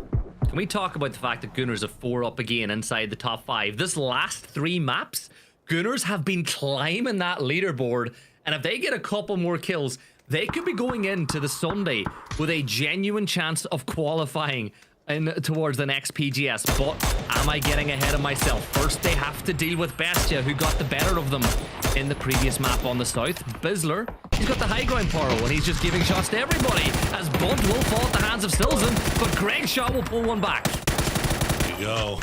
What a difference having all 4 players seems to make here, as Gunners, they lose Bunt, but they've done a lot of significant amount of damage to Bestia. Mime, now the last player left alive for that squad, is going to try to run away, survive a little bit longer, but the grenades from the high ground proving too much to handle here for Gunners. Simply Mad and Icy Flex still a ways away, but I mean, there's just not much that they can do really at this point. You have to imagine just trying to climb up this mountain, survive a little bit longer as Mime. Oh, that's going to hit 32 HP. Gats will finish him off, and that's going to do it for Bestia. Go out in 5th place, and LG in position to make a big climb here if they can pull it off. And nobody has an angle on them because of the way the map works. They've got this position where they can really just rain fire on everybody else. You can over peek if you want, because if you get a knock, the chances are you've got enough time to get the res off as well. Now, Matt, he's got a smoke wall in. If you're the Gunners and you're trying to get in, where do you go? You wrap around one side working in silencer there. You push up over this ridge line, and all of Luminosity are looking your way. I think Gunners, they should be the next to fall. Like Matt in particular, he is being hounded here by the Bizzler. Yeah, there's nothing really that they can do. I mean, LG has no pressure coming from anywhere else really, so they can afford to just stare down their scopes and finish off Simply Math there. At least Icy Flex was able to get right on their mountainside, so no angle to be found there. So we might see Icy pull off some solo heroics. Just depends on what direction he decides to take. Working in silence, they have that compound just off to the west, and that has kept them safe for the time being. Wuzhu 2 hasn't had to leave their dip either. So at some point though, I mean, look at this. Bizzler has no helmet. LG, they've been sitting up here for so long, trading shots for so long. Vox has no helmet. These guys are beaten down, but they just can't get flushed out. That's the issue. But the good thing is they're using bolties and stuff, so ammo's not going to be a problem just yet. They still have the high ground. Icy needs to move once more. You know, Matt martyred himself just a little bit earlier on so that Icy could get in to the circle. But as you can see, like, where does Icy go? He'll have to wrap towards working in silence. His hope is that working in silence push up close to the ridge line and he can just live in the quiet for a little while longer. But would you two, like, what would you two do? They're 4 up. It's what they do in Miramar, but look at the terrain. I mean, the problem right now for Icy is that he's got BL Calmo from working in silence is just keyed in, waiting for that last player to come around that edge. Wuzhu 2, I think they just have to try to get a knock here onto LG and try to make the move once the knock comes through. I don't know how much utility they're sitting left with, but I mean, it doesn't matter how many smoke walls you have. The only play they really have is to try to send it and hope that they can get to the base of LG Mountain. I would think here, but Gats has a beautiful angle on that as well. Icy Flex, solo player. He's got, at least he's got the terrain working for him right now. Gats is I love that Gats is this position as well. He's got the angle on all the information on everybody else. Now he has to move in, which is a bit of a problem for him, but Wuju too, they're starting to make their move, and they're the team that you feel are in the most trouble right now. As long as Icy Flex can stay out of Gats's FOV, he should be fine. But you feel like this is going to be an LG or a Working in Silence win. It just depends. Oh yeah. There we go. I would have appreciated it, but there you go. Wuju too, they're full sending it. They have no right to get to where they got without losing a player. That is a big play from Wuju too, and they've managed to make it stick, and now all of a sudden they can focus on Gats.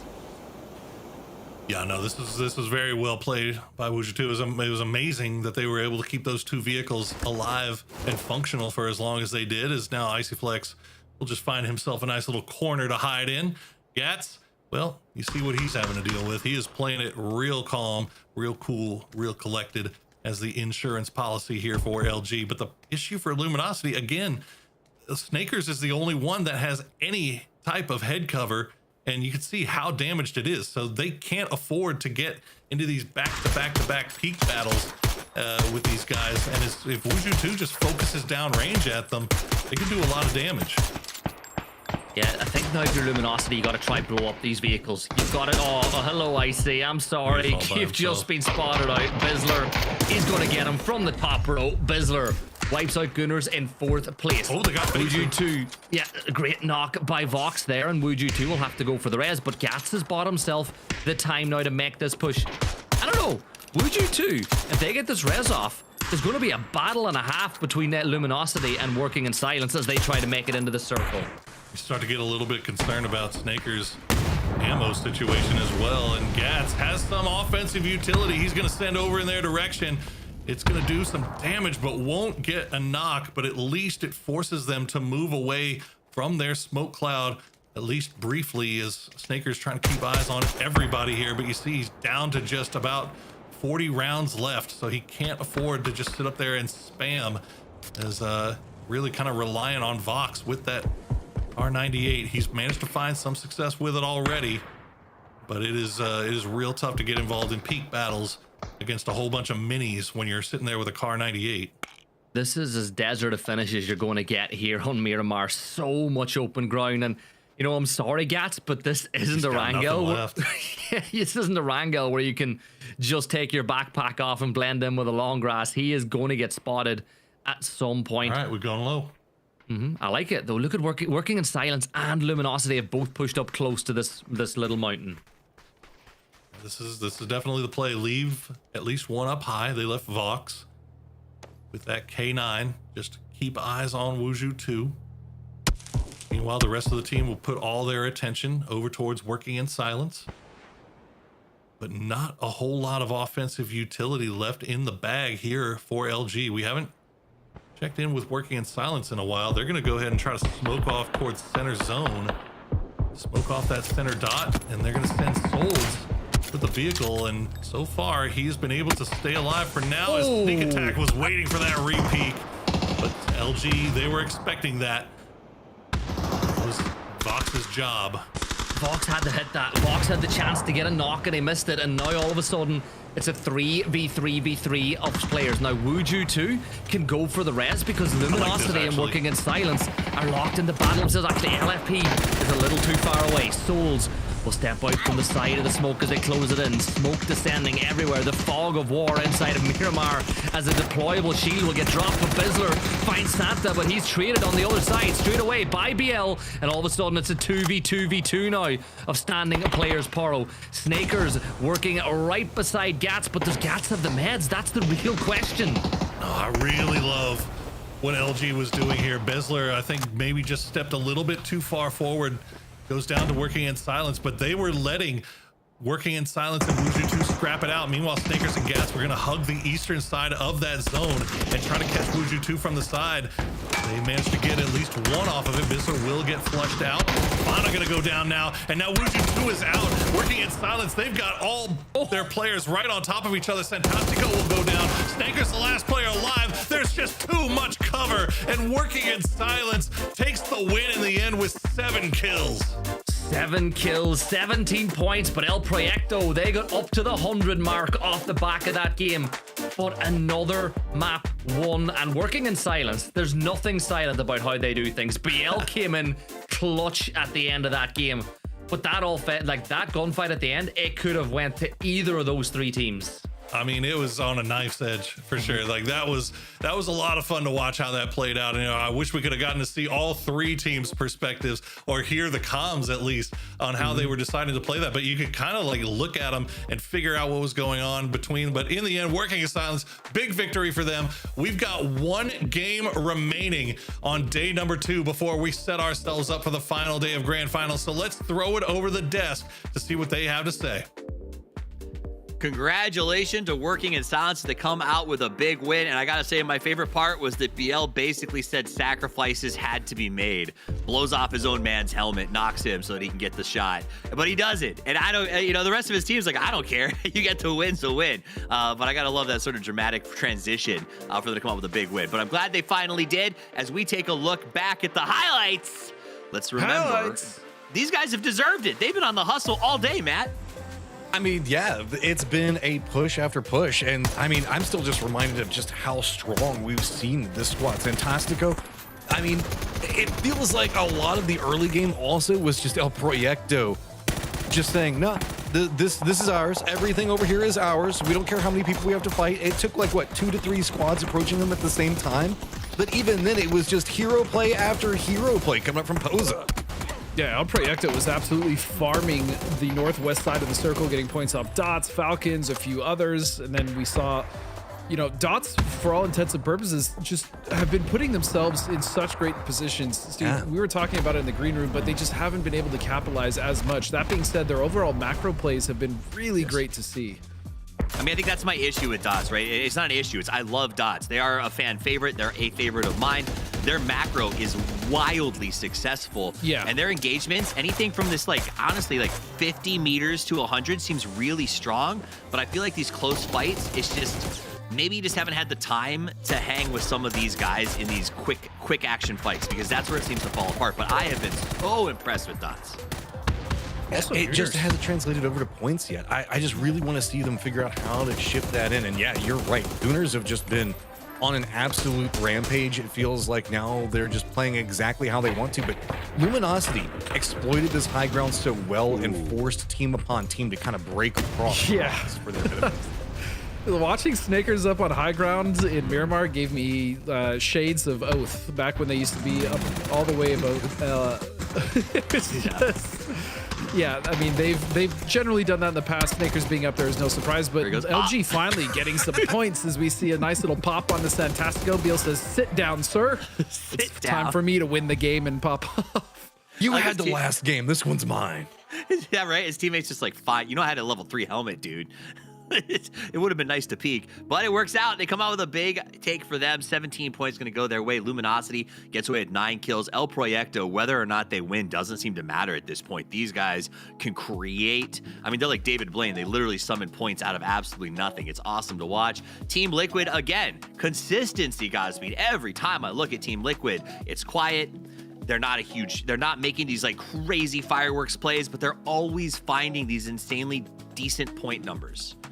Yeah, So and good. I mean, even looking back at that game, they did so well to control the north side of the circle the majority of the game against teams like Dots, Alcacia were up there, and you bet if Liquid is holding some edge of the circle, it's going to be very difficult to come in, and they shredded the teams that were coming in from the north. So even if they're not winning these games, right, they're still, like you said, they're just consistent. They're always going to find points. It's very rare that you see Liquid drop a donut in any of these games. I mean, literally, if you go off finishings last year, Matt, they are the second best team in the world, right? I feel like for being the second best team in the world, we don't really give them sort of the love that they deserve because they've just been so stalwart for so long. It's expected almost.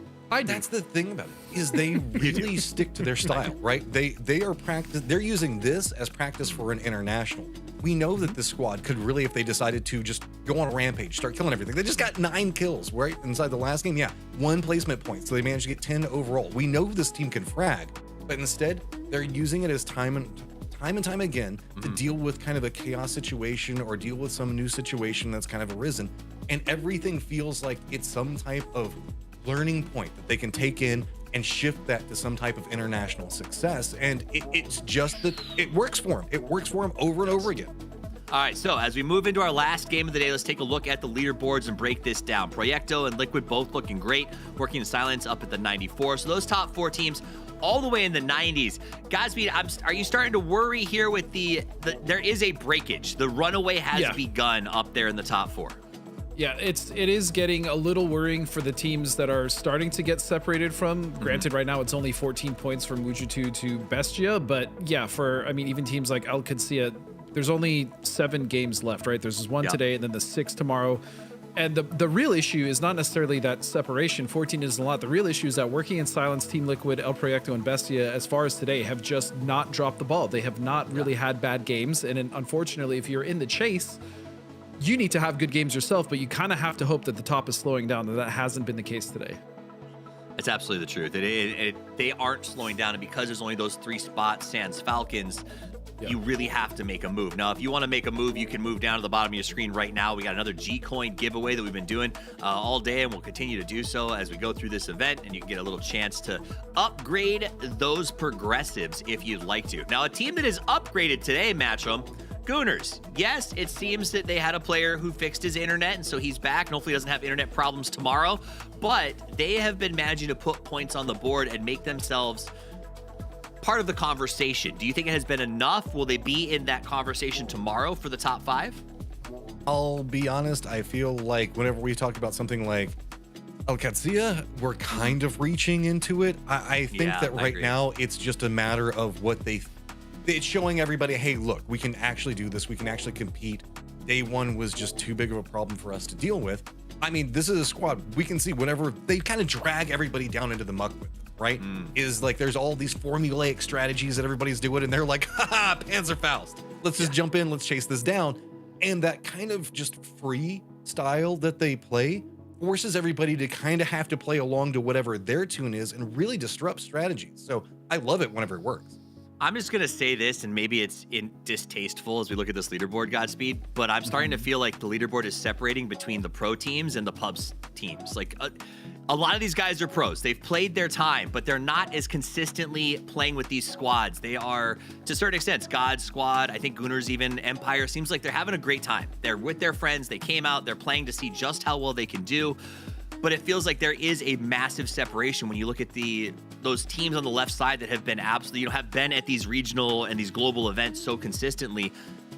I just don't understand how hard it's got to be for a team that is essentially regional or sort of like old hats grinding it out together to keep up with some of those people who've been playing against, Twisted Minds and Na'Vi and all of these top tier teams, Cerberus, for so long.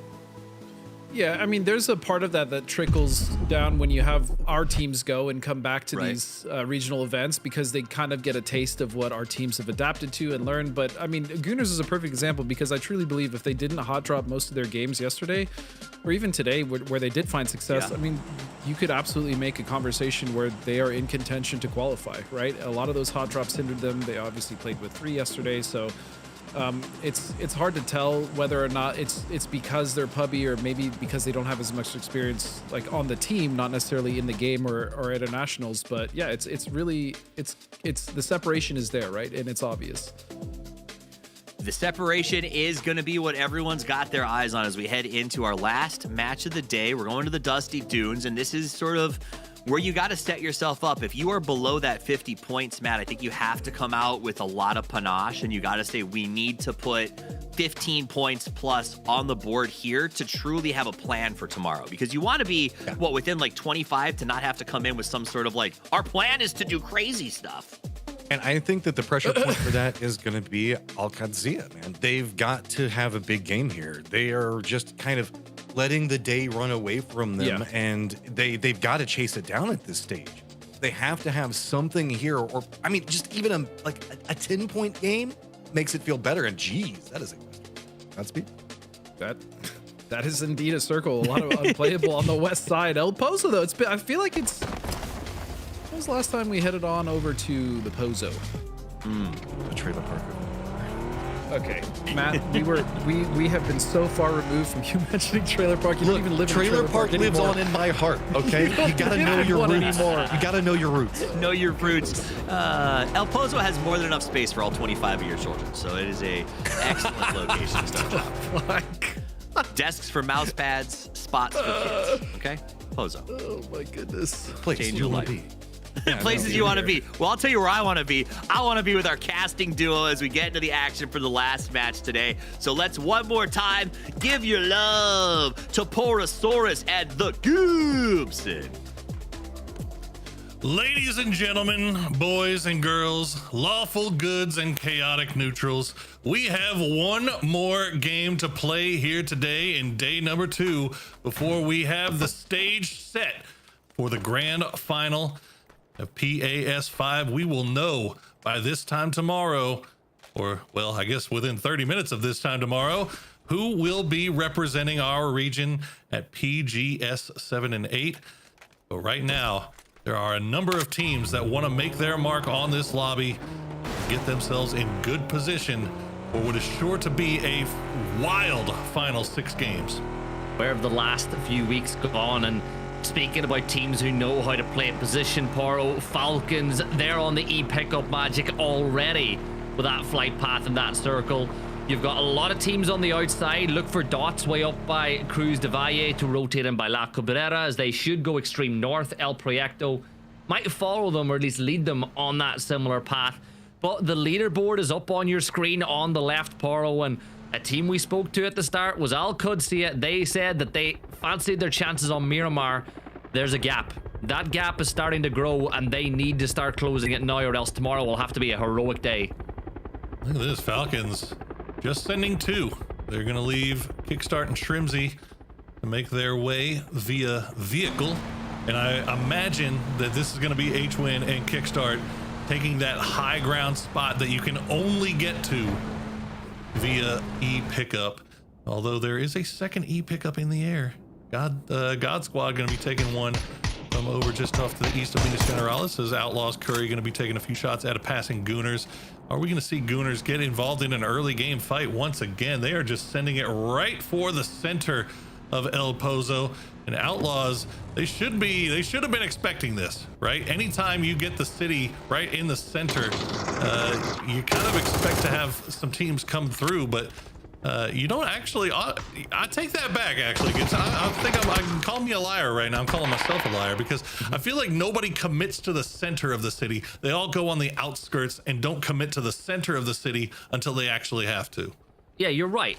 But this is Gooners we're talking about. I think the only reason we're seeing teams going in is because of that. With Picado last time too, right? Yeah, it's the Gooners, but it's not. It's never the best play to send it to a city inside phase 1, because once it kicks out, you're in a world of trouble. That's what happened Gooners last time, as they had to go north.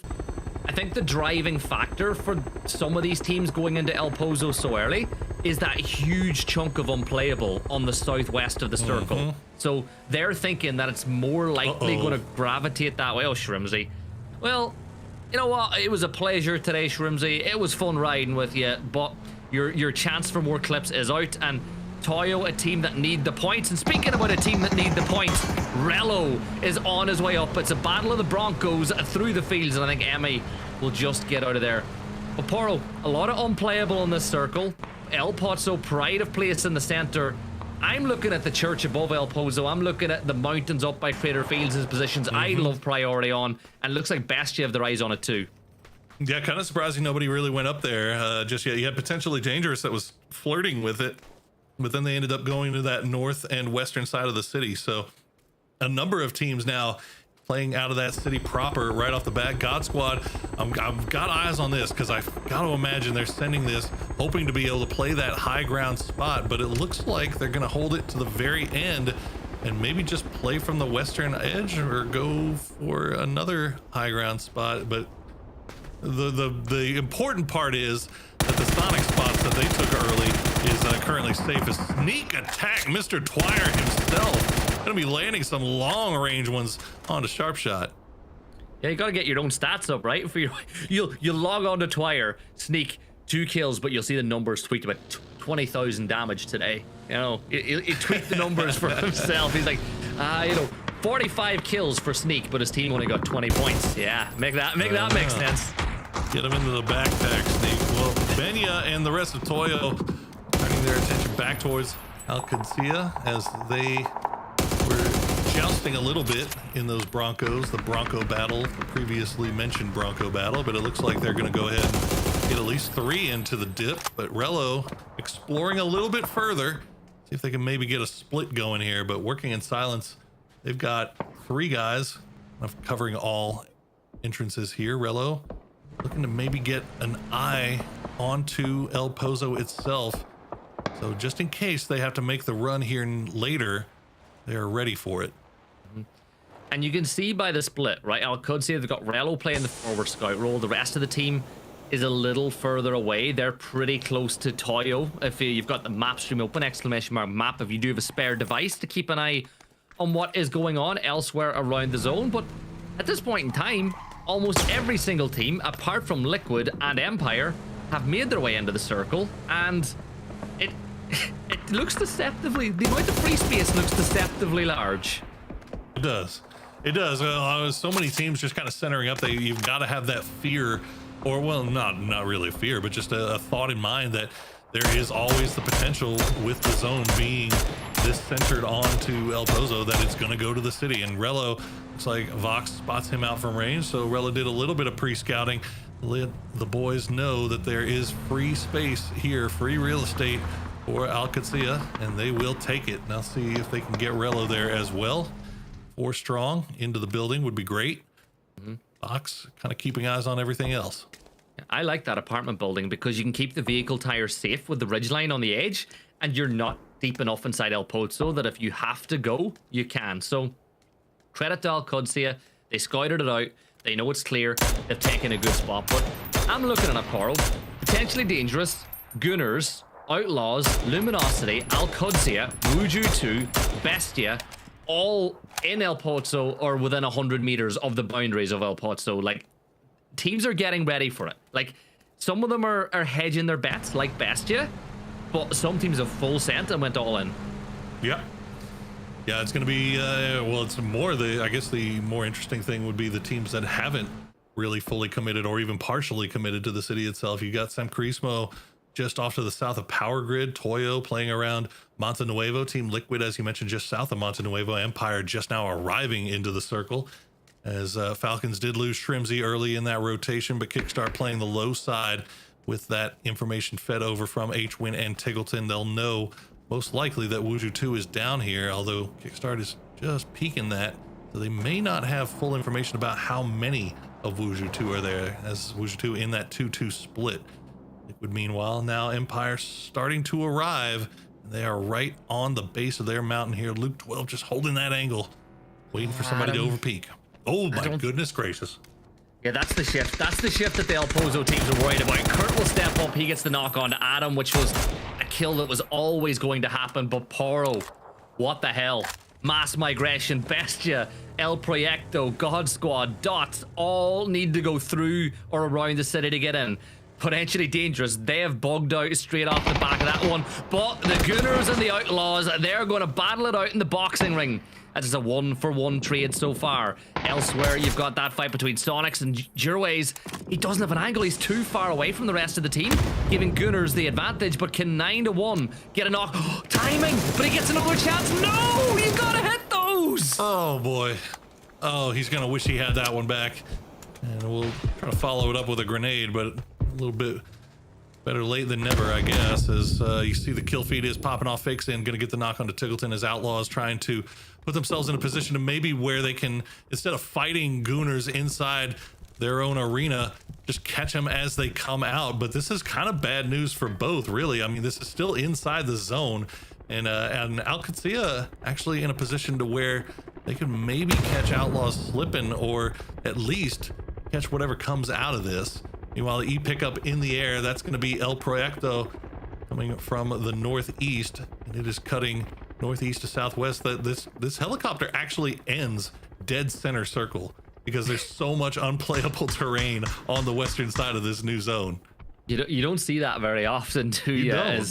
As Outlaws set themselves up a crossfire. Curry holding one angle, 9-1 holding the other. But the thing is, where do they go? El Proyecto were dropping right on top of the mountain, which is above where Wuju 2.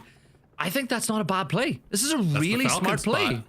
Yeah, This Falcons give it up. Yeah, Falcons had to give it up. They lost Tiggleton, and now H1, I believe, the last player left alive, so he has to leave. He's got at least a compound for himself, but you got to imagine he's going to have company here eventually, as there's still a number of teams off to the north having to make their way into this zone. The grenades coming through from Gooners, and he's going to catch 9-1. Greg's shot will be the one that gets that kill, and now it's just down to Jerways and Curry, as the hold from Outlaws just not working out for them at all. But there you go, Al-Qudsiya. They finally get the angle, and they'll get the knock on Icy Flex. Yeah, Al-Qudsiya need the points today as well. This is a big one for them. Now, Urways is going to move once more, sees his down teammate as another member of the Gunners will fall. Toyo under pressure from Sam Crismo, but you can see that gunfire is raining in on the other side of this one, forcing them further and further back. Monte Nuevo, not the worst position to be in, but realistically, you'd imagine the circle is going to go a little north of Monte Nuevo, where El Proyecto are playing, because it's all unplayable to the west. Like what? 30-40% of the circle is unplayable, which means that it should go to where there's more landmass, which is back towards El Pozo. Well, there's also the possibility that this goes hard south, as Hot and Spicy will catch Curry with the Panzerfaust.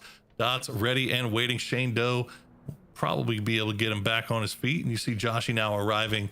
Joshy actually getting a little bit lucky. It looked like Silzen may have been hunting him down, as El Proyecto has that high ground. The circle will cut back away from that western edge and center up just to that northwestern side of Monte Nuevo. But you look at Team Liquid, look at the split they have.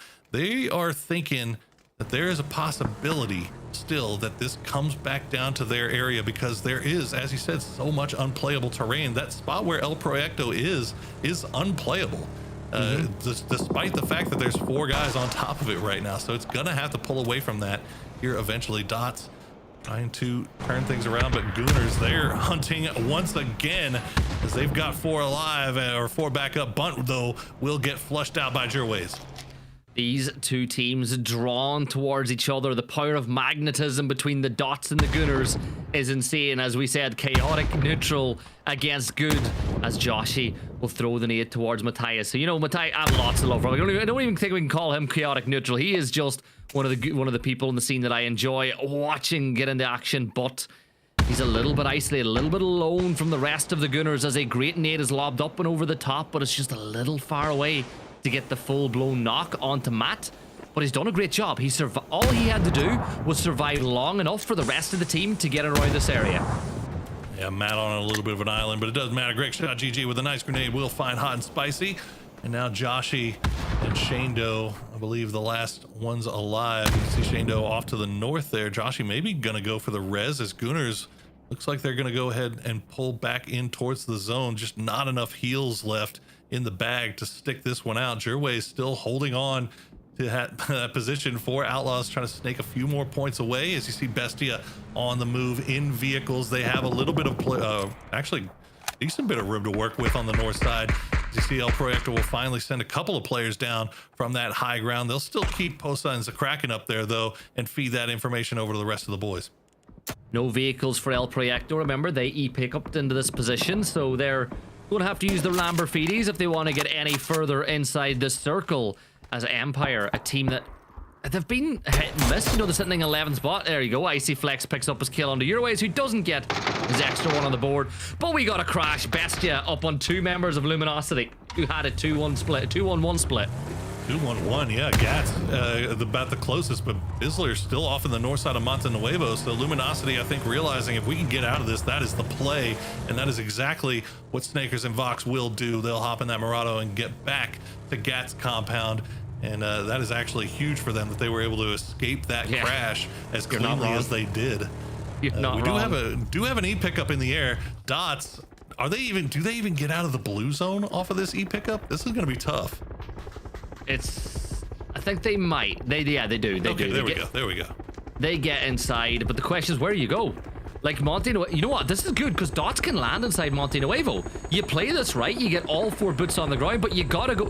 Dots, come on, you gotta go. You gotta get into Monte Nuevo. It's the safest spot to land. That's what they'll do. Now Toyo, they'll front up with working in silence as we had a massive move in towards El Pozo earlier. Now we got the massive move into Monte Nuevo. Liquid and working in silence. Emmy gets the first knock, but there's Kurt catching out Santa. 2 members from working in silence down. Souls will step up and sprints up the stairs, but Kurt's going to get danced around. And look at that, Emmy with the Panzer absolutely obliterating everybody and anyone around. And Liquid still looking to win this fight. 2 players down, but there's another dance around. This time it's BL, and it's all done down to Alo. Second place for them. Alo confirms out the kill, and just like that, Liquid, though, Alo, he's got the jammer pack, which will protect him for a while. But Sparking is down. Alo will be the last Liquid member standing. But they got their points. Like, in a 3-way crash with Toyo panzering over, that's probably not worst case scenario. Absolutely brutal fight there between 2 of the top teams in our lobby right now. And Team Liquid coming out ahead, if only just barely. Alo will stay alive a little bit longer. Meanwhile, Falcon's H-Win will survive by himself a lot longer. He's got that jammer pack. I'll keep him alive a little bit longer, but he had to wait for El Proyecto to finally move away, and that move away they do. Coming through from the north side, potentially dangerous. We'll have eyes on them shortly, but no shots coming through, and El Proyecto opting, I guess, for... No, not going for the fields. They might catch LG in a little bit of a split here, but Draft King, beautiful shot, will take down Posta. Bisler will steal it away, tries to get Haven, but El Proyecto gets their 3 into the north side of Monte Nuevo. That's actually kind of impressive, the fact that they were able to get 3 in there.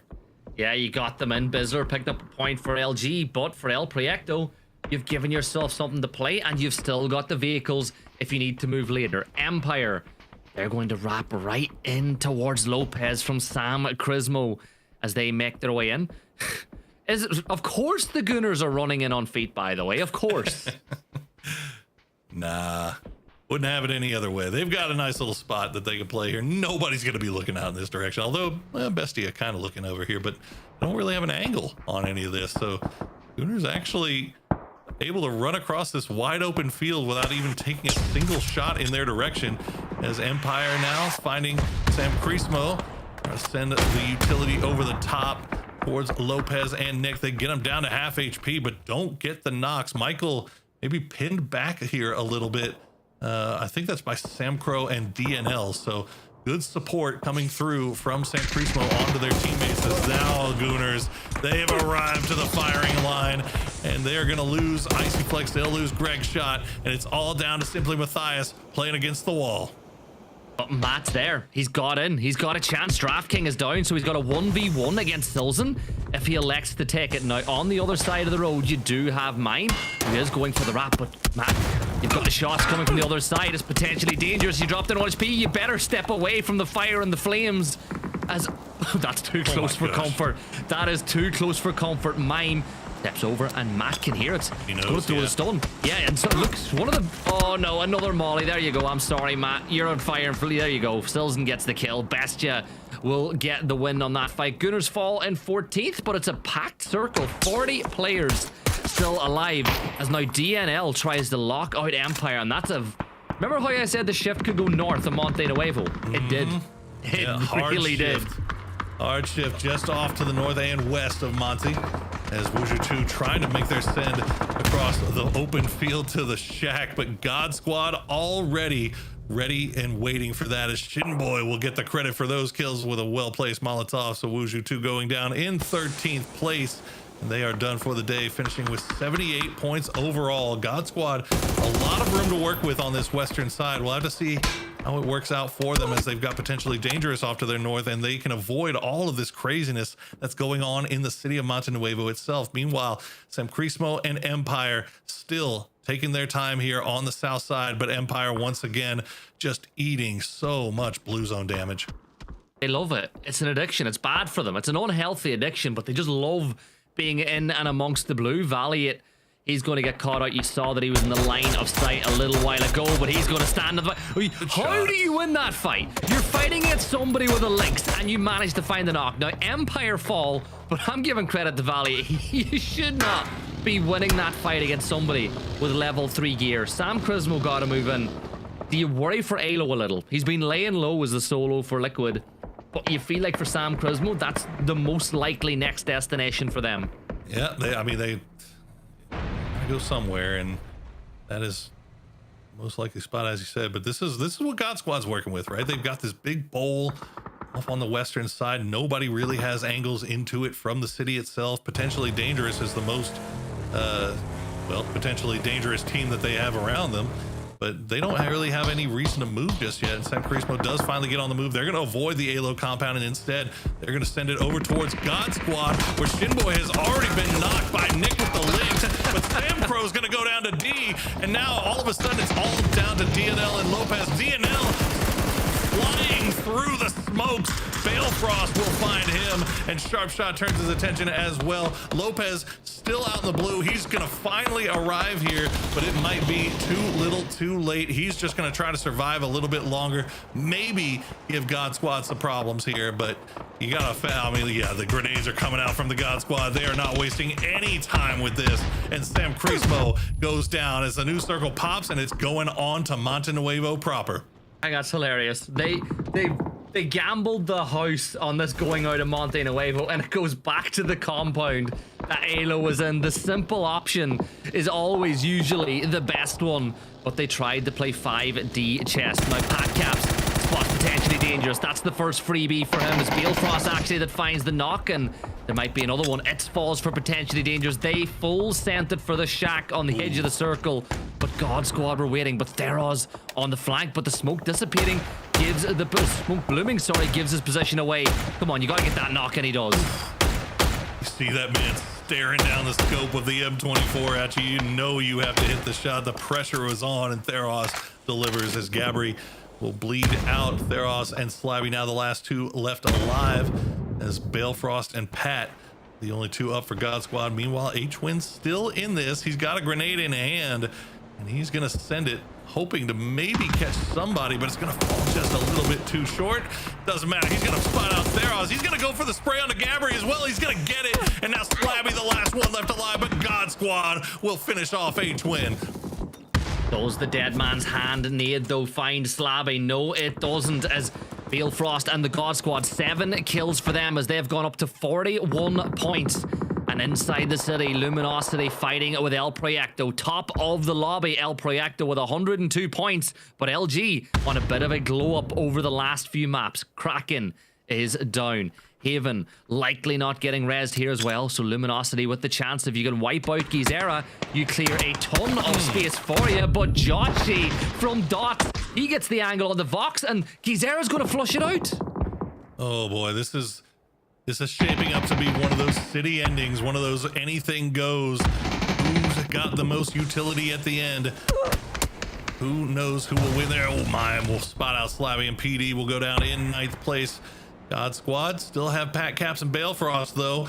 They haven't had to commit to pushing in just yet. Bestia will try to get Silzen back on his feet and get back into the north side of the city, where Mime is holding strong right now. Pat Caps in vehicle. Toyo just eyes on this. Shots being sent over, but God Squad not going any farther than they have to here, just playing the edges.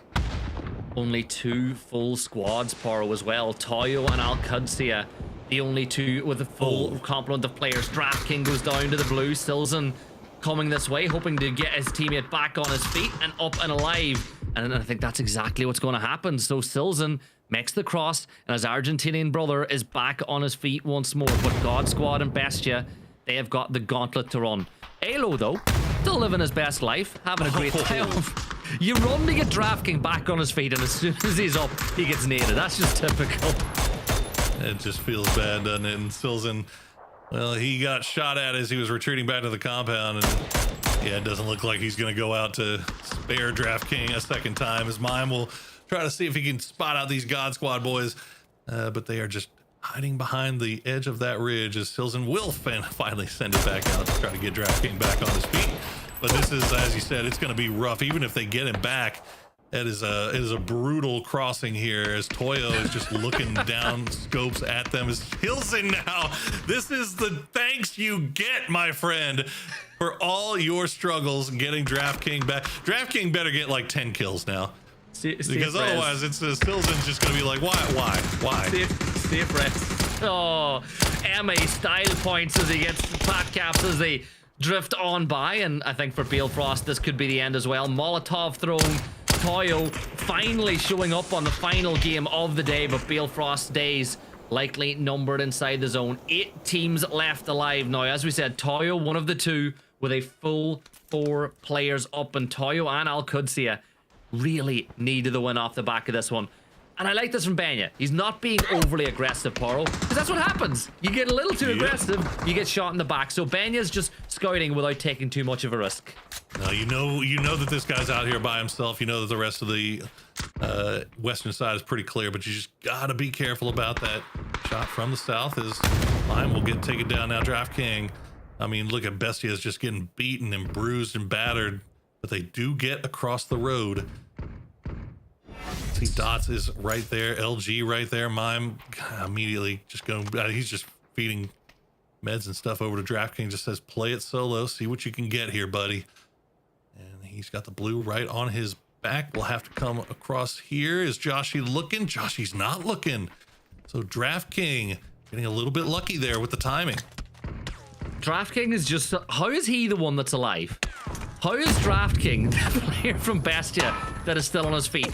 Roth will get Al-Qudsiya's first kill point of the map as we go to 6 teams now, as Dots will look to get this kill onto DraftKings. Capitan Toyo, where they're going to find that one onto Bestia, and then there were 5. Still 2 full 4s, 2 up for, I believe it is, Illuminosity, 3 for Dot, and Alo still in the circle. Alo's living his best life. Yeah, Alo is a big problem here for Toyo, though. I mean, you look at how this thing is shaping out. That shift actually, or that new circle pop actually kind of favoring Al-Qudsiya here. You see that big, giant open space that Toyo has to make their way across. And meanwhile, Dots gonna get 1 knocked here. LG gonna try to strike on that. Actually, 2 knocked for Dots. As Joshy going for the res. LG not wasting any time. We'll try to go in with the shotgun, but Al-Qudsiya D will be the one on top of things. And there you go. Al-Qudsiya will get the kill onto Joshy, and Joshy gets the kill onto Gats. So the whole north side here now clear for Al-Qudsiya. They can put their full attention. Oh, Shanedo's still alive. I'm sorry. Dots not out of it just yet. Yeah, Shane's got to get a res on to Joshy because that zone is closing quick, and phase 8 is not one you want to be anywhere in and around. But while all this was going on, Al-Qudsiya have been stockpiling munitions. You look at that. They've got 7 nades, 3 mollies, blue zones galore as Dots begin to make their move. But Peepa's sitting on the side. That's the 10th kill for them. EMEA's got 6, by the way, and the other side is Capitan turns his attention on the Cowboy. Peepa spraying through, and Peepa's just better. He reads them like a book. Dots are eliminated, and it's a 4v4v1. And this win right here for Al-Qudsiya or Toyo, not ruling out Liquid just yet, could be massively decisive in who qualifies to PGS tomorrow night. Oh, man. I have all eyes on Alo right now. You feel like he is going to be a part of the story of the ending of this game. Toyo still never had to cross the street completely, but they managed to get Capitan and Pippa over there. So Al-Qudsiya get Cowboy back on his feet, but it is still going to be rough sledding here as Capitan has that deployable cover set down. They're setting things up, arranging the battlefield as best they can to their advantage. Alo finally having to leave his building. Benya looking over in that direction. I'm not sure if, I think he must have heard the shots earlier from Alo, so they've got an idea to expect somebody from that direction, but Alo has that Panzerfaust in hand. This could be huge. If he gets a knock here, that's going to open up a door here for Al-Qudsiya.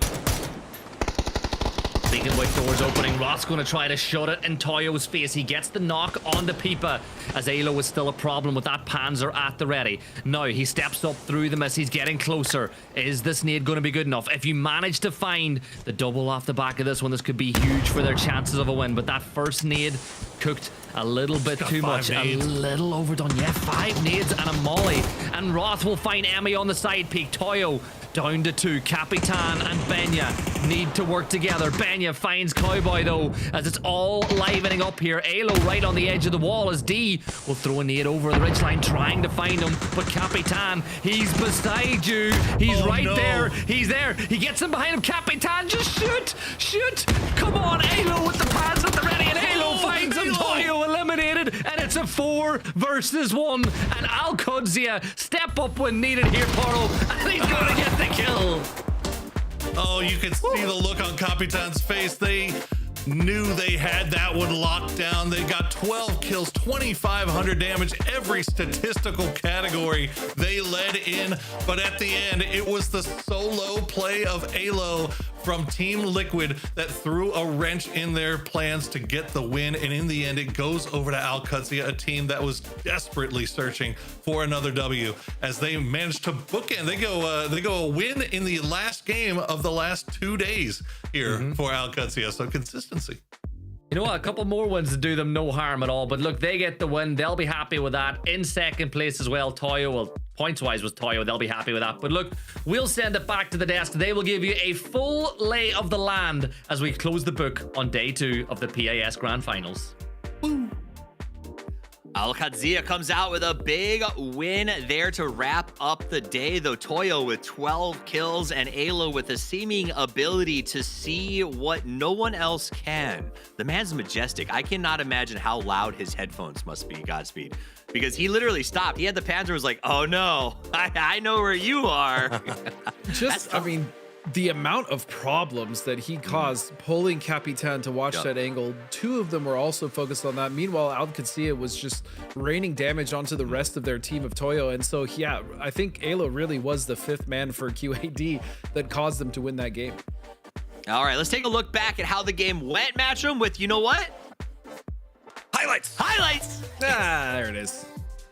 Highlights. Okay, we started off pretty spicy with the way that the circles were going to lie, but Falcons, they were having a pretty solid start on the day. This Pozo situation kind of led things all awry for them. A lot of squads making early shifts out. It felt like they were in a good spot whenever we saw it, Godspeed. I mean, just the shift up into the high ground felt good, but then it just kind of didn't.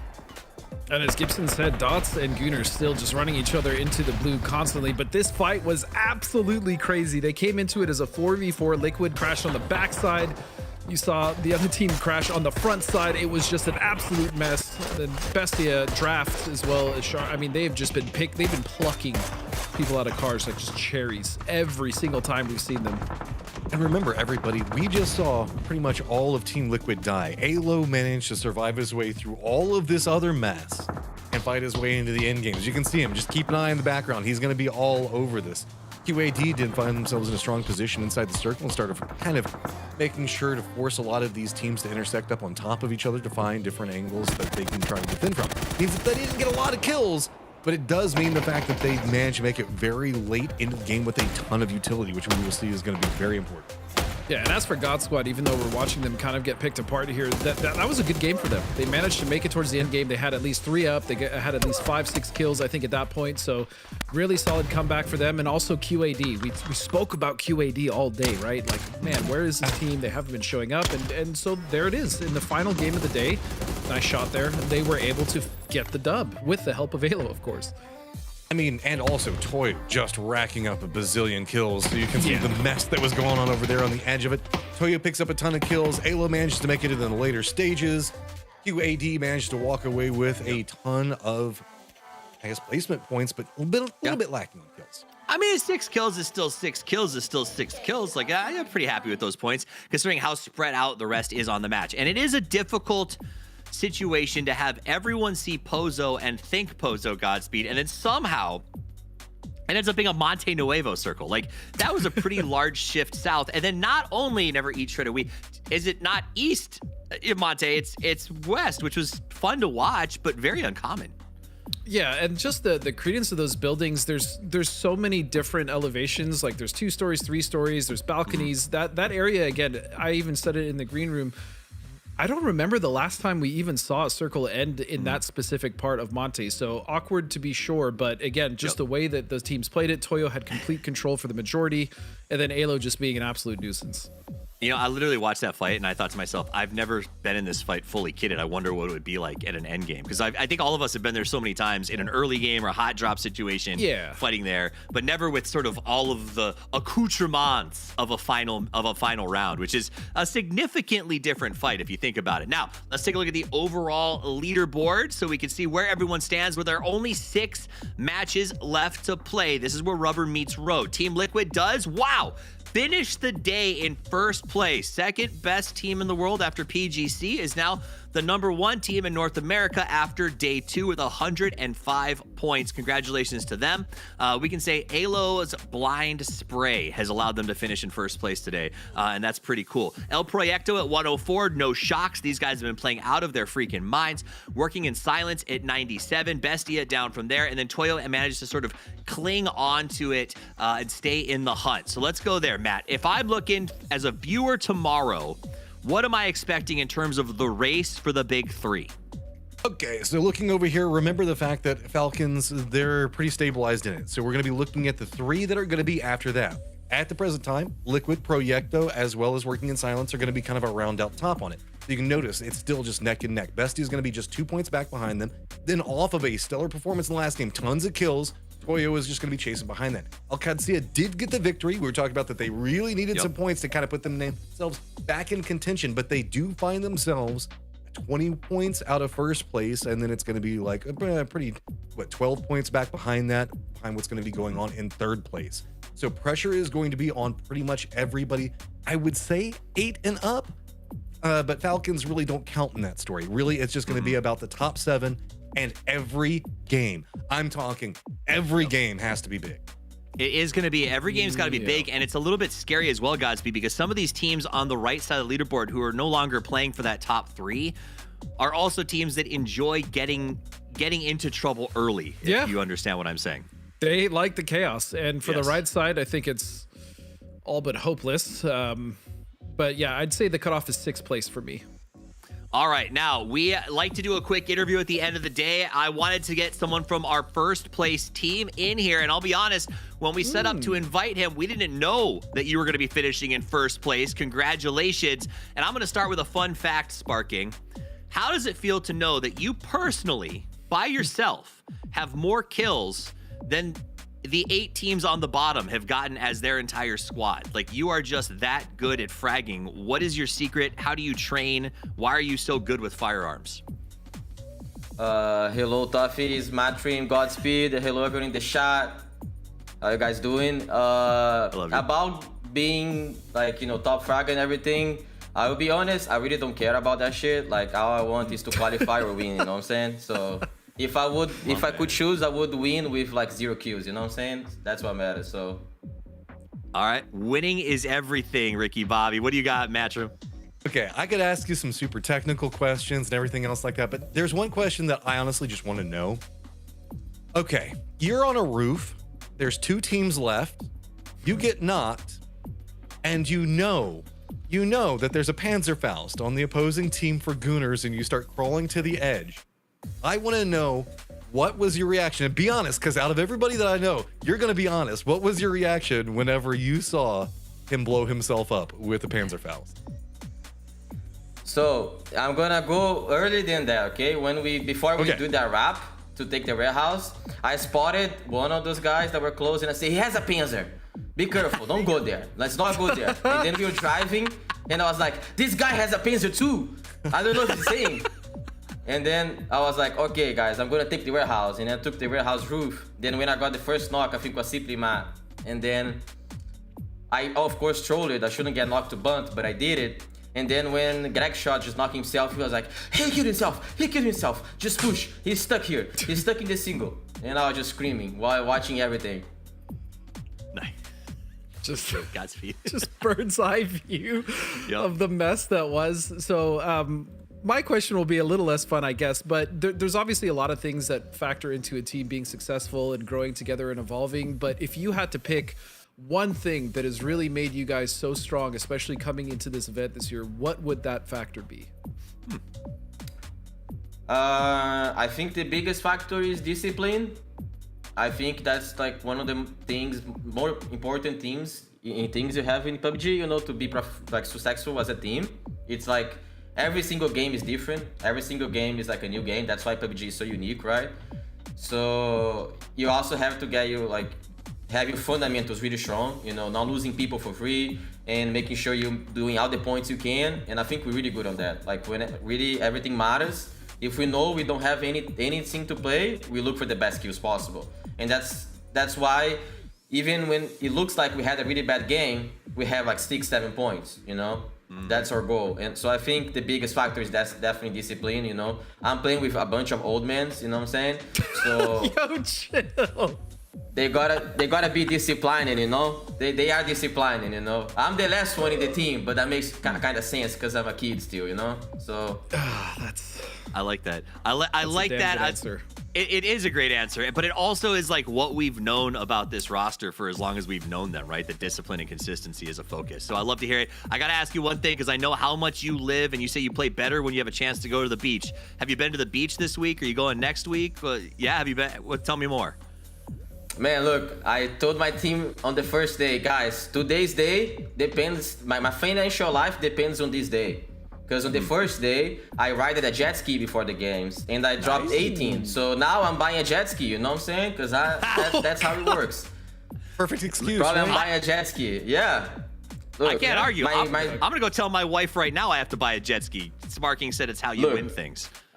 The thing is, my routine is wake up, go to the beach with my dog, take a swim, go back and eat the codfish, like fresh codfish that my father cooks, because he's a chef. So codfish, you know what I'm saying? Omega-3, my brain is fucking exploding, a lot of IQ. That's how it works. Nice. Well, I am not going to hold you any longer. I know you got a big day tomorrow between the jet skis and the codfish in the first place. So I'm going to let you go. Thanks for sticking around and chatting with us, my friend. It's always good to see you. I love that he has such a, first off, not only consistency to his routine in the morning, but how awesome his routine gets to be. Like the casual flex of, oh yeah, my morning is walking my dog on the beach and eating my chef father's cod to help my brain expand is awesome. But I love how he says, listen, this team is about consistency. Like it's not about flash. I would win without kills if I could. That, apart from the jokes, is like the maturity of this team is incredible to watch, Godspeed. It is. It really is. And that answer was just so spot on. I mean, discipline is one of the most important factors, especially when you've been a team for so long, which is a question that you asked me earlier. It really does take that discipline and dedication to your craft in order to continue to evolve in a game that, again, has been out for 8 years. So amazing answer, amazing team, amazing player. All right, you know that I love to get some final thoughts before we log out for the day, so I want to go ahead and do that. I'm going to start with you, Matchroom, because Godspeed just talked and I can't hear his voice twice in a row. So, Matchroom, give me your final thoughts on today. All right, easy peasy. Start off with, I love Sparking. I think he lives the better life than I do, and now I'm a little bit depressed. 2, Alcadzia. No excuses. Tomorrow is yours. You have a chance now. Do it or don't, but no excuses are left on the table. That said, working in silence, El Proyecto, I want to see you at an international now. I think that you're good enough. I've got tomorrow off.